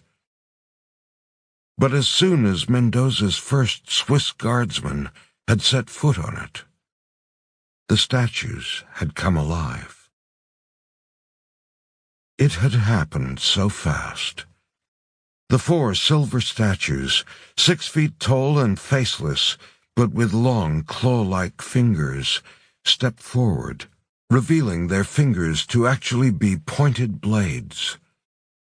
The lead Swiss guardsman was beheaded in an instant, the force of the blow sending both his head and his body sailing off the bridge into the abyss below. Then the 4 faceless silver men silently resumed their positions in the corners of the open-sided cupola, and were statues once more. That had been several days ago. They had been stuck here ever since. At various intervals, Mendoza had commanded more of his men to enter the bridge. The devout Swiss guards had obeyed, obedience that had seen them march to grisly deaths. Each time a guardsman set foot on the bridge, the 4 silver statues stepped forward to block his way. One Swiss trooper had fired his gun at the silver men. His bullets had pinged off their shiny alloy skin without leaving so much as a scratch, and the silver statues had cut him to pieces and thrown him into the abyss. The next man tried his knife. It bounced off their metal throats, and he was thrown into the abyss. The next trooper tossed a grenade at the nearest silver statue. The grenade detonated, enshrouding the silver man in fire and smoke, only for the automaton to emerge from it unscathed. That trooper was also cut to pieces. And all the while, the 300 bronze-colored automatons closed in behind them, slowly and steadily stepping down the curved descending road of the city, one ominous step at a time. Until now, they were almost on them. Mendoza had entered the lost city of Thule with 20 Swiss troopers. Now he had only 4 left. Their supplies were fine. They'd prepared for 3 days, and dead soldiers didn't eat or drink, so they had their rations and water. When each soldier entered the cupola, he left his personal canteen behind with the others. The Swiss commander despaired. "My Lord Cardinal, please." "I said send another one in, damn it!" Mendoza shouted in his face. The commander bowed and nodded to the next trooper, who, taking a deep breath, placed his water bottle on the ground, drew his gun, and stoically stepped onto the bridge to face certain death. Sphinx's Mansion, the Strait of Gibraltar, 1st December, 1300 hours GMT, local time. Sphinx's intercom pinged. A voice came from its speaker. "Inbound aircraft, sir. Satellite scans indicate it's a Sukhoi Su-37 fighter-bomber. It's the same plane we monitored leaving Aragon Castle. It belongs to the bounty hunter who turned up there with West, Captain Aloysius Knight." Sphinx stepped onto his balcony and gazed out at Aloysius Knight's Sukhoi Su-37 as it approached through the heat haze. "Somehow your father escaped from Erebus," he said to Lily. "Then he attacked Aragon Castle, I assume to rescue you. Now he is coming here to enter the city of Atlas. This is most fortuitous." 2 guards suddenly appeared on either side of Lily, grabbing her roughly by the arms. Sphinx said, "Come, dear girl. It is time to put you on display." Aloysius Knight's plane landed vertically on Sphinx's helipad. Aloysius and Jack emerged from it cautiously. Aloysius gripped his Remington shotguns. Jack gripped the mace of Poseidon and a pistol. The lone figure of Sphinx stood a short distance away from them, waiting politely at the helipad's exit stairs, unarmed, his hands clasped in front of him. "Why, hello, Captain West, Captain Knight," he said. Jack's eyes narrowed. "I've seen you before, in Erebus. You came to see me while I was imprisoned there. You're Sphinx." "I did, and I am. I must say how impressed I am that you managed to escape. You are impressive in many ways, Captain West." "You're the keeper of the city of Atlas," Jack said. "The Trismagi, who watches over it." "Like I told you at Erebus, I am but a humble lighthouse keeper." Jack cocked his pistol and aimed it at Sphinx's head. "I've had a really shitty few days, pal. Some of my closest friends have died, so I'm not in the mood for smartasses." He held up the mace. "Orlando has screwed this up for everybody. He didn't have the entire triangular tablet, so when he entered the first city, he triggered the defensive mechanisms at the other two. He should have waited until he had people at every city and entered them at the same time. I've sent people to each city to fix his mess.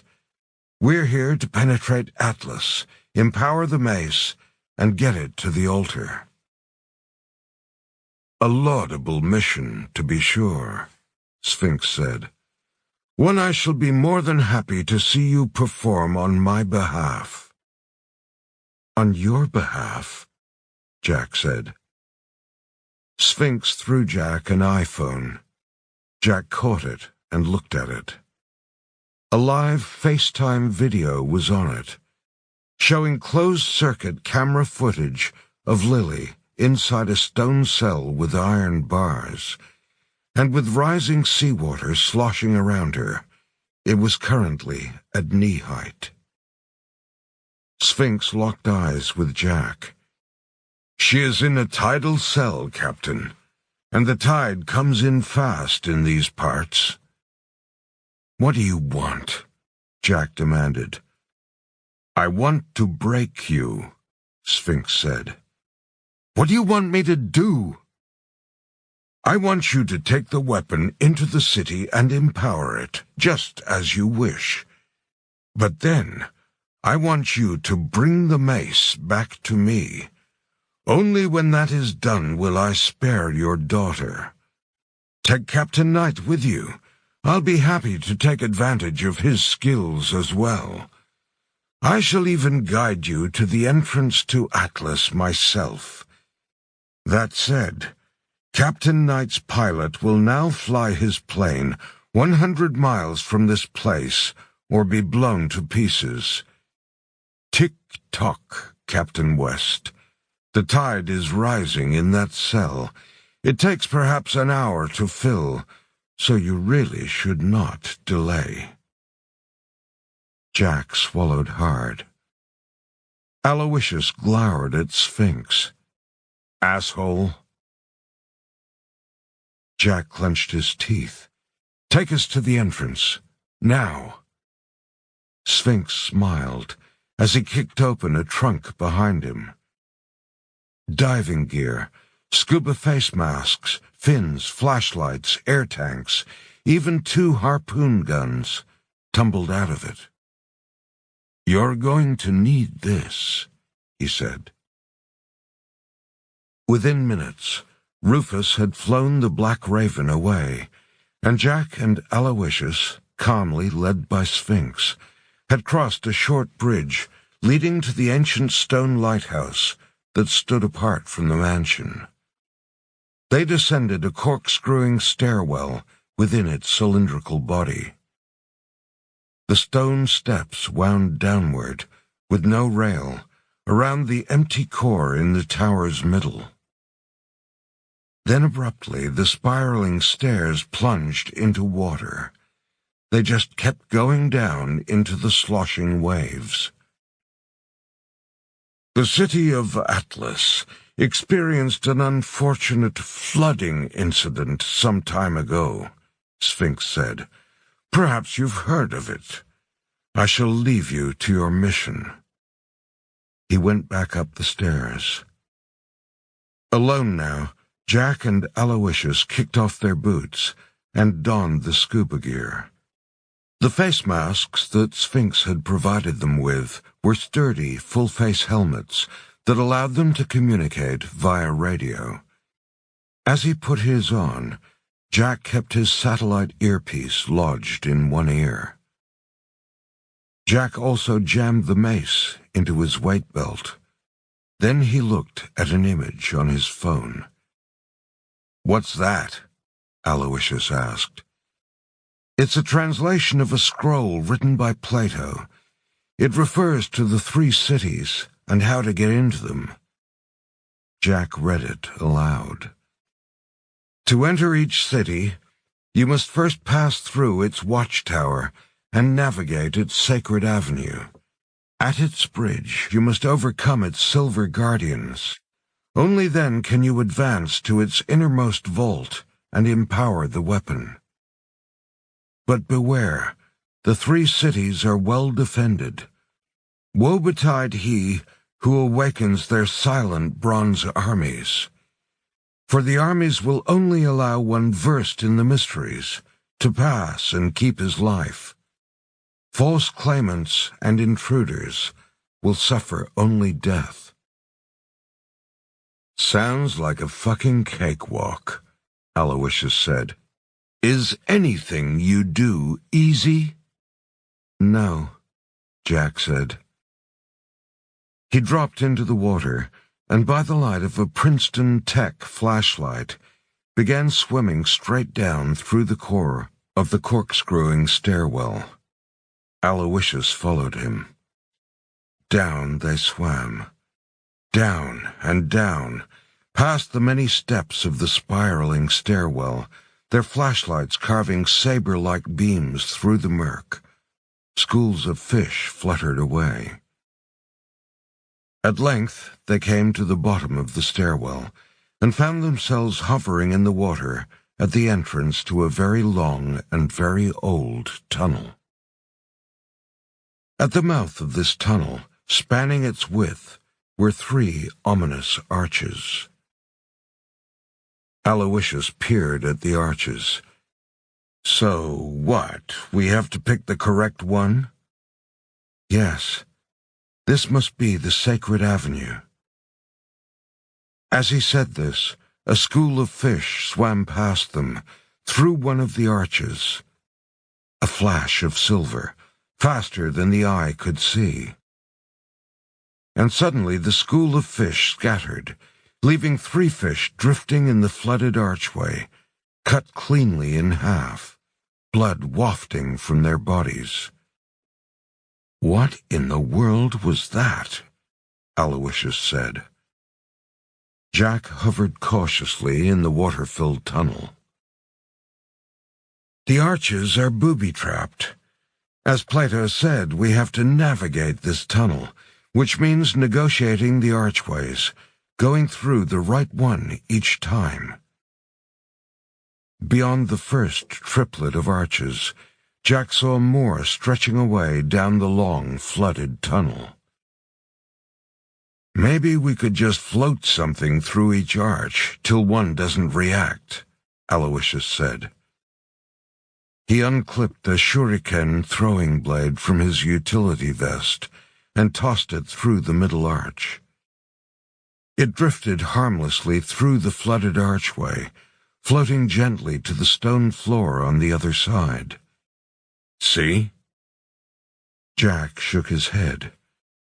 No, these places were built by an advanced civilization. I'm guessing the arches can sense when something organic passes through them, like the fish. Your throwing knife won't set them off. Only something that lives and breathes will. At that moment, another school of fish swam past them, heading for the middle arch. This time Jack was ready, and he watched closely as another silver flash. 2 more fish were cleaved in 2. And this time Jack saw it. A silver filament had whizzed down the length of the archway, an ultra-fine and ultra-sharp thread of some kind, so sharp that it had sliced through the fish in an instant. "Fuck me," Aloysius gasped. "Damn it," Jack said. "We're not going anywhere till we figure out the safe way through these things." The city of Thule, Iceland. At the same time as Jack had been arriving at Sphinx's mansion, and nobody had discovered the entrance to the city of Ra, one other team of his friends was approaching the secret city of Thule in Iceland. Stretch and Pooh Bear, also guided by the Drake coordinates, were touching down on a forbidding black sand beach on the remote southern coast of Iceland, in Jack's plane, the Sky Warrior. As Sky Monster, with one arm still in a sling, brought the plane in to land, Stretch gazed out at the black volcanic soil of the cliffs, beach, and mountains. "It looks almost prehistoric," he said. "Otherworldly," Pooh Bear agreed. Within minutes, they found the watchtower and Sir Bjorn. Stretch said, "We've come to fulfill the requirements of the trial." Bjorn frowned. "You are aware that King Orlando has already sent a delegation to do this?" "We know," Pooh Bear said. "But we have reason to believe that they are not fully aware of what must be done. We are here to make sure the trial is completed properly." Sir Bjorn shook his head, befuddled. "These are unprecedented and puzzling times. As there is no clear emperor, who am I to deny you if you wish to brave the avenue and its defenses? Proceed by all means, but at your own peril."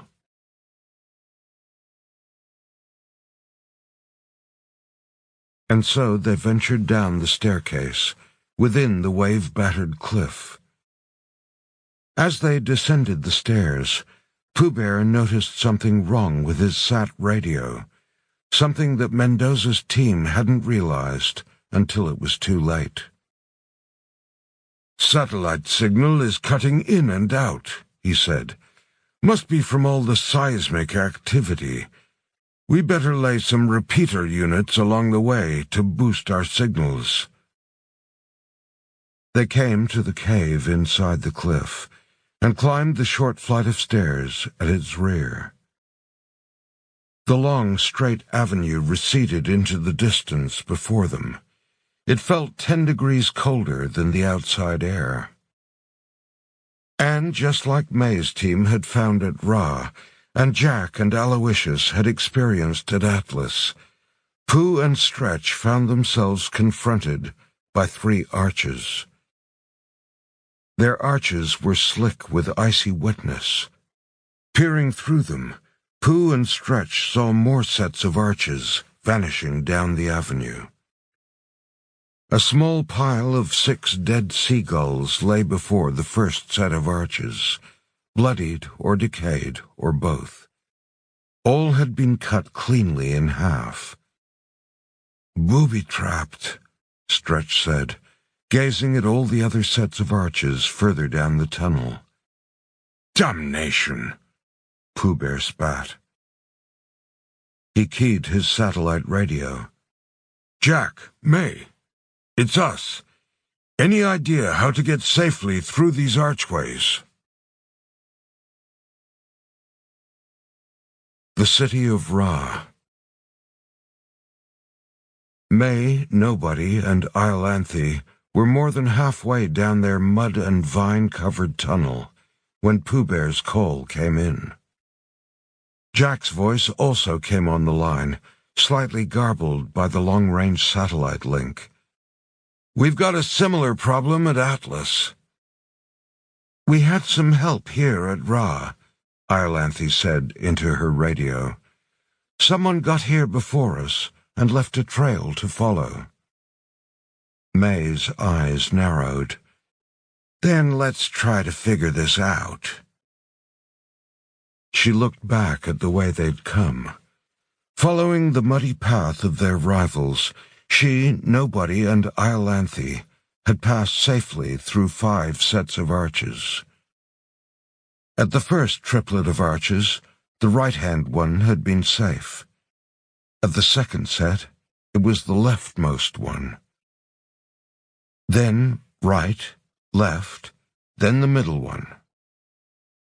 May cocked her head. "Wait a second."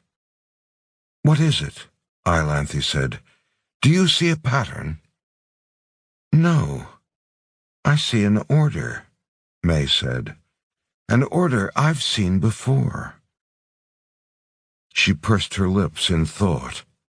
Then suddenly it hit her. Of course. 3 options. Why didn't I see it earlier? May hurriedly pulled something from her jacket pocket, her now slightly soggy printout of Hades' triangular tablet, with Lily's added translations. There! She pointed at one of the 3 straight arms, extending from the sides of the triangle to its center. Can you see it? May said excitedly. No, nobody said.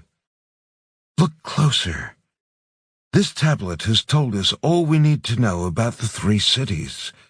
I think it includes how to get into the cities. Those 3 straight arms reaching into the middle of the triangle represent the 3 grand avenues of the cities. She was grinning, like someone who had just solved a fiendish riddle. Look closely at the right-hand arm, the one between the helmet and the mace, beside the description of Ra, the great golden city. Look at these little black lines along it, jutting into it. Iolanthe and Nobody leaned in closer and saw them. I'll be damned, Iolanthe said. I never even noticed them before. May said, That arm represents this avenue, and those tiny gaps along it indicate the safe arches. The first safe archway was the right-hand one, then the left, and so on. It matches perfectly. You're absolutely right, Nobody said, looking from the printout to the archways around them. May grabbed her radio. Pooh, Jack. The tablet tells us everything we need to know about the cities. It shows you the safe path through your boulevards. She relayed to them what she had just explained to Nobody and Iolanthe. In the flooded tunnel at Atlas, Jack clicked off his radio and brought up the image of the triangular tablet on his smartphone. He was glad Nobody had given him the waterproof casing for it. He scanned the tablet, focusing on the vertical arm to the left of the mace. According to it, the right-hand arch in front of him was the safe one. Aloysius gave him a look. She's your mother. You first. Talk about a trust exercise, Jack said, as he swam in front of that archway. He keyed his radio. Folks, I'm going to swim through my first arch. Stand by. Then, more quietly to himself, I hope you're right, Mum. With those words, he kicked his fins and entered the right-hand arch. Nothing happened. No trap was triggered. Jack emerged safely on the other side of the arch. He exhaled in relief and said, Nice work, Mum. I'm through. Aloysius joined him a few seconds later. Damn. I wish I'd trusted my mom as much as you trust yours. Using the path shown on the left arm of the tablet, Pooh Bear and Stretch did the same at Thule. And thus, at the 3 secret cities, Jack's teams penetrated the grand avenues simultaneously, wending their way through the triple archways, advancing down the deadly tunnels. Atlas. Guided by the tablet, Jack and Aloysius swam down their flooded tunnel, choosing the correct arch each time. Lighting the way with their flashlights, after a while they saw the end of the avenue up ahead. Dim blue light, framed by a square doorway. But there was also something else. Man-shaped figures, dozens of them, eerie shadows in the underwater haze, stood on the sea floor just beyond the doorway, partially blocking the light. Jack and Aloysius came to the end of the tunnel and shone their flashlights out into the gloom. 300 faceless, beaked bronze figures stood between them and the city of Atlas, erect and silent, in perfect ranks and rows, like soldiers standing to attention. They filled the whole area between Jack and Aloysius and the city, plus the last few meters of the tunnel, stopping them from exiting it. They looked like the renowned army of terracotta warriors at Qian, China, silent, man-sized bronze statues, each one 6 feet tall, and standing deathly still in their ordered lines. Behind them, soaring into the watery blue void, was an hourglass-shaped rock formation covered in towers and domes, bridges and battlements. On the upper half of the hourglass, the towers hung suspended from the rock, dangling spectacularly. It was a colossal thing, several hundred feet high. A path ran up its lower half, pausing at one point at a bridge with an open-sided square cupola on it. "The city of Atlas," Jack breathed. It was truly magnificent. In its time it must have been extraordinary, a towering city on this singular rock formation, until the day of the flood, the greatest flood in history. Off to his left, Jack saw something that did not belong to the city of Atlas. A wreck lying awkwardly up against the base of the ancient city. The wreck of a plane. It was an old plane from the 1960s, a DC-3 or maybe a Boeing 707. It looked like a cargo plane, and it was covered in coral and barnacles, the accumulation of years of undersea growth. It must have crashed long ago and been washed here on the current. Jack turned to face the incredible sunken city in front of him. His gaze found the tiny bridge halfway up the lower slope. "At its bridge you must overcome its silver guardians," he said. Aloysius, however, only had eyes for the army of bronze figures blocking their way. "Statues?" he said. "That's all there is guarding this place? I was kind of expecting something more elaborate." And then the statues moved. Aloysius's jaw dropped. "Oh, fuck me," he gasped, as he raised his harpoon gun and fired it. Thule. In Iceland, Pooh and Stretch heard the gunfire before they reached the end of their frigid avenue. Their tunnel had its own singular feature. Its ceiling and floors had been comprised of stone coffins, which had evidently opened sometime before their arrival. This had meant they'd had to walk along the narrow flagstones between the opened coffins. "There's an awful lot of these things," Pooh Bear said worriedly. At the sound of gunfire, they started running, eventually emerging from their avenue at the top of a vast, funnel-shaped city that plunged into the earth. It was an awesome sight. The Icelandic chill had caused a layer of frost to cover everything, so the entire city gleamed white.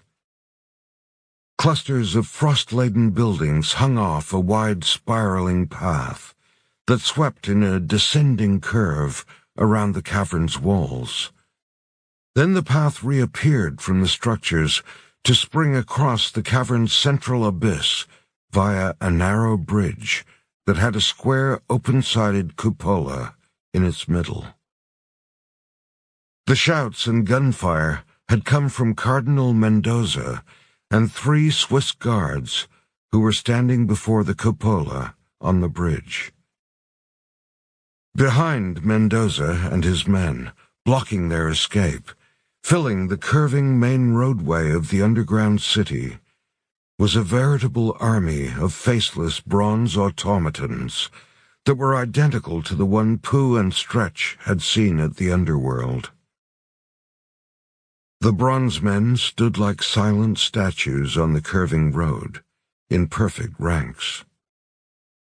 Every few minutes, in unison, the entire army would take a single collective step forward, the echo of their move resounding in the space.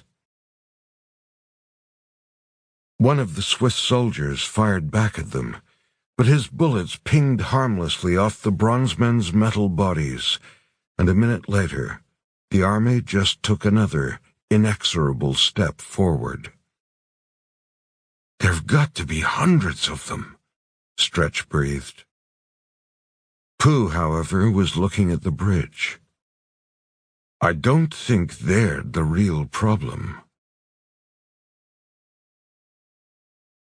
Ra. May, Nobody, and Iolanthe stood at the end of their tunnel at the edge of the Venezuelan jungle, also frozen in shock. Their golden-floored avenue had ended at the base of a colossal Tepui mountain that covered them in deep shade. The lost city of Ra rose before them. El Dorado. The city appeared to be made up of 3 wide, step-like levels that had been cut into the slanting lower face of the Tepui. Rising up through those levels was a single, partially enclosed street that switched back and forth. Widely spaced Y-shaped uprights held up a ceiling of long slats that covered the roadway. Through gaps in the uprights, one could see doorways on the inner walls of the street. The whole city, however, had been consumed by the encroaching jungle. It was shrouded in a foul tangle of trees, moss, mud, and vines. Architecturally, it wasn't particularly remarkable. It was squat and low, and mainly square in shape. It had no soaring spires or dominating ramparts. In fact, the 3 winding switchbacks seemed to have only 100 or so doorways. As a city, it was kind of unimpressive, except for one thing. Every surface was made of gold. Not just the floor stones. Every wall, every upright, every step, everything. Nobody gasped. If it weren't for the jungle and all the grime strangling it, in daylight this place would shine like the sun. May nodded. It is the great city of Ra, and he was the sun god. They could now see that the slat-like roof of each level was composed of thick gold beams. They had not survived the ages well. There were wide gaps between the golden slats, and over the centuries, some of them had fallen in on the street. This had allowed even more jungle weeds to invade the city. Now the porous roofs of the levels were shot through with unchecked vegetation. To anyone in an aeroplane flying overhead or looking down via satellite, it would have looked like just another jungle-covered slope at the base of a tepui. Only someone who came here specifically looking for it, and who got close enough, would spot the city amid the dense jungle that had swallowed it. Through gaps in the gold uprights of the 3 lower levels, spaced between the doorways on the internal walls, May and the others could see dozens of horizontal, coffin-shaped recesses carved into those same walls. The coffins were open. Their former occupants, 300 bronze automatons, now filled the rising golden street of the city of Ra. At the top of the enormous mountainside city was a section that was almost open to the sky. Here, a stepped gold bridge leapt across a wide ravine in the cliffside. At its near end, the bridge had a square, open-sided cupola, and it was at this cupola that their rivals, a young woman and a squad of 6 Brazilian Special Forces troops, had stalled in their quest to reach the city's innermost vault. "Chloe," Iolanthe said, recognizing the woman. "Who?" Nobody said. "Chloe Carnarvon," Iolanthe said. "My former assistant. She sold me out to my brother and left me in the hands of his torturer." Standing in the midst of the Brazilian troops, Chloe held the helmet of Hades. The reason for her team's delay wasn't immediately apparent. As Chloe and her men waited on the near side of the bridge, one of the Brazilian soldiers stepped tentatively into the cupola and began fighting with several glistening man-shaped silver figures inside it. The soldier fired his gun at the figures from point-blank range, but it didn't seem to have any effect on them. Then, one of the silver figures stabbed him with its right hand and hurled the Brazilian trooper off the bridge. Making matters worse for Chloe and her men was the 300-strong army of bronze automatons packed into the main street of Ra below them. They were stuck between a rock and a hard place. They either fought the 4 silver figures on the bridge and got past them, or they faced the army of bronze ones behind them. Abruptly, with a loud boom, the entire bronze army took a single step in unison, closing in on Chloe and her team. May pulled up an image of the Plato scroll on her phone. "At its bridge, you must overcome its silver guardians," she read. She turned to Iolanthe. "Your protégé evidently doesn't know how to get past the guardians on that bridge." Iolanthe said, "True, but as of right now, neither do we." Atlas. Aloysius Knight's harpoon bounced harmlessly off the chest of the first bronze man, striding slowly across the seabed toward him and Jack. "Kushma Allah!" the assembled army intoned, muffled by the water. Jack recalled Lily's translation of the phrase from before, "Are you my master?" He figured the answer to that question was one of the mysteries that would have been revealed to Orlando had he stepped inside the obelisk after the Great Games. The army of bronze men closed in on Jack and Aloysius. Their collective footfalls boomed through the watery silence. Boom! They were shaped like humans, with arms and legs, chests and shoulders. Boom! But it was their faceless, beaked heads that made them fearsome. It gave them a pitiless, inhuman aspect. No emotion, no sympathy, no remorse. Boom! And they clearly did not need oxygen or air to operate. The 300 feet of water pressing down on their heads had no effect on them whatsoever.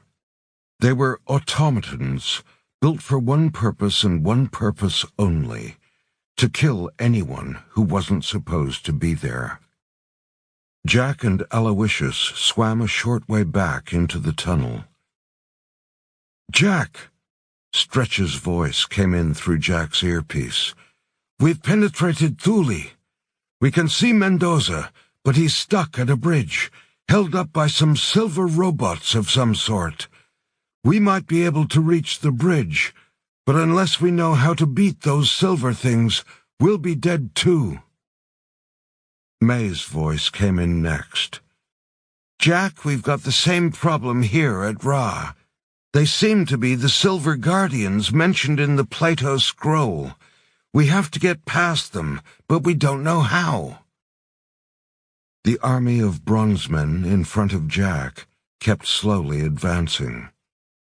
He tried to think. There has to be a way, he thought. The tablet tells us everything we need to know about getting into the cities, he said aloud. The tablet tells us. As the bronzemen kept coming forward, one inexorable step at a time, he glanced at his image of the tablet one more time. Jack scanned the image desperately. It's got to be here. The cities, the weapons, the first kills, the second blinds, the third rules. As Jack peered at the image on his phone, Aloysius pushed him further into the entry tunnel. Back up, back up. Then Aloysius stopped his shoving, and Jack looked up. 4 bronze automatons had emerged from coffins set into the walls of the flooded tunnel behind them, blocking their escape. "Kushma Allah," they intoned. "Oh, fuck," Aloysius said. There was nowhere to go. They had 300 bronzemen coming at them from in front, and 4 coming from behind. It was like being in a slowly closing vice. Jack and Aloysius hovered in the flooded tunnel, looking this way and that, trapped. The 2 leading bronzemen raised their claws, revealing their fearsome pointed tips. At the sight of them, Aloysius's eyes went wide. "Oh, Mother of Mercy." "There has to be a way," Jack said softly. "Think, damn it." The bronzemen continued to advance, their claws gleaming in the underwater haze. Aloysius Knight swore. "Of all the ways I thought I'd die, I never thought I'd go out like this. It's been a pleasure to know you, Captain West. See you on the other side." And then the lead 2 bronzemen raised their deadly claws, and as Aloysius Knight squeezed his eyes shut, they swung them violently at him and Jack. "Stop!" His eyes shut, Aloysius heard Jack's voice through his scuba helmet speaker. Aloysius opened his eyes to see a gleaming bronze claw stopped exactly 3 inches from his heart. Another claw had halted right in front of Jack's chest. And then he saw Jack, hovering beside him in the flooded tunnel, holding the mace of Poseidon high above his head. In that final moment, as the realization struck him, Jack had snatched the mace from his weight belt, held it aloft in front of the advancing bronzemen, and yelled, "Stop!" "What just happened?" Aloysius asked. "The third rules," Jack said simply. "Come again?" Aloysius eyed the unmoving bronzemen warily. They now stood like frozen statues, erect and to attention, their bladed claws now held stiffly by their sides. Jack said, "The tablet tells us everything we need to know. The first kills, the second blinds, the third rules. The mace is the third weapon. I think the makers of the tablet neglected to include a couple of words. The Guardians. The sword kills the Guardians. The helmet blinds them in some way. And this mace, well, it rules the Guardians of this city. They must obey whoever holds it. Aloysius looked again at the crowd of bronze automatons, standing dead still in the presence of the upraised mace. "Well, thank fuck you figured that out when you did," he said. "These things speak English." "No, I think they just obey the mace," Jack said. "I just kind of said that because I was afraid. Still, I'm not going to lower this mace any time soon." He keyed his sat radio with his spare hand. "Mum, stretch. The weapons get you past the Guardians. I repeat, the weapons get you past the Guardians. The sword kills them, and the helmet blinds them." Thule. After receiving Jack's call about the sword, Pooh Bear and Stretch faced their own significant problem, getting past the 300 bronze automatons between them and their bridge. "It's at times like this I wish I had one of those mag-hook things," Pooh Bear said. "In the absence of a mag-hook, I have an idea," Stretch said. "Follow me." They hurried down the curving road, in amongst the buildings of the frost-covered city hanging off it. "What are you thinking?" Pooh Bear said, as he hurried to keep up. "We take the high road, and then we take the low road," Stretch said. His plan soon became clear. After running a short way down the curving road, Stretch led Pooh into one of the ancient buildings overhanging the central abyss of the city. They emerged on the flat stone roof of the structure. There Stretch leapt across onto the roof of the adjoining building. Since the buildings followed the downward spiral of the road, this second roof was lower than the first. And thus Stretch and Pooh Bear traversed their way down the city of Thule, across and down, hurdling parapets, leaping from rooftop to rooftop, paralleling the city's main descending thoroughfare, and thus bypassing the army of bronze automatons filling it. After about 10 minutes of this kind of running, they came to a high, crenellated battlement overlooking the bridge, and here their rooftop path ended.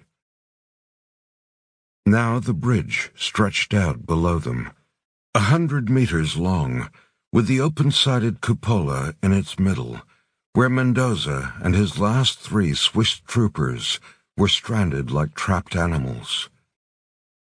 But the bridge had no kind of roof over which Pooh and Stretch could run to bypass the forest of bronze men gathered on this half of it. "Okay," Pooh Bear said. "That was the high road. What's the low road?" "Down there," Stretch said, pointing. Pooh Bear followed his gaze. "Oh, you've got to be kidding me." "It's the only way." "Yes, for a skinny Israeli," Pooh said. "Such routes are not meant for fat Arabs like me." Stretch smiled grimly. "Come on, my old friend. You can do it." A minute later, the two of them were climbing, unseen by the mass of bronzemen, down the side of the battlement, using its uneven stone surface for finger and toe holds. When they came level with the bridge, however, they kept going, below it, coming to the latticework of stone struts underneath the ancient bridge. The low road.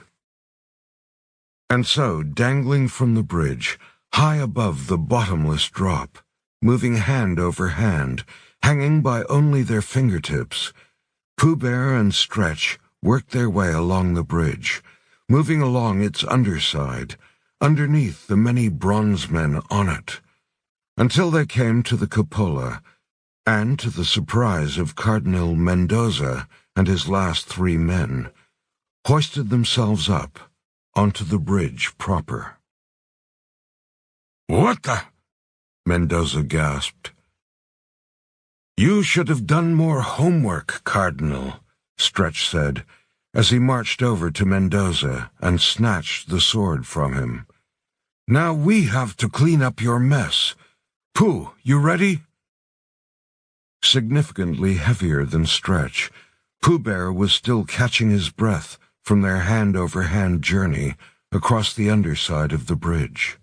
He drew a pair of Arabian fighting knives from his belt. "Ready as I'll ever be," he puffed. Stretch looked at the 4 silver statues inside the cupola. They stood motionless for now. Then, gripping Excalibur in both hands, and with his loyal friend Pooh Bear at his side, Stretch edged into the open-sided cupola, and the silver statues stepped forward. As soon as he stepped out onto the dizzyingly high cupola, Stretch felt the sword in his hand change. It began to vibrate ever so slightly, and its grip grew warm. Stretch felt the heat radiating through its gleaming blade. The first silver man's deadly claws slashed at him, whistling as they cut through the air.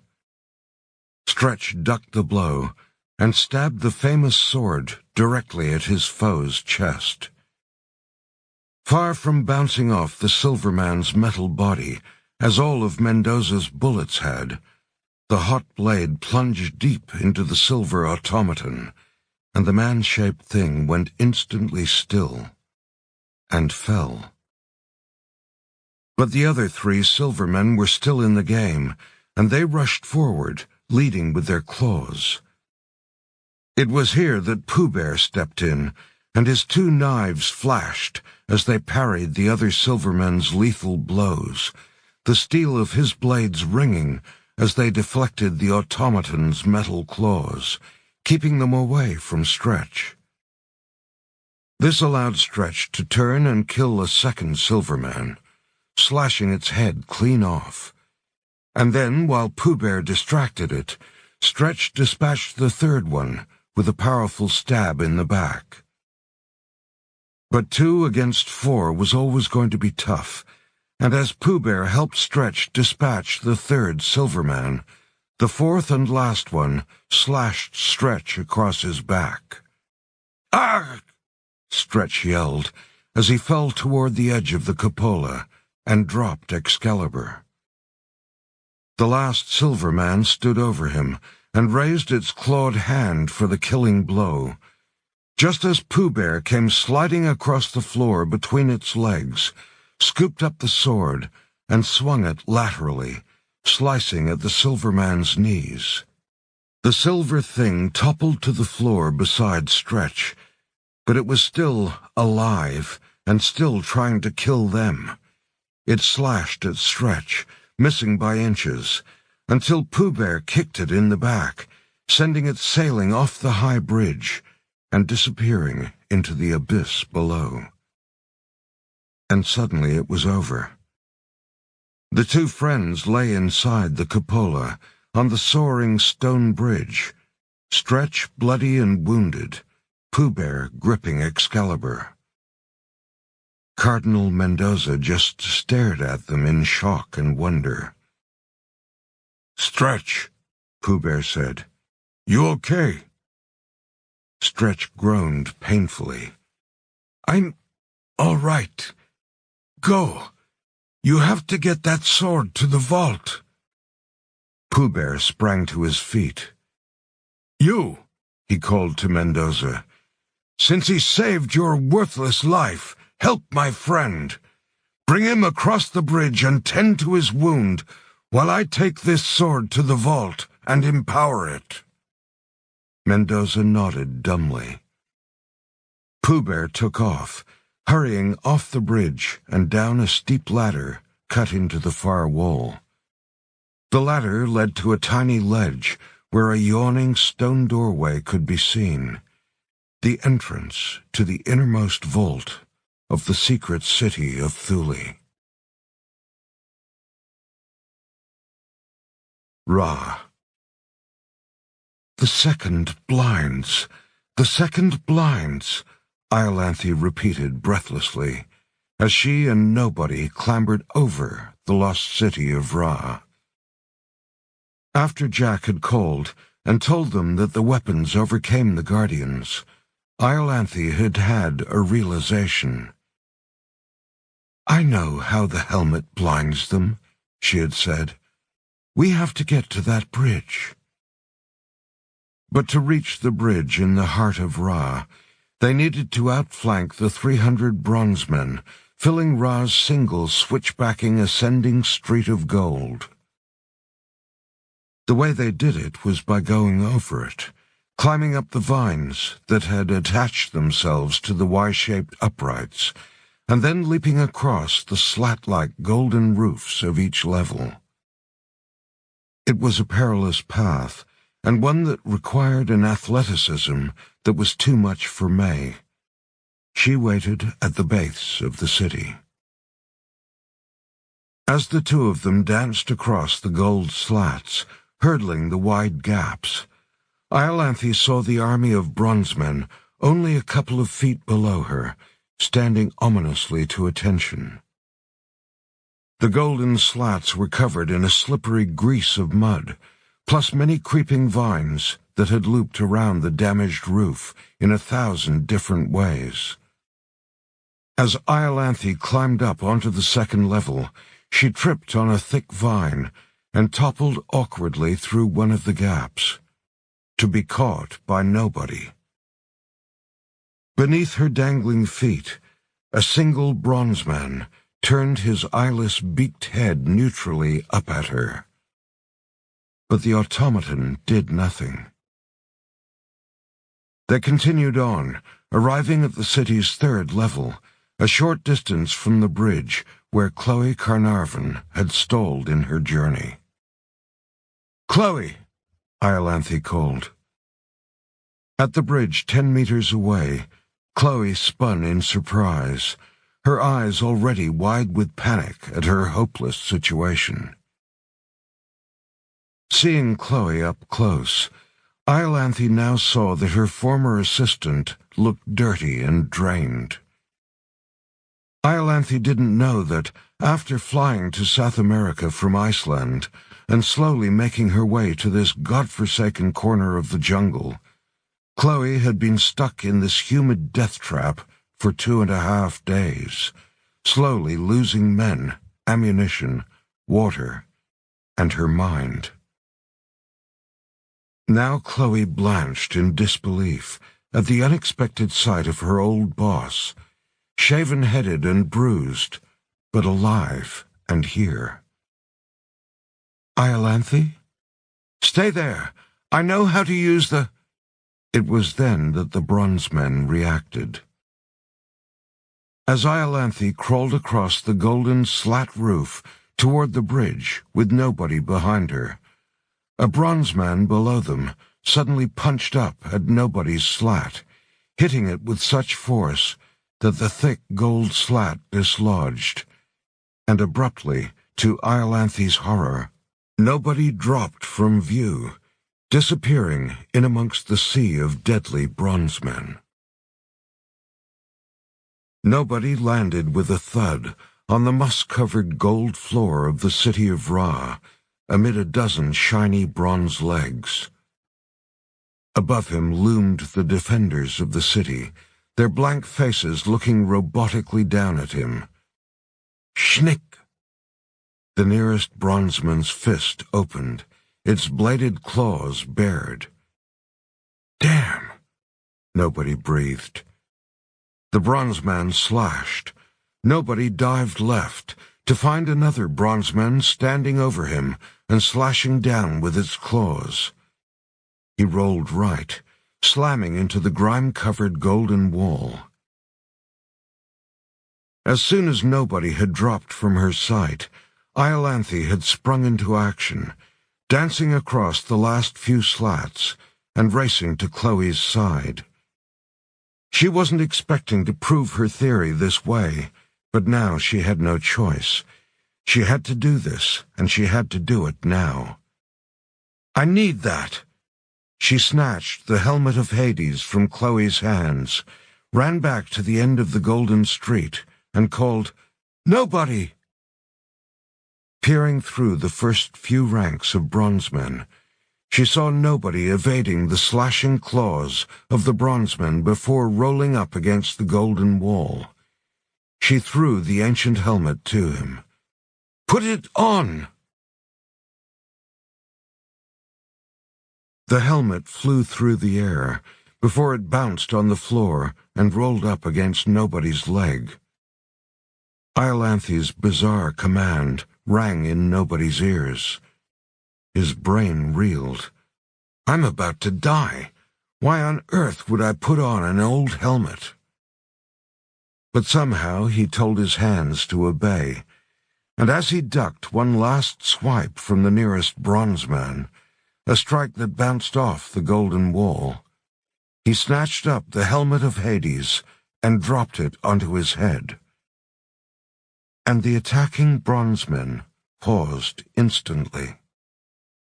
They pulled back, confused. With their eyeless faces, they looked left, then right. "They're searching for me," nobody thought, "but they can't see me." The second blinds them. If you wear the helmet, they can't see you.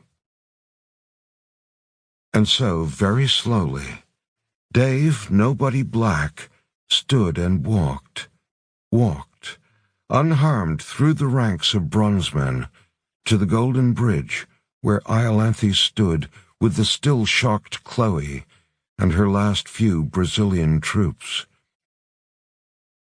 Once he was clear of the bronzemen, Nobody took off the helmet and gave it to Iolanthe.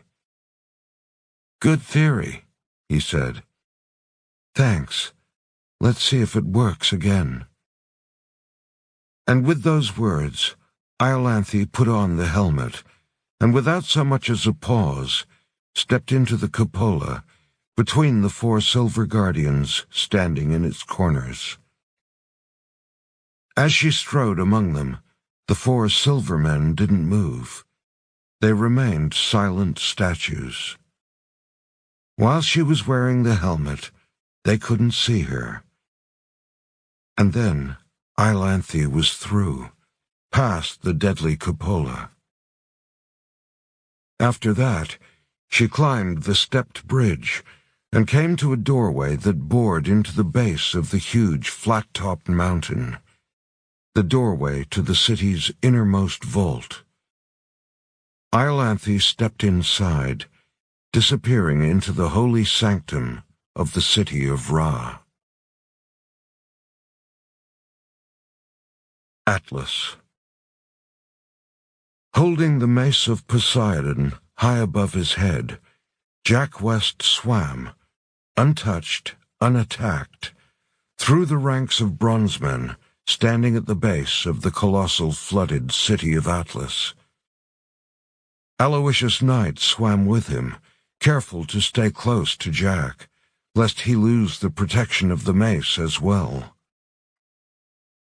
Slowly they swam upward, in front of the stupendous hourglass-shaped rock formation that supported the most famous lost city on Earth. As at the other cities, a single road ran up the flank of the rock formation. Towers, domes, obelisks, and even a few small pyramids lined the road as it climbed. 4 mighty vertical columns, they were the size of skyscrapers and dotted with windows, supported the upper half of the hourglass. Up and up they swam, until they came to the bridge on the bottom half of the city, a bridge with an open-sided cupola in its middle. Here they encountered, as the others had at their cities, 4 silver automatons, standing like statues in the 4 corners of the cupola. Jack considered swimming past the bridge, bypassing it, but he figured the rules of this game wouldn't allow that. He had to confront and overcome the silver ones. The silver guardians did not stir as Jack and Aloysius swam through the bridge. They were protected by the mace. Ever higher they swam, passing a tall tower and other ancient structures, until they came to the waist of the giant hourglass, its narrowest point, where they found a sturdy, square-shaped stone doorway.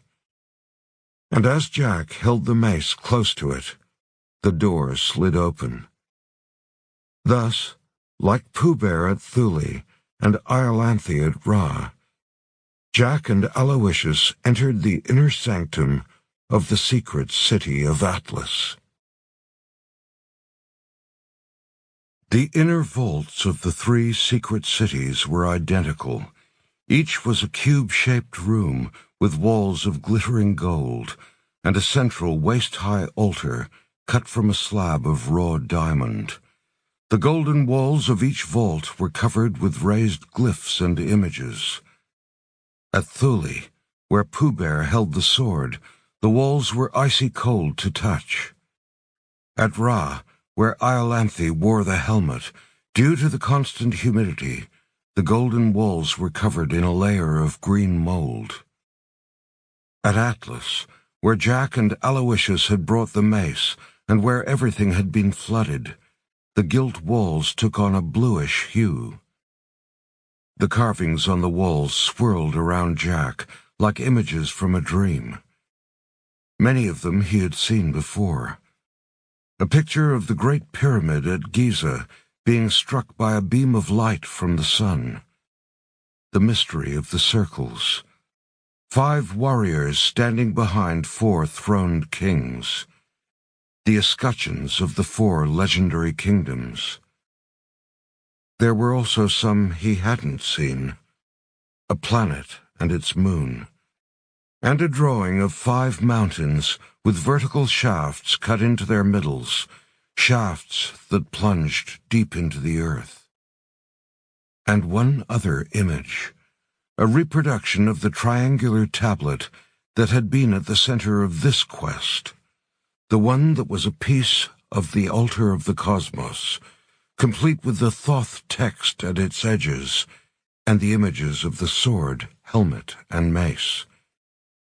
But there was one crucial difference. This tablet was not shown standing upright, as Jack had seen their triangular tablet displayed. No. Here the triangular tablet was shown lying horizontally, flat, face up to the sky, at the bottom of a shallow oblong pool. They swam up to the diamond altar, a sturdy chunk of cloudy, translucent, ice-like stone. It was at the same time both elegant and rough. Its sides were uneven, coarse, while its flat surface had been planed smooth and polished to a sheen. An eerie glow pulsed gently within it. In the exact center of the diamond altar, embedded in it, was a pale blue gemstone, glittering and astounding, the size of a golf ball. An identical gemstone was embedded in the altar at Thule. A third was at Ra. Jack swam forward, gripping the mace. He could see what he was meant to do. In between the 3 blades of the mace was the small setting he'd seen before. It was a perfect match for the blue gemstone. Jack held the mace vertically over the gemstone and gently lowered it until the weapon and the gem touched. The dimly glowing altar now came alive with light. Radiant, blinding white light shone out from the diamond slab, lancing out into the water. Aloysius shielded his eyes, so bright was the glare. and with a sharp snap, the gemstone came free of the altar and became one with the mace. It shone with an ethereal light, pale blue in color, almost like starlight. "I think we just empowered the mace," Jack said. Aloysius nodded. "I think that's safe to say. Can we get the fuck out of here now?" "Aye, aye to that," Jack said. He keyed his radio. "Pooh Bear, Iolanthe, how are you doing out there?" In the vault at Thule, Pooh Bear had just performed a similar ritual with Excalibur.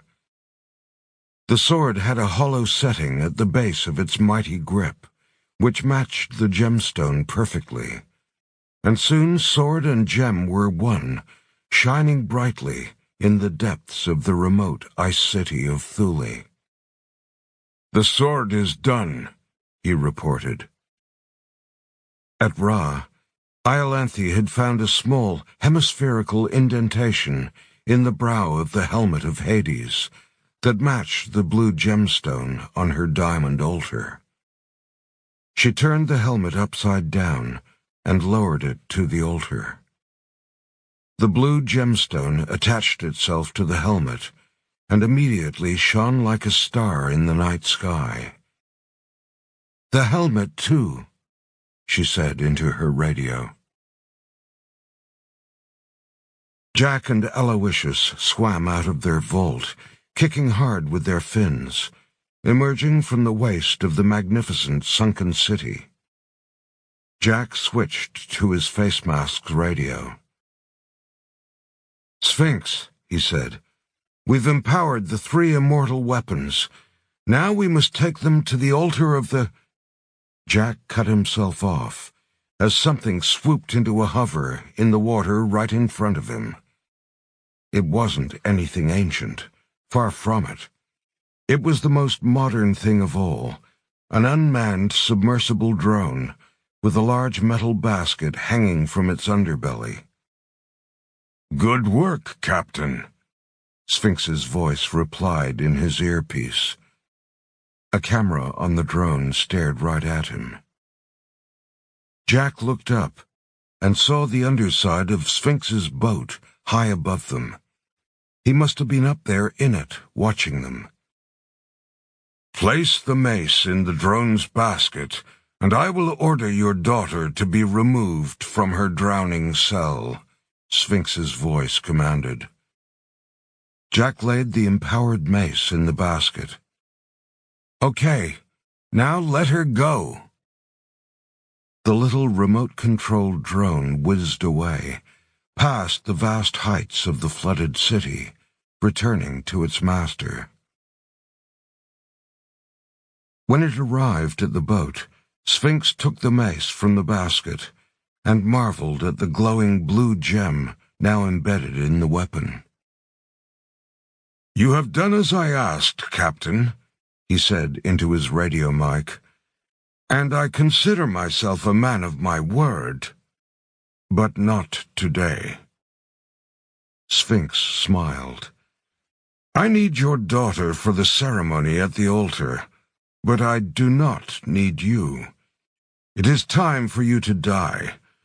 Sorry I forgot to mention one feature of those scuba tanks I gave you." And with those words, Sphinx hit a switch on his console. And down at the waist of the city of Atlas, the scuba tanks on Jack's and Aloysius's backs suddenly turned off and stopped releasing air. Jack gasped. Aloysius gagged. And there, 150 feet below the surface, hovering in front of the sunken city of Atlantis, Jack West Jr. and Aloysius Knight took their last breaths.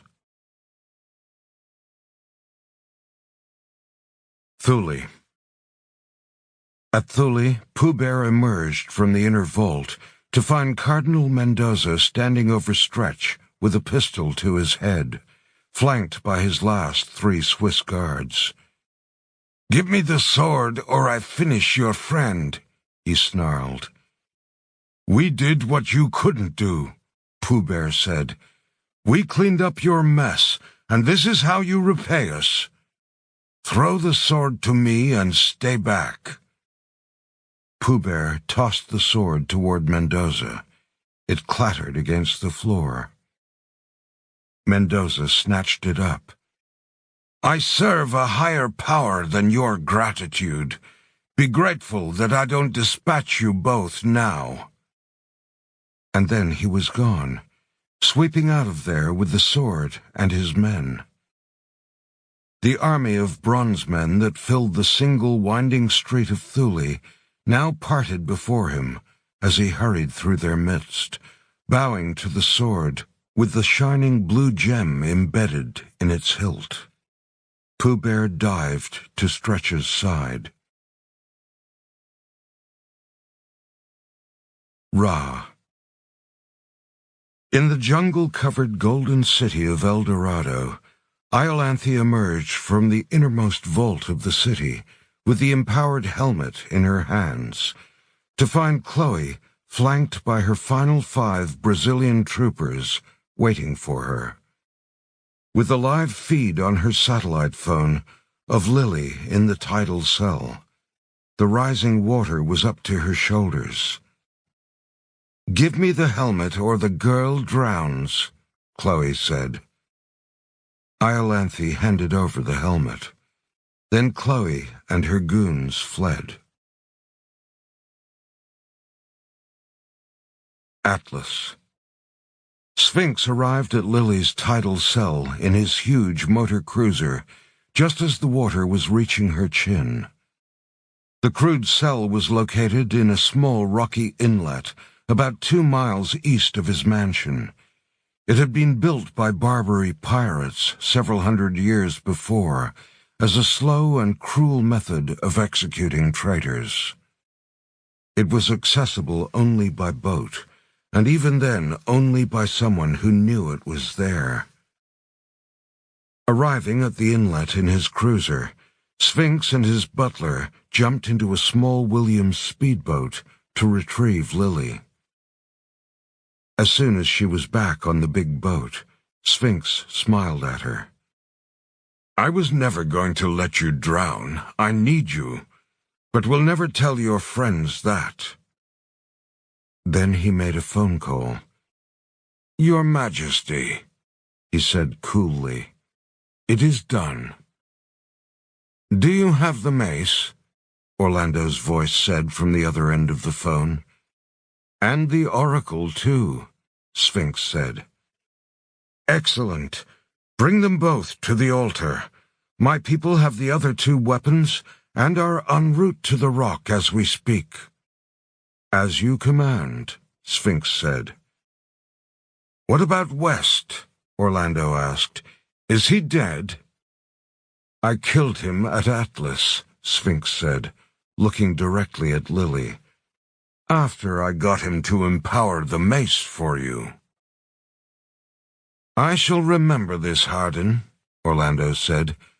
"You're a good man, and in the New World Order you will be suitably rewarded." "I am yours to command, Majesty." As he hung up, Lily stepped right up to him, furious. "Where is my father?" she demanded. "Your father died in a bar fight 20 years ago," Sphinx said. "You know who I mean." "Captain West served me well," Sphinx said, "but he couldn't be allowed to live. In order to save your life, he braved the city and empowered this for me." He held up the mace. "And then I cut off his heir." Lily's face fell. She felt ill. Then the big cruiser powered up and surged across the strait, its destination the towering Rock of Gibraltar on the other side. "You callous creep," Lily said. "Sticks and stones, girl, sticks and stones." "What do you plan to do with me? You said you don't need my talent. Why don't you just kill me too?" Sphinx turned away from her, his gaze landing on the distant rock. "I can't kill you," he said strangely. "Not yet." At that moment, another man stepped up onto the bridge of the motor cruiser. Lily recognized him instantly. It was Jäger Eins, the leader of the Knights of the Golden Eight, the man who, paid by Sphinx and Dion, had kidnapped her in London. "My knights and squires are below deck, sir, along with the backup," he said, "armed and ready." "We have a few hours until Orlando's people arrive at Gibraltar," Sphinx said. "They're flying in on supersonic military jets, refueling in flight as they go. We'll drop you off a kilometer out from the dock. You swim the rest of the way." Sphinx turned to Lily. "Come, young lady. Let's go to the altar." Hades' secret apartment, Rome, Italy. After deducing that the Rock of Gibraltar was the altar of the cosmos, and sending that information to the team, Albie was sitting at his desk when Zoe called out to him from the living room. Albie entered the living room to find her watching the TV with concern. Hades, still recovering from his ordeal at Erebus, had adjourned to his room to sleep. A newsreader on the television was saying, "In what can only be described as a bizarre week, with the toppling of a building in New York, the smashing of a bridge in Venice, the unprecedented hacking of global television signals by a masked man calling on an individual named Jack West Jr., plus, of course, the terrible incident in London. After all this, one final inexplicable event has occurred. An entire group of monks has disappeared." Known as the Fraternal Order of St. Paul, the monks were associated with the Galleria dell'Accademia Museum in Venice, which appeared to be connected to the incident there. It appears that the entire order has vanished, abandoning their lodgings adjoining the museum and taking all of their possessions, including several priceless works of art and sketches, without leaving so much as a trace. Neither the museum nor the Vatican would comment. Albie turned to Zoe. "The Order of the Omega is on the move." "But to where?" Zoe asked. "To tackle the second trial, I imagine," Albie said. "The trial of the mountains." He returned to the study. Arrayed around it were the various documents and files he and Zoe had grabbed at Aragon Castle. They'd taken documents, phones, computers, anything at the castle that might contain information relevant to their mission. Inside one of Aragon Castle's crumbling towers, Albie had found the knights' living quarters. They were luxuriously appointed, bedroom suites with plasma TVs, modern beds and furniture. The Knights of the Golden Eight lived in style. In one bedroom, he had found a couple of suitcases. A guest bedroom, he'd thought. Seeing some files in the suitcases, Albie had just grabbed them and taken them with him to Rome. Now he opened them. A cover letter paperclipped to the files revealed their owner. The cover letter was from the law firm of Lehman, Austin, and Williams in New York, and it was addressed to Mr. Dionysius de Saxe. Dion. Among the documents were bank account details, amounts in the billions, property records, apartments and mansions around the world, and business records, mining and shipping shareholdings mainly. It was, Albie realized, all of Lord Hades' earthly wealth, to be transferred to Dion upon his coronation as king of the underworld. There was one other thing in the sheaf. A manila folder labeled KEO. Alby's eyes narrowed. King's eyes only. He opened the file. The first few sheets contained rows of contact details, the details of the other kings and royals, plus people in government positions around the world who could be called upon to carry out a king's orders. And then Alby saw a page titled, "The High Sacrificial Altar of the Cosmos." "The High Sacrificial Altar of the Cosmos?" Alby said aloud. He hadn't heard it called that before. He quickly read on. "It is imperative that those kings who are in power at the time of the first trial cultivate their relationship with the supreme initiate of the cult of Amun-Ra. Ensure that the supreme initiate is healthy. Encourage him or her to have children. For when that trial is endured, it is the supreme initiate's singular blood that must be spilled to save all humankind. The notion of dying for mankind is not an easy one for anyone to comprehend, and either the initiate will selflessly spill their own blood to that end, or they will spill the blood of their offspring. On 2 of the 3 previous occasions when this duty was required, the supreme initiates of those times went willingly to their fates. On one occasion, the supreme initiate, the biblical figure known as Abraham, slew his son in his place. Of course, if you cannot cultivate a relationship with the supreme initiate of your time, know that their sacrifice on the altar need not be voluntary. The continuation of the species does not require the willing participation of the sacrificial lamb. Alby blinked. "The altar of the cosmos is a sacrificial altar," he said to no one. And the person to be sacrificed on it was the supreme initiate of the cult of Amun-Ra, and Abraham had been one such initiate. Supreme initiate. Alby hadn't seen or heard that term before. He flipped to the next page, which showed a long family tree, expanding branches of parents and children traveling down through the last 4,000 years. On it were many names, most of which Alby didn't know. But popping out occasionally were some that he did. Abraham of Ur, Nefertari of Siwa, Cassandra of Troy. And at the very bottom of the list was a final name that he recognized.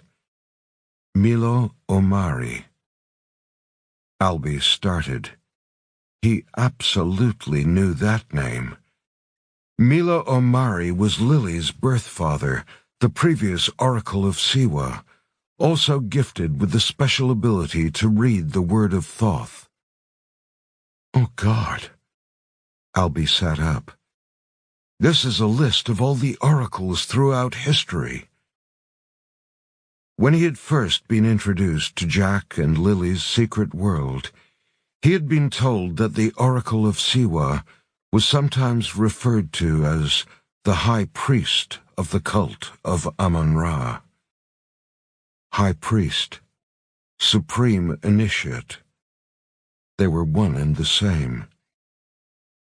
Alby leapt out of his seat, calling, "Zoe, come here!" Zoe arrived in his study just as Alby snatched up the satellite radio and yelled into its microphone, "Jack, Pooh, Stretch, everyone! Find Lily! Find her now! They're going to kill her! They have to kill her in the ritual at the altar of the cosmos, because she's the Oracle!" The Rock of Gibraltar. Gibraltar, UK territory. 1st December, 1930 hours, GMT local time. 30 minutes before the rising of Sagittarius A star. After taking a leisurely few hours to cross the strait, and pausing about a kilometer from the shore, Sphinx's luxury motor cruiser arrived at a military dock in the shadow of the Rock of Gibraltar. The eastern flank of the rock, the vertical side, leapt skyward above it, almost half a kilometer high. The dock was flanked by members of the Royal Marines, Orlando's men. Lily had spent the whole trip staring blankly forward. The news of Jack's death had stolen any fight she had left in her. She felt worn, exhausted, and profoundly alone. Sphinx guided her through the ranks of Royal Marines and into a rough-hewn tunnel that had been dug into the base of the rock almost 80 years previously. This whole area of the rock was fenced off with razor wire and signs labeled Restricted Area, Authorized Military Personnel Only. Tourists and members of the public couldn't get near this part of the Rock of Gibraltar. Inside the gargantuan thing, they went up several steep flights of stairs, each step etched from the limestone of the rock, until they emerged in a high-ceilinged chamber halfway up the colossal peak. There were three things about the chamber that struck Lily. Every one of its walls was smooth and flat. There was a shallow, oblong pool of water sunken into its floor, and it had a wide, slanting shaft that lanced up into the ceiling like an enormous sloping chimney. A strange-looking gold contraption lay on top of the pool. It looked like a shining golden gate, its bars twisted into an ornate pattern. It was laid flat over the pool and had hinges that allowed it to be pulled open. Orlando was waiting for them, with the triangular tablet sitting at his feet. With him were the three other kings: Dion de Saxe, king of the underworld, the American-born king of the sea, and the new Chinese-born king of the sky. Lily stopped short at the sight of them, shaken from her reverie. All four kings were here. Orlando shook Sphinx's hand as he took the mace from him. "Hardin," he said. "Fine work. Simply fine work, old chum." Sphinx bowed low. "A pleasure, Your Majesty." Orlando said, "We're almost ready to begin. Mendoza and Chloe just landed at the airstrip and are on their way here now." Minutes later, Orlando's people arrived in the ceremonial chamber. Cardinal Mendoza with the sword from Thule. Chloe Carnarvon with the helmet from Ra. Lily wondered what had happened at those two cities to create this result. Sphinx gathered the three weapons together. Mendoza touched a radio in his ear. "Sagittarius A star just crested the sun." Orlando stepped forward.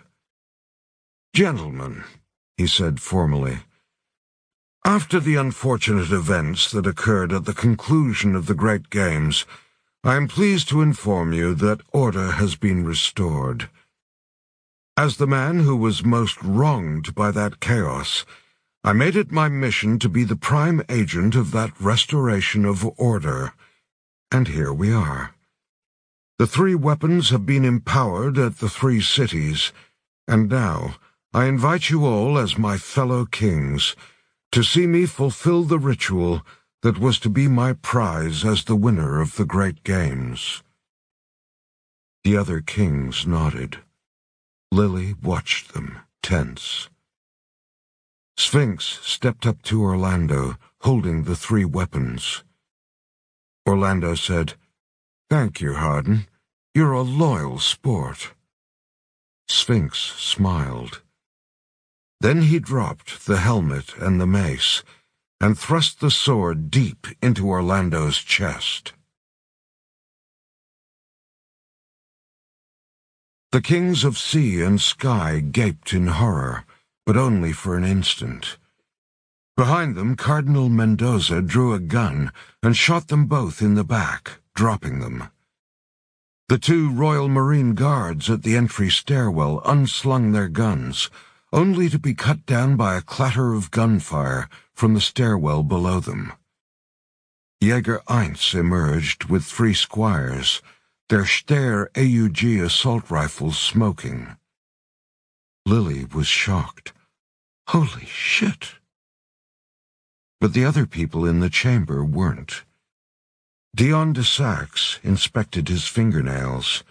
Chloe Carnarvon did nothing at all.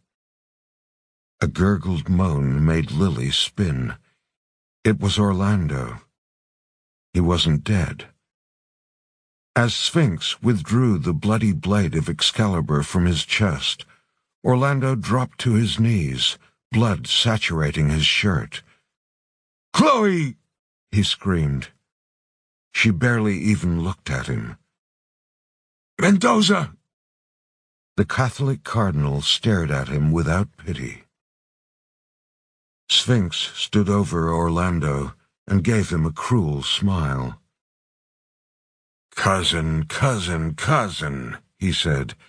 "It was I who restored order, not you. I know more about the 2 trials and the Omega event than you shall ever know. When I was the presumed heir to your throne, I studied the ancient texts, learned everything I could about these pivotal times. My father even showed me the King's Eyes only file about this day. And then he abdicated his crown and gave it all to your father." As Sphinx strolled around him, Orlando glared up at Cardinal Mendoza and Chloe Carnarvon. Sphinx said, "Spare the Cardinal and Miss Carnarvon your angry stares. They have both long been in my employ, waiting for this very moment." "Why?" Orlando spat at them.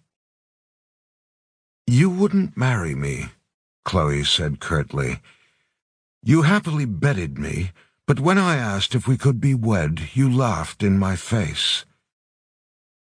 "You are not prepared," Cardinal Mendoza said simply, "for what is required." "He's right," Sphinx said. "You were never up for the challenge of your crown, Orlando. You were never properly prepared. Just look at your clumsy attempts to open the 3 cities. We all would have died were it not for West and his people. Look also at West himself, your choice of champion at the Great Games. It was his actions at the Games that created this state of affairs, which means it was your mistake. You deserve to die this way, bleeding out on the floor. Feel free to bleed slowly, cousin, for then you may at least live long enough to see the ritual performed." Sphinx turned to Lily. "For perform it now, I must." The intricate golden gate that lay over the rectangular pool in the center of the ceremonial chamber was opened, and Mendoza placed the triangular tablet in a matching triangular recess in the base of the shallow pool. Then, her hands and feet bound, Lily was laid in the pool on top of it. The water filling the ceremonial pool was about 18 inches deep. It covered her body, lapping around her jaw and cheeks, but her eyes, nose, and mouth still protruded above the surface, allowing her to breathe. Chloe filmed it all on a video camera. Lily went to her fate in silence, her eyes dull, her spirit broken. Jack was dead. Her friends were scattered around the world, their heroics at the 3 secret cities, now exploited by Sphinx and Dion and their gang of cronies. There was nothing she could do. She was going to die here, alone and afraid. As she lay on her back in the water, Sphinx put the helmet of Hades on her head and placed the mace of Poseidon in a slot on the golden gate near her feet. Their blue gems glowed eerily. "Brave girl, this is for the world," he said. "It is a noble death, and it will be quick." He closed the hinged gate on top of her. "Open the ceiling," he called. Jäger 1 spoke into a radio, and in response, with a great mechanical whirring, something opened at the top of the great chimney-like shaft above the chamber. From her captive position in the pool, Lily had a clear view straight up the sloping shaft. It must have been 200 feet long, a dead straight, slanting shaft, through which she could now see a square of the nighttime sky. Stars glistened. It was actually quite beautiful. Somewhere up there was the center of the universe, at the other end of a path carved by the Hydra galaxy, facing this chamber, ready to receive the radio waves from Sagittarius A star as they passed through Lily's sacred spilled blood and the triangular tablet. Lily lay stoically in the pool, wearing the helmet of Hades, the sacrificial lamb. She found herself thinking of Jack and his smile, the special smile he reserved for her, and of the team that had raised her, and of Albie, ever loyal and kind, and his last words to her, "I always loved you." She cried inwardly. "Damn," she whispered. The section of the Golden Gate directly above her heart had a slit in it, a slit that matched the width of Excalibur perfectly. Mendoza handed Sphinx the sword, empowered by its shining blue gem. Sphinx crossed to the pool and stood over Lily. He carefully inserted the tip of the blade into the slot, holding it poised above Lily's heart. The ritual was clear. Plunge the sword through the heart of the oracle. Lily stared skyward. If the stars were to be the last thing she saw, she thought, then it wasn't a bad final sight. Shortly after, with a sharp downward plunge of the sword, Sphinx completed the ancient sacrificial rite. Chloe filmed the entire terrible act. Thus the first trial was overcome, and liquid stone did not spread throughout the Earth's oceans like a cancer and turn the planet into a barren wasteland. The city of Atlas, 3 hours earlier. As the sun began to sink in the sky, the flooded city of Atlantis lay still. Nothing moved, except for the odd strand of seaweed that swayed in the current. Then, movement. From the sunken wreck of the 707 aeroplane that lay up against the base of the giant hourglass-shaped city, its nose pointed upward. Something shot out of the plane, moving fast and vertically, heading at rocket speed for the surface. Something that looked like a life raft with 2 men hanging from it, the 2 figures of Jack West Jr. and Aloysius Knight.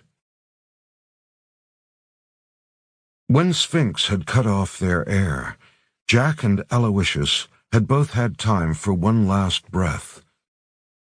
There was no way they could swim to the surface on that single breath of air. It was too far, 150 feet away. It was Jack who had pointed at the plane wreck and begun swimming for it. Aloysius didn't know what he was getting at, but without a better plan of his own, he followed. It was lucky it was an older plane, Jack thought, as he came to the Boeing 707's forward door, flung it open, and swam desperately inside. Newer planes used compressed nitrogen and carbon dioxide to inflate their escape slides, but old ones like the 707 used compressed air. There, hovering inside the galley of the sunken Boeing aeroplane, with his final breath of air beginning to fail him, Jack pulled the plane's tightly packed escape slide from its compartment above the door and yanked on its emergency pull tab. The slide immediately sprang to life, enlarging in an instant, filling with air and becoming a life raft. It expanded to fill the tiny galley. Jack immediately wrapped his lips around its manual inflation valve and sucked in air, glorious air. Then he offered the valve to Aloysius, and he inhaled a lungful too. After that they waited for a while, taking alternate swigs from the inflated escape slide, just in case Sphinx had left men up top to finish them off if they surfaced. 30 minutes passed. Jack figured that was enough time. He motioned for Aloysius to get a grip on the escape slide. Then he pointed up. Aloysius nodded. He knew what that meant.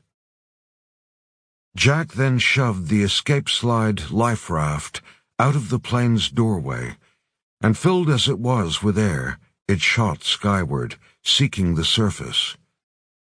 Jack and Aloysius clung to it as it raced upward at phenomenal speed. They exhaled as they rose, a standard scuba diver's precaution, lest their lungs explode with the air expanding inside them. Then the life raft breached the surface, and Jack and Aloysius were hurled by the force of their rapid rise, fully 7 feet into the air above it, before splashing back down. The sand-colored cliffs of the Moroccan coast towered above them. Sphinx's mansion crowned one cliff alongside the ancient lighthouse. Jack spun, searching for Sphinx's motor cruiser, but he didn't see it anywhere. It was gone. And then Albie's voice exploded in his ear. "Jack, Pooh, Stretch, everyone! Find Lily! Find her now! They're going to kill her! They have to kill her in the ritual at the altar of the cosmos, because she's the Oracle!" They found a small motorboat tied to the dock at the base of Sphinx's mansion, and gunned it across the Strait of Gibraltar. When they arrived at the rock 2 hours and 30 minutes later, Aloysius pointed. "There!" A large number of dead bodies lay beside a restricted military dock on the eastern side of the rock, the bodies of some Royal Marines. Jack saw the tunnel delving into the rock at the end of the dock, and hurried inside. "Wait, you don't know what's in there," Aloysius called, chasing after him. Minutes later, the two men emerged inside the sacrificial chamber. It was empty. Well, empty of living people. Orlando's body lay on the floor, his chest a bloody mess, his mouth agape, his furious eyes open in a sightless stare. The bullet-riddled bodies of his 2 Royal Marine bodyguards lay nearby. In the center of the space, Jack saw the rectangular ceremonial pool sunken into the floor, with the golden gate on top of it. He raced over to it, followed by Aloysius. "Jesus!" Aloysius gasped, seeing what was in the pool. "Lily," Jack said softly. "No." After the ceremony had been completed, and the body had sunk fully under the surface of the water. Someone must have tossed a grey stone pill into the pool, for beneath the bars of the Golden Gate, the shallow pool was filled to the brim with a flat-topped slab of black-grey stone. Jack saw the jaw guards of the helmet of Hades jutting ever so slightly above the surface of the solidified liquid stone at one end of the pool. Saw the mace sticking up from a slot in the gate at the other end. And in the middle, right where the ceremonial victim's heart would be, was Excalibur, embedded in the stone, locked in place when it had solidified. The sword in the stone. A foul layer of blood stained the golden slot through which the sword had been plunged. Arterial blood from Lily's heart must have sprayed upward in a grisly gout when the sword had been thrust down through the slot into her. Jack leaned in close to the helmet, searching for some sign of... And he saw them. Several strands of long black hair curled out from the slab of black-grey stone, and being wet, they had clung to the right jaw guard of the helmet. Jack's heart broke. He knew that hair. It was Lily's. And there, in that chamber, inside an altar the size of a mountain, watched by Aloysius Knight, Jack West Jr. dropped to his knees and wept.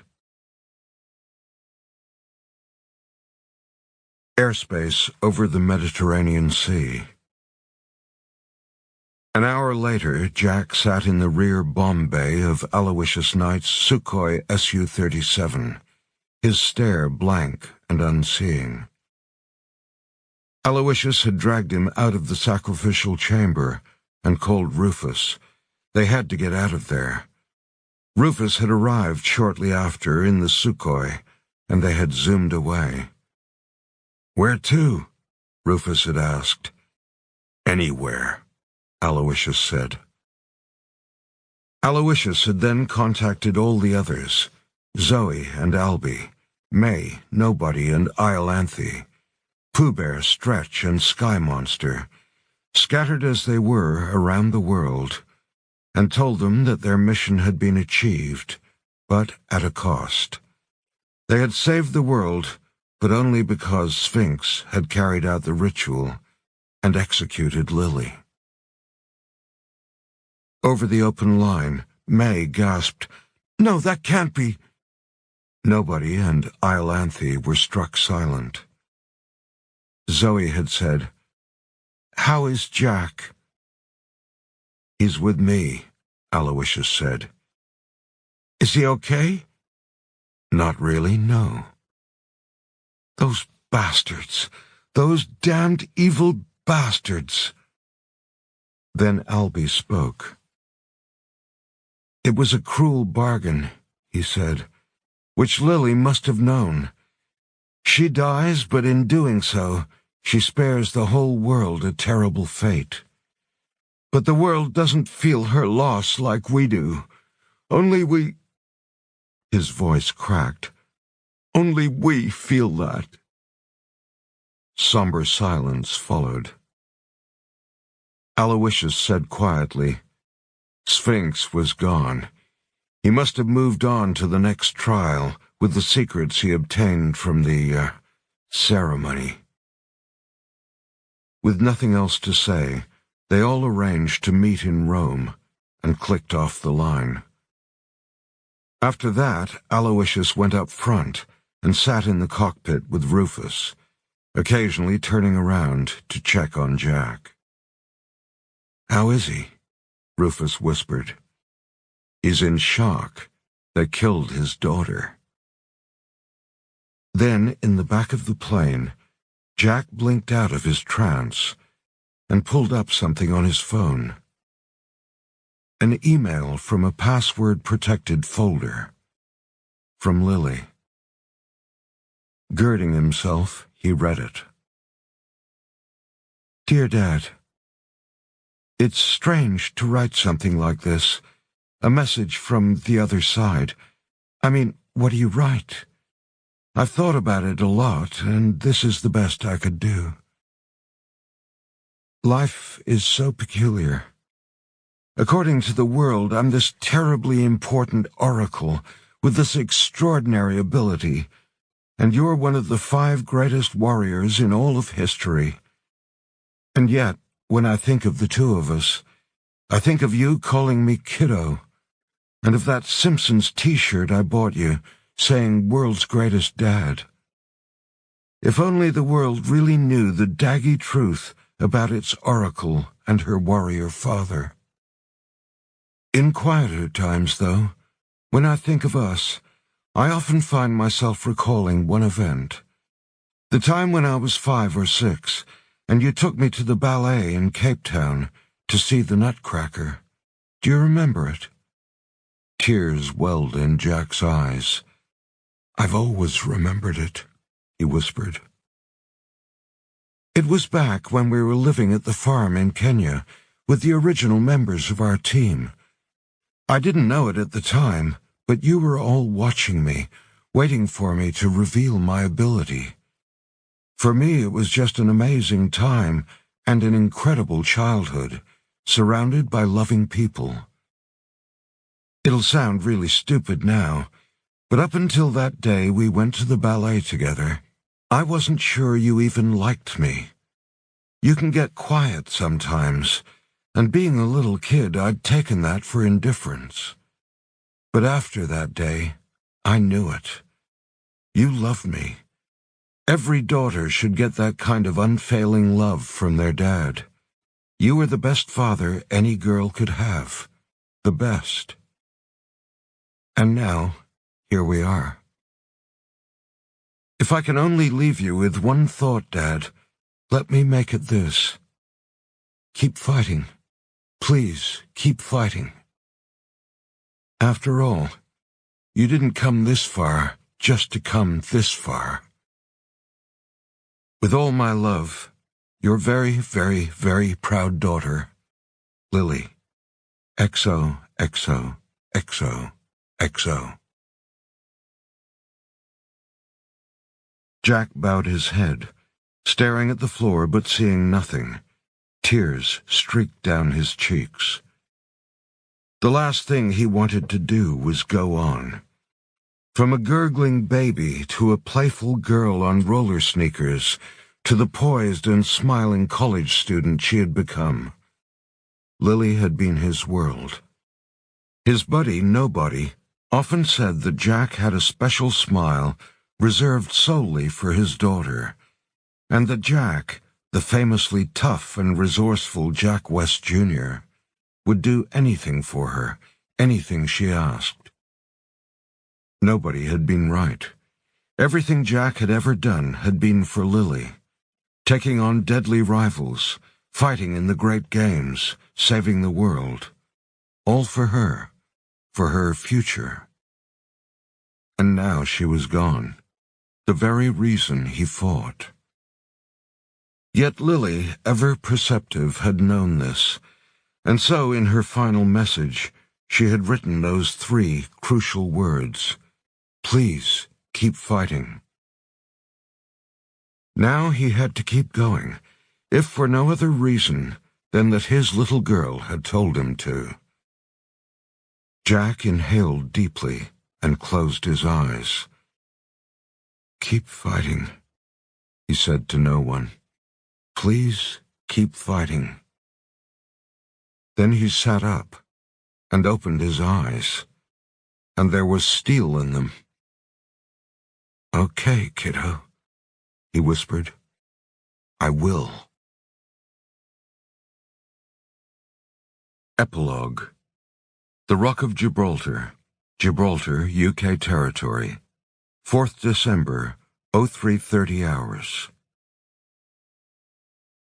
3 days later, in the dead of night, while the rest of Gibraltar slept, 3 shadowy figures in scuba gear and night vision goggles emerged from the sea on the eastern side of the rock.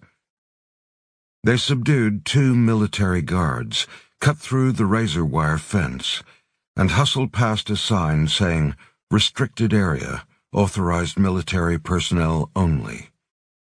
Then they slipped inside the Rock of Gibraltar, quickly ascended several stairways, and entered the ceremonial chamber. Pooh Bear, Stretch, and Albie. They found the chamber just as Jack and Aloysius had left it. Dead bodies still on the floor, the fabled sword, Excalibur, lodged in the slab of liquid stone in the shallow pool, and the heartbreaking wisps of black hair protruding from one end of the slab.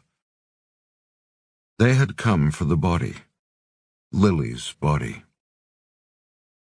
They'd made the clandestine journey for their friend Jack, who at that moment was in Rome with Zoe by his side, silent and stoic, but distant, grieving, to retrieve Lily so that at least she could be given a proper burial in the presence of family and friends. The ancient chamber with its high, slanting, chimney-like shaft loomed above them, as, covered by Stretch and Albie, Pooh Bear lifted the golden gate and bent over the slab of liquid stone and set about chipping away at it with a hammer and chisel. He hammered gently, delicately, considerately, so as not to damage Lily's face when he eventually broke through. Stretch and Albie kept an eye on the entrance, glancing back at Pooh every now and then. Stretch was armed. As he worked away, Pooh revealed more strands of black hair threaded through the solidified liquid stone. He tried to hold back his tears. Then, after a time, his chisel broke through the stone, revealing a sliver of human skin. With great tenderness, Pooh Bear carefully brushed away the chips of stone, blowing off the finer bits, revealing a face. And he reared back in surprise. "Good God!" he gasped. "It's not—" And then, most oddly, given the solemnity of his mission, he broke out in a wide smile. "Stretch, Albie, come and look at this, and call Jack. Call him now." The end. An interview with Matthew Reilly. Spoiler warning. The following interview contains spoilers from the 3 secret cities. Readers who have not yet read the novel are advised to avoid reading this interview, as it does give away major plot moments in the book. "All right, Matthew. For a moment there we thought we'd said goodbye to Lily. After the infamous death of Libby Gant in Scarecrow, coincidentally the novel where the Black Knight had to break the news to Scarecrow, what are your thoughts on killing off your main characters?" To this day I still get comments from fans about that death scene in Scarecrow. It impacted many of my fans really hard, but I have to say that was my intention. In the first draft of the 3 secret cities, 3SC, I actually did not include the epilogue with Pooh, Stretch, and Albie going to the Rock of Gibraltar, so I was going to let readers hang till the next book to reveal that it isn't Lily in the sacrificial pool. But after finishing the 6 sacred stones, 6SS, with a cliffhanger, I felt that this was too harsh. I didn't want to finish the novel on a downer. As I thought about it more, I felt it would be better to take readers to the very, very edge, and then leave them with a nice bit of hope as Pooh Bear removes the chips of Greystone, sees who it is, smiles, and yells, "Call Jack, call him now." Remember the package that the knight brought back to Sphinx from New Zealand. Lily's brother, Alexander, was last seen in New Zealand, living with Sky Monster's parents. That said, 3SC sees quite a few nice characters die. The twins and Sky Monster's parents get killed rather brutally. This was deliberate. I wanted those deaths to be sudden and shocking, much like Gant's. And I warn everyone, there will be worse ones to come. This was also why I introduced in this book the concept of the messages from the other side. They soften the blow of a death, and to my mind, even in the middle of all this action and adventure, give us some tender moments, like Loki writing about his affection for his brother, or Lily writing to Jack. Those messages give the characters a chance to say what they truly feel. Rest assured, more messages will appear in the last 2 books of the series, and at terrible times. As I've always said, no character can be safe.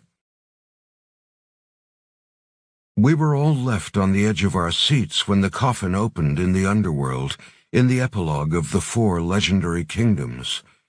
Did you know what was going to emerge, and the role the bird-beaked bronze men would play in the 3 secret cities? I did know, yes. I should make it clear that when I sat down to write the 4 legendary kingdoms, 4LK, it had been 8 years since the 5 greatest warriors, 5GW, had been published. Writing the Jack West novels requires a lot of historical research, and I needed to take a break from that for a while.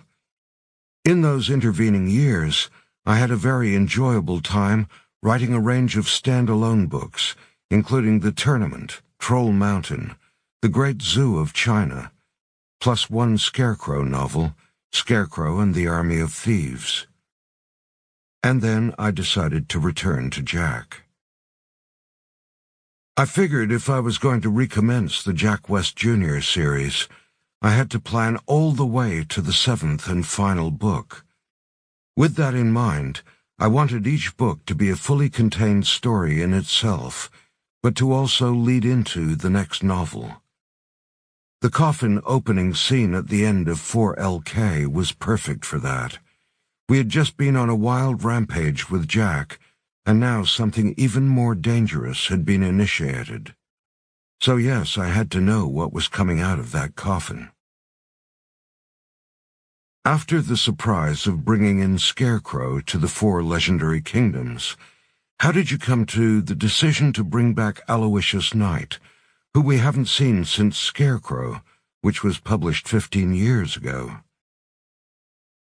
I'm always listening to my fans at book signings, library events, and via both email and social media. One question which always pops up is, will we ever see Aloysius Knight, the Black Knight, again? The Black Knight was very popular from the moment he appeared in Scarecrow. He was the anti-Schofield, the ultimate badass killing machine, the good guy gone wrong. I was always keen to bring him back, I just needed the right story. When I planned out the plot of 3SC, with a key moment where Jack would be captured and taken to an ancient prison from which no one had ever escaped, the moment was suddenly right there. This was an occasion when Aloysius Knight could return. I mean, who else can rescue someone from an impossible-to-escape-from prison? It's important to note that Zoe, Stretch, and Pooh Bear try and fail. It is Knight alone who succeeds, and he does so by performing an outrageously dangerous skydive right into the mile-deep elevator shaft of the mine. Having brought Scarecrow into the world of Jack West Jr., and thus showing that they exist in the same universe, it stood to reason that Aloysius Knight also lives in that universe. Even more than that, it occurred to me that he might have had run-ins with groups like the Knights of the Golden Eight in his bounty-hunting travels. Having him present when Jack believes Lily has been sacrificed was not intended to echo the moment in Scarecrow, where he is present for Scarecrow's discovery that Gant has been murdered. I can't say I planned that, it just happened. There is quite a contrast from the action in the 4 legendary kingdoms, taking place mainly in the underworld, and the action in the 3 secret cities, taking place simultaneously throughout the world. Was this always the plan? Structurally, it's actually 4LK that is unique in the Jack West series. It is the only book in the series that A is set largely in a single location, and B takes place over a very short period of time, 2 days. I'd wanted 4LK to be fast, brutal, and visceral, more like a taut and tense thriller than a sweeping adventure. The time was right to inject some undiluted adrenaline into the Jack West Jr. world, and I wanted 4LK to race like a rocket. With 3SC, I wanted to write something just as fast, but was more of the globe-trotting adventure readers expect of a Jack West book, one that sweeps quickly from location to location, from a metropolis like New York City to the remote Orinoco Delta in Venezuela. Matthew, with every book, we presume you can't think of a more gruesome way to torture someone to death. And then here we have suffocation by hardening greystone. Where did the idea for greystone powder originate from? I'm very proud of my greystone powder. I love it. Its creation actually arose out of my need to explain how all these massive underground castles, mountain palaces, and trap systems were built. I wanted to explain that greystone could be quite easily composed into a complex shape, and then set in place. It also got a brief mention in 4LK with the hostage carriages. I'm particularly proud of the pills that form Medusa's eyes in the tomb of Poseidon. Since I was a kid, I've always been in awe of Medusa. She is such a cool myth, a snake-haired woman whose stare turns people to stone. The tale of Medusa is also a very enduring one that's lasted for over 2,000 years. Having adapted the labors of Hercules in 4LK, in 3SC I wanted to examine and explain in real terms the origins of the Medusa myth. That meant coming up with something that could realistically explain the whole "her stare turns you to stone" thing. Creating the greystone powder was key to that. Making pills out of it and using them as the eyes of a Medusa carving was a eureka moment for me. I literally danced around my office when I came up with that, pumping my fist. As for the suffocating deaths, well, this is just something that I fear, kind of like being buried alive. The idea of being physically trapped inside this hardening, intensely claustrophobic, totally enveloping, concrete-like void scares the crap out of me. It'd be a truly awful way to die. I figure, since it scares me, it'll scare my readers. Having said all that, I have an even better mythological tool of death, ready to go in the next Jack West book. When deciding on your 3 secret cities, why choose Thule, Ra, and Atlas? Right from the moment I wrote 7 Ancient Wonders, 7AW, I always wanted the key feature of the Jack West Jr. series to be the strange and unexplained places dotted around our planet. Places like the pyramids, Stonehenge, and Easter Island. This, I figured, also included mythical places like the underworld in 4LK, and famously lost cities like Ultima Thule, El Dorado, and the city of Atlas. I don't really like using the word Atlantis, as I think it's been used too much over the years. I particularly like the notion of secret cities. When I decided on the title for this book, the idea that a city, by definition a sizable place that once housed a lot of people, could be secret, was something that I found instantly intriguing. and intrigue is always a good thing to have in a title. Ultima Thule has always interested me because the Nazis had a thing for it. El Dorado was a myth that lured many adventurers to their deaths. And Atlas, well, it's the most famous secret city of them all. But let me add one extra comment on this. One of the things I am keenly aware of is that readers nowadays often check Google while they are reading my books. They look up the myths, facts, and historical events. So I tried to keep the locations of places like Thule, Ra, and Atlas generally in the spots where they are believed to be. The directions to Thule in 3SC, for instance, are the actual directions found in ancient writings. It was really believed to be northwest of Britain.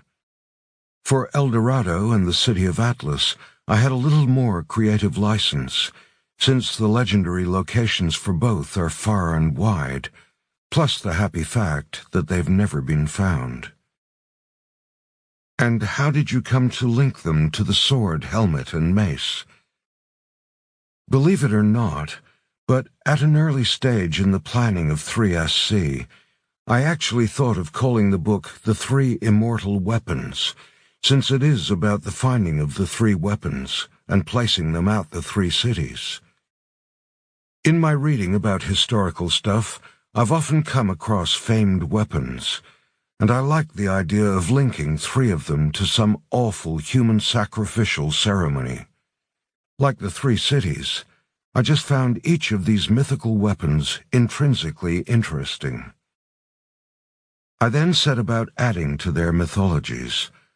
I love the idea that Excalibur, for instance, might be a sword that has traveled over the centuries from Egypt to Rome to Britain, and that the name, the Sword in the Stone, changed over those centuries from the Sword of the Rock.